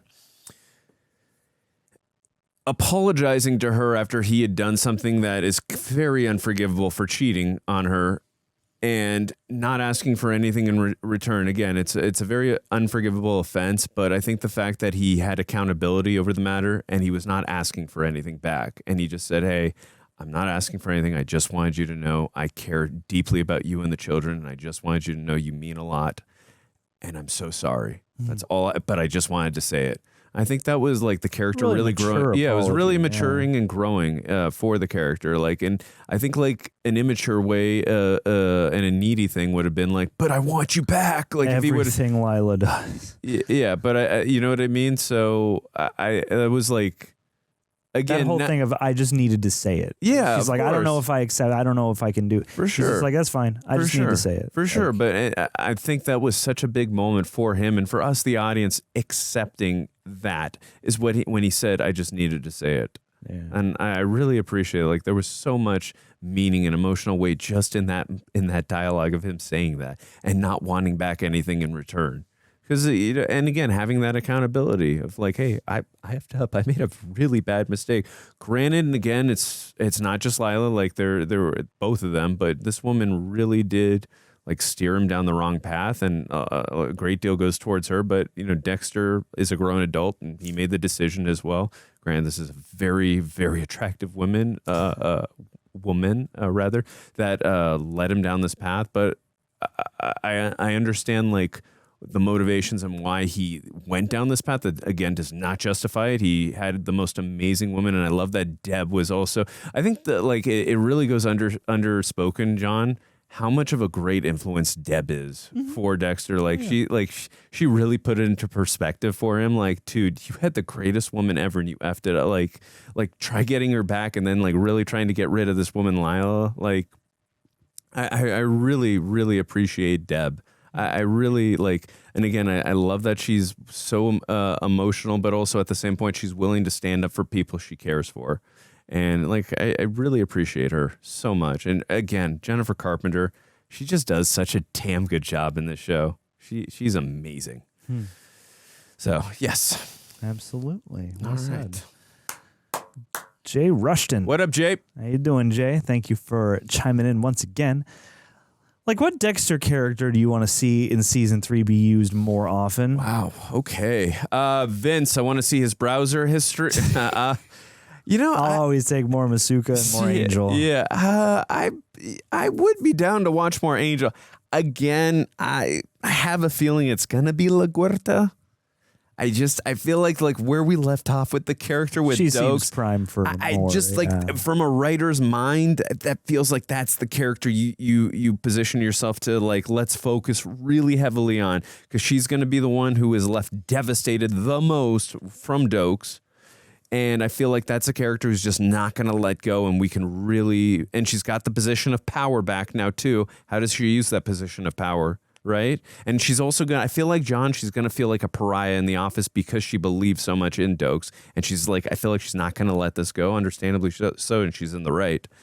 I feel like La Guerta's got to be, I don't know. What about you? I mean, I would agree. I mean, I think that that's definitely likely. And I would be, pleased to keep, her ups and downs are certainly what they are, but I really like watching her. But what character do I want to see in season 3 be used more often? Oh, do you want to see? Oh, okay. I was super... Angel. I love Angel, man.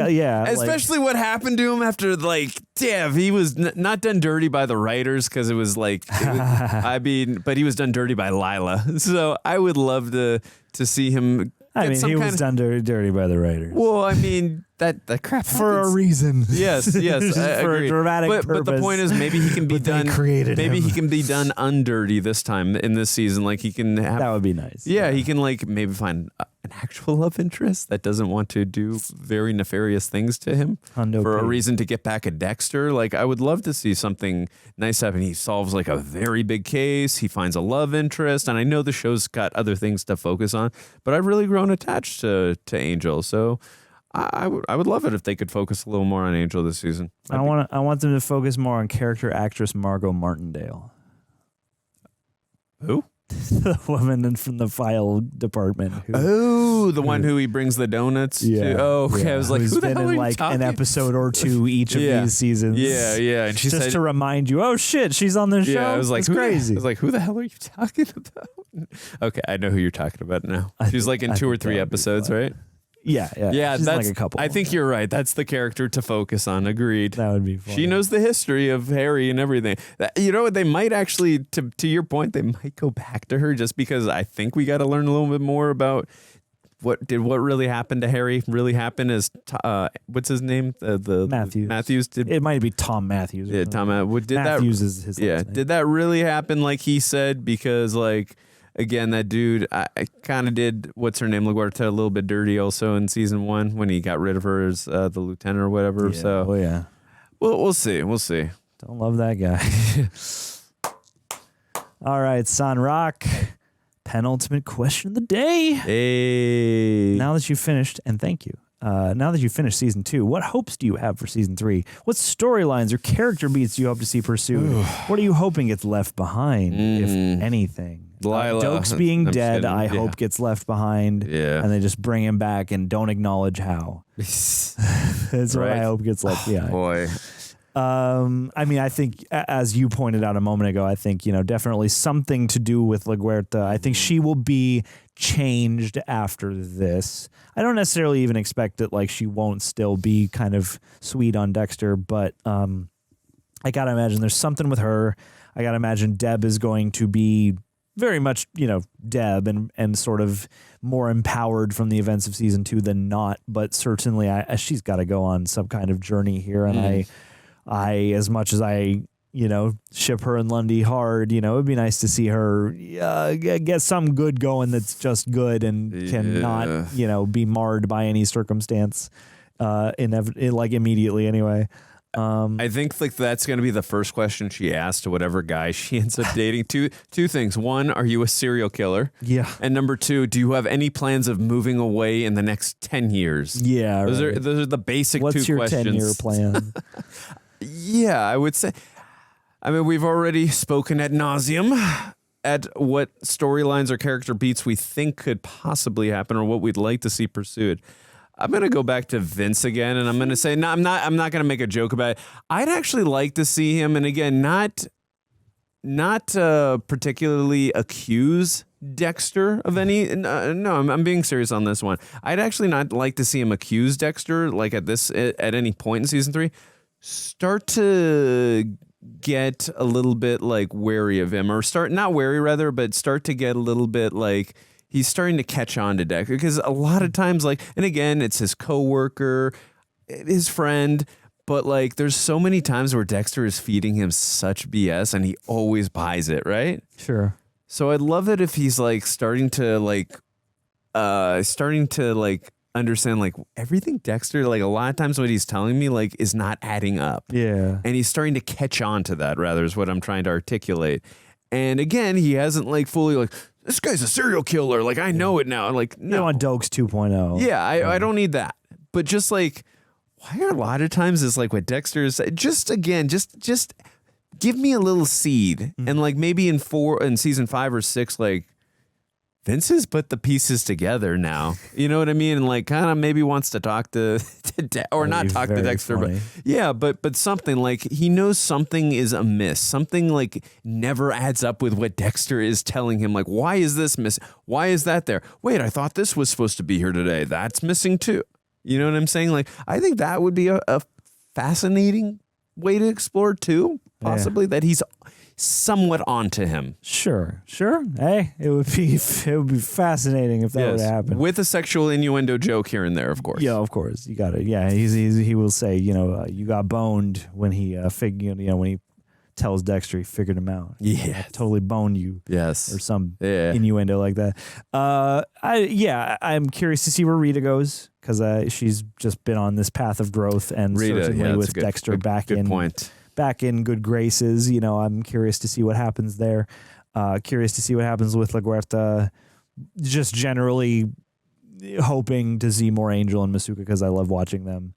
I don't know. Part of this feels like because we did such a personal season 2, we could do a more outward looking season 3. I would love that. Not to say that there wouldn't be anything for Dexter to be challenged by in that context, but like season 1 leading into season 2 was very much like, oh, damn, we are turning inward.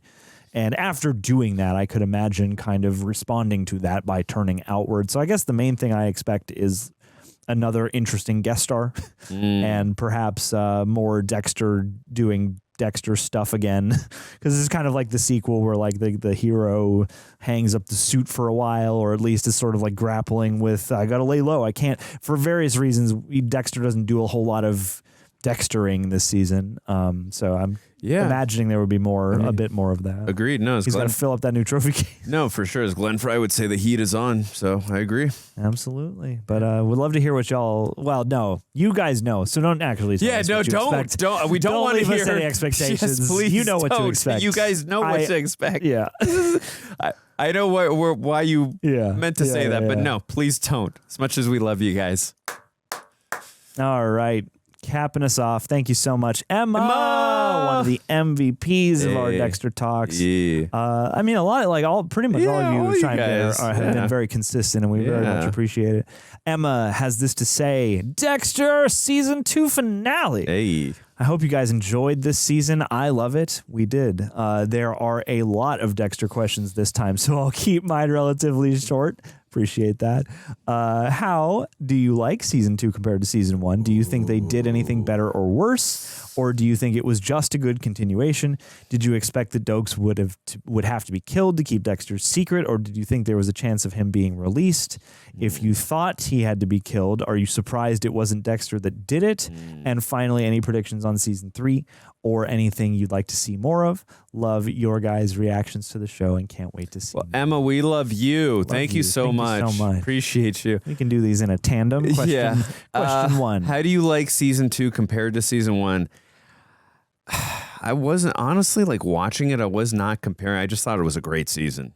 So I personally was not comparing it in any way. It was definitely, there were definitely points where there was totally different, just because, again, to what you were saying, it was focusing a lot more on the inward, although there was a lot of points of like really focusing on the inner conflict as well. But then again, you had that whole solving of Biney, and then that whole twist. So we didn't have that as much, but I like that they were doing something a little bit different and more ambitious in this season. I found that interesting. So, I like that it wasn't a copy and paste of season 1. So I wouldn't say I compared it to season 1. I just think they're both A's or A+. I mean, they're both so damn good. They're great seasons of television. So hard for me to compare and say which one I liked better, honestly. Yes, it's a great continuation. I'll leave it right there and just let John say, did you compare season 1 and season 2 while you were watching, or after we're done with season 2 now? It has crossed my mind to some degree. I didn't spend much time while we were watching season 2 comparing it. In a lot of ways, I fall into the camp of, I think it's overall just a good continuation of the show. It does feel in a good way like when you get a sequel to something and you're like, what on earth are they going to do with this? And then they do something bold and you're like, oh wow, that's what they did with it. And cool, like well done. Again, not pulling many punches. I mean, season 1 and 2 definitely feel different to me, and season 2 feels a lot more feverish and a lot more wild in a way, because the core of the show, your title character, is in such turmoil and is going through this sort of manic shift in his in so many of his faculties, in so many of his philosophies, in so many of his relationships, such as they are. So it's weird. Like season 1 in a lot of ways feels pretty flawless to me in hindsight, and the reveals were really sharp. And I thought throughout the season there was this really consistent sort of poise and tone that, for the most part, always it kept a consistency, I guess, that I appreciate. And again, it in hindsight is pretty flawless to me. Not to say there are no flaws, and I can think of maybe one episode at the time where I was sort of like thinking that there were. Again, if I try to approximate this, I'm going to be nitpicking to a degree. And season 2, I thought was really smart. Again, I really admired the boldness. I really admired them running directly into the fire of the circumstances there. And I thought it was, really tense, really fun. really effective and really well done and really well, overall earned in what they chose to do and how they chose to do it and the different characters. It is more wild, I would assert. And there are maybe a couple aspects of season 2 that are a little bit, there was maybe one detail here or there where I was like, if this had been any different, I don't know if, anything would have worked out. God, I can't remember what that was though. Yeah, Are you talking about from season 2? Yeah. Okay. Yeah. Like season 2, just generally I think is more wild, and because you go from sort of like the status quo into, okay, I got to really pull back in the first act, and the second act you're like in big tumultuous territory, and Dexter has gone off the deep end to a degree, and he is becoming this, warped, again, megalomaniacal version of himself. And it just like the feelings in season 2 are harsher, I guess I would say, in a sense. That was it. I need to go back and observe the thing about like, we found the slides in Doakes' car. Good thing he didn't take them to Haiti with him. That was like a detail where I was like, really? He's going to fly back and then fly back again? But that might make sense on a second viewing more so than in the moment. But yeah, it's like finding flaws here as of these first watches is not, there aren't many things that come directly to mind. I was thinking to answer your question more succinctly, yes, I think this was overall just a good continuation. And there's not really a better or worse to me about it. There are some things that are slightly different. Season 2 is a bit more of a manic season, and it's a bit more of a harsh season, but it makes sense as to why. And I think they earn the why of all of that. And, all the showdown aspects between him and Doakes I thought were really interesting and really well handled. So I might slightly prefer the pristine nature of season 1, and having that central serial killer, the discovery of that was really exhilarating in a true crime. Like, I don't love true crime content necessarily, because that's the stuff of life that actually gets to me and kind of makes me, on edge. Yeah.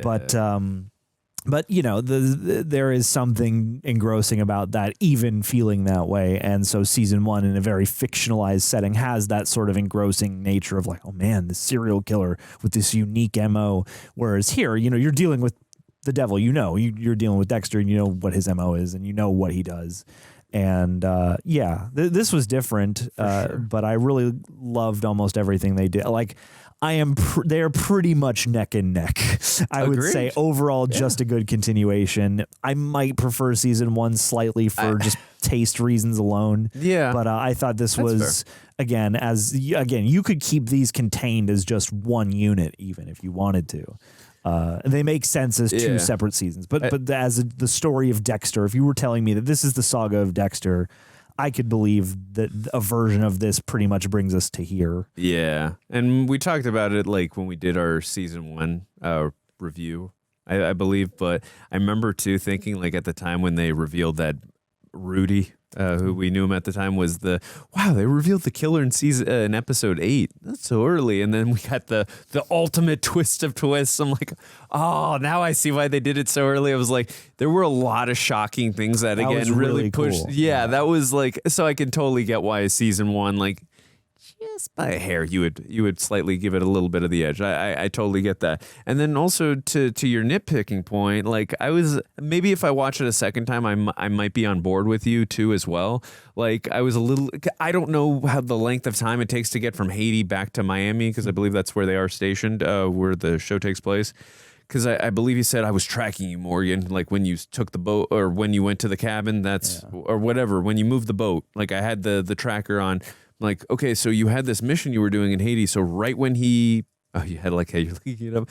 So right when you immediately that boat started tracking, I'm off. So okay, so it's only a few hours flight. Okay, so it's plausible. I didn't know it's plausible. And now in hindsight, I'm like, okay, I get it. It is plausible. Fine. Yeah, that's more plausible than it was before. But and I guess like his mission was complete to see the vial and all that, like to track. Right? Did they say that? That because he was there what was he there to do? To analyze the blood, right? Yeah, and I think they just acknowledge like, well, why would he need to do that if he was, if this was him, why would he need to do that? Right.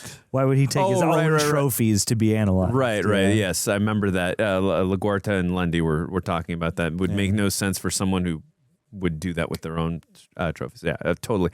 And then to continue with your question, Emma, you said, did you expect that Doakes would have to be killed to keep Dexter's secret, or did you think there was a chance of him being released? I mean, again, John mentioned it during the reaction, and I was totally on board with him.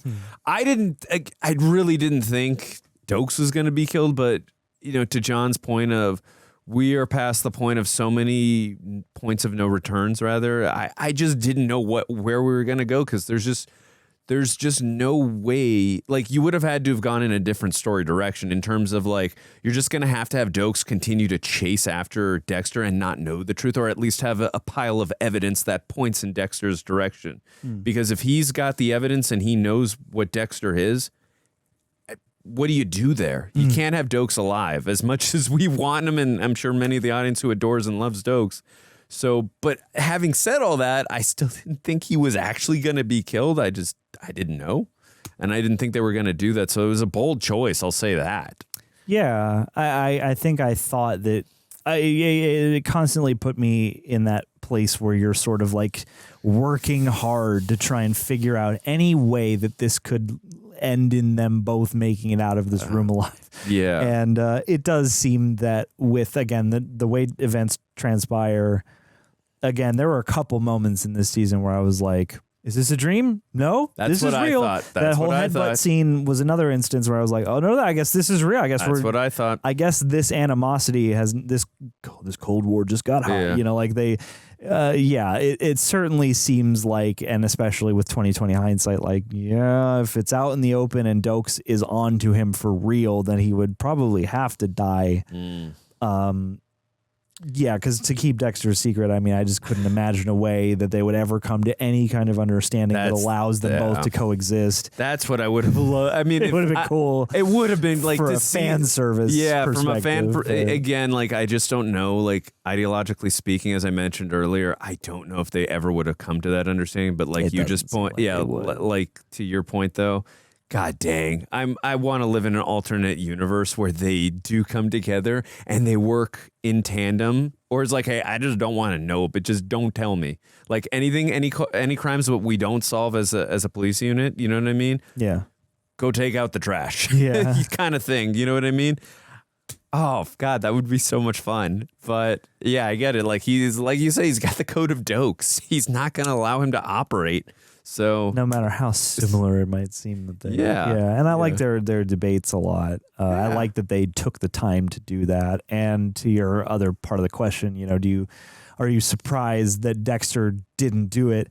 Not especially, actually, because like you don't want him to, and I feel like if he does, that obviously goes in contra. Like, I think it was smart of them to keep harping on the idea that like, this guy doesn't pass the code, he's not an eligible candidate to be taken out to the trash. So like, I think that is an example of something where if Lila didn't show up and do what she did, I wonder what would have happened at that point. Because I feel like Dexter can't really kill him and end up where he does and be the Dexter that we know. So it's, that was a conscientious thing. And obviously, like, it's within the character of Lila, so I'm not griping about it. It is one of those things where it's like, if this had been any different, I don't know where we would be right now, and Doakes would probably still be dead, but I was certainly big relieved that it was Lila instead if it had to be anybody, because, that just makes things weirder. And then it's two people who see him from two very different perspectives clashing. Well, if Lila hadn't killed him, then they told us what would happen after he had that dinner and the steak dinner with Deb. He was just going to continue with the frame of Doakes. So Doakes would have spent his years in prison for a crime he did not commit. Yeah. Which probably would have made Doakes even like more obsessive to the point of like, I'm gonna get out of here and I'm gonna nail Dexter at some point. I think that's also another interesting angle you could have taken. It also, there's a possibility like animosity for like us, like as much as we love Dexter and we don't want to see him in prison, because again, we do like him taking out like the It's evil fun to watch him people, take like, out the trash. take out the trash, take out the evil people that he does take out. But to see him like put an innocent man in prison, like that'd be a tough pill to swallow, not gonna lie. As much as we want him to have his freedom, of course, that would be a very tough pill to swallow, not gonna lie. But it would have been a fascinating angle to take, not gonna lie. And also Doakes gets to live. So while also screaming every day that Dexter is the Bay Harbor butcher.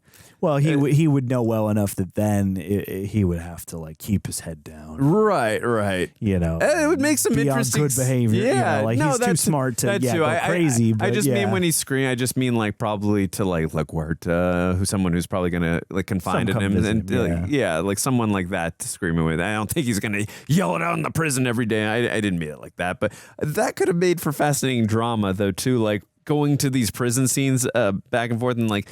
Got to find some kind of way. Maybe he becomes the new Paul. I almost just said something I didn't want to say to you, but I'll save that for another time. But just like finding a way of possibly like if he can get out and then going after Dexter, that could have been. I wonder if the writers did consider possibly let's go with the frame job and get him in there. They must. Yeah, because we love Erik so much and we love this character. You know, so that I'm sure that was a possibility for them. So, you know. Yeah, I mean, it's definitely one of those bold things that TV shows do to show you that they're serious sometimes, too, is like you take a character and you put them in an impossible situation and, you know, and somebody dies and the stakes are real and you're like, oh, shit, this leaves a toll. This took a toll. Yeah. I think that's what they did here. Yeah, 100%. I'm going to be mourning, but I was also very exhilarated by the ride. Yeah. And I mean, certainly makes you root for Lila to meet her end. Oh, 100%. Yeah, because at that point, we just really, I mean, what she did to Angel, we wanted her in prison. I wouldn't say I wanted her dead. Like, dead's a very tall order, but once she did that to Doakes and then to the children and Dexter, I'm like, all right, she's got to go. Yeah. And then any predictions You're not helping anybody? Yeah, exactly. Any predictions for season 3 or anybody or anything you would like to see more of? Love your guys' reaction. Can't wait to see more. Thank you again, Emma. Again, I would love to see more of Angel. I really would. I think he's such a he's really, to me, I mean, I think, fun. Yeah, he really is fun. He's the most lovable character. He really is, and his I like this aura attraction thing is really funny. Yeah, and charming. I think his aura and his tranquility. I think it's fun that they do that in this season, especially. I think like too, it gives like because he's got this aura about him and this law of attractions. Like, look at this foreshadowing that ended up happening to him later on. It's like Jesus to the guy who's. Creates this positive energy around him and then this happens. Yeah. It's like terrible. Like this guy needs some good stuff to happen now. And also he got stabbed in season 1 by Biney. Yeah. He needs some good fortune, John. We need Angel to have a good season. He needs to catch I'm a shipping break. Angel and Deb. I'm just kidding. No. I'm just kidding. I love the both of them. Yeah, but John's like, no. That was a joke. I'm not shipping Angel and Deb. That was a joke. But yeah, I'd love to see more of Angel, I would say. And again, I think that prediction I made, I'm probably going to be wrong about that, but just events just starting to slowly catch on to Dexter. And like a lot of the things he's saying in regards to work, like they're not adding up. What is going on? Like, I still love Dexter. He's my buddy, you know, but a lot of the stuff he's saying, like, are not, like, don't make sense. So it'd be fun to, like, just show that, like, as good as he is at his job, he's good at also reading people. I think that'd be an interesting thing to see. But it's nice to be surprised by a character. Yeah. Any final things you'd like to see before we finish off this review? Nothing fresh. I mean, in these last couple minutes. I mean, yeah, you know, it'd be nice to. I love Angel. I love Masuka. I love the whole ensembles. It would be nice to see them all. I doubt we'd hear from Lundy or anything, but I'm glad he made it out. I hope that there's. I guess I predict that there's going to be at least some kind of interesting guest star and probably a new serial killer of some kind. It seems like regardless, even if Dexter is the serial killer at large for season 2, every season will have a serial killer at large, I would imagine. That makes total sense. I kind of don't know what to expect or predict now based off of this because, there's so much of an internal story feels like it has been sort of resolved or at least drawn to a furthest possible extent. And so, yeah, I wonder if, again, after going so introspective for this season and again, turning the microscope on your lead character, if we will, somehow break away from that and go outward again, because season 1, felt outward and then became very personal, and then season 2 is super personal. And so now I wonder if we're going to take the heat off of Dexter for a minute and introduce some new element. Yeah, I'd agree with new that. New facet, probably new characters either for the main ensemble or again. That's what I was literally about to ask you. It's funny you mentioned that. My final thing I want to say here: do you think we're going to get some kind of a replacement for Doakes on the squad? Because I could for sure see that. Yeah. I could for sure see some. I would imagine if they bring in somebody to replace Doakes on the force, it would be someone of a different disposition. I would have to imagine it's not going to be like the same vibe as Doakes. Good luck. But I would imagine, some new interesting character is on the horizon for season 3. Yeah. We'll have to see though. I can't wait. Like, this show has been. I want to see more. I want to see more. I want to see more of the B-roll from the opening credits. We got a bunch of those extra shots of him making breakfast. Oh yeah, and we had that one episode where he was making they used all that additional footage. That was awesome. I want more of that beautiful intro breakfast footage. That was so cool. Well, gang, this review has the longest video. Yeah, on the probably channel. longer than the reactions, maybe. I don't know. Anyways, if you stuck with us this long, we appreciate it. And also to our royal rejects who sent us all these incredible, thought-provoking questions. Seriously, we love you guys. It's because of you that we're able to do this. So thank you so much for sticking with us and asking these incredible questions. We love you guys. We cannot wait to do Dexter season 3. They will be on the way very soon. So be on the lookout for them. Yeah, gang. Thank you so much. Thank you so much. This has been such a joy and continues to be. And thank you for listening to us speak ad nauseum. We appreciate it. And for the lesson, I appreciate that as well. And that's why you're the bang to my flash. And yes. All right, and we'll see you guys later. Take care. Mwah.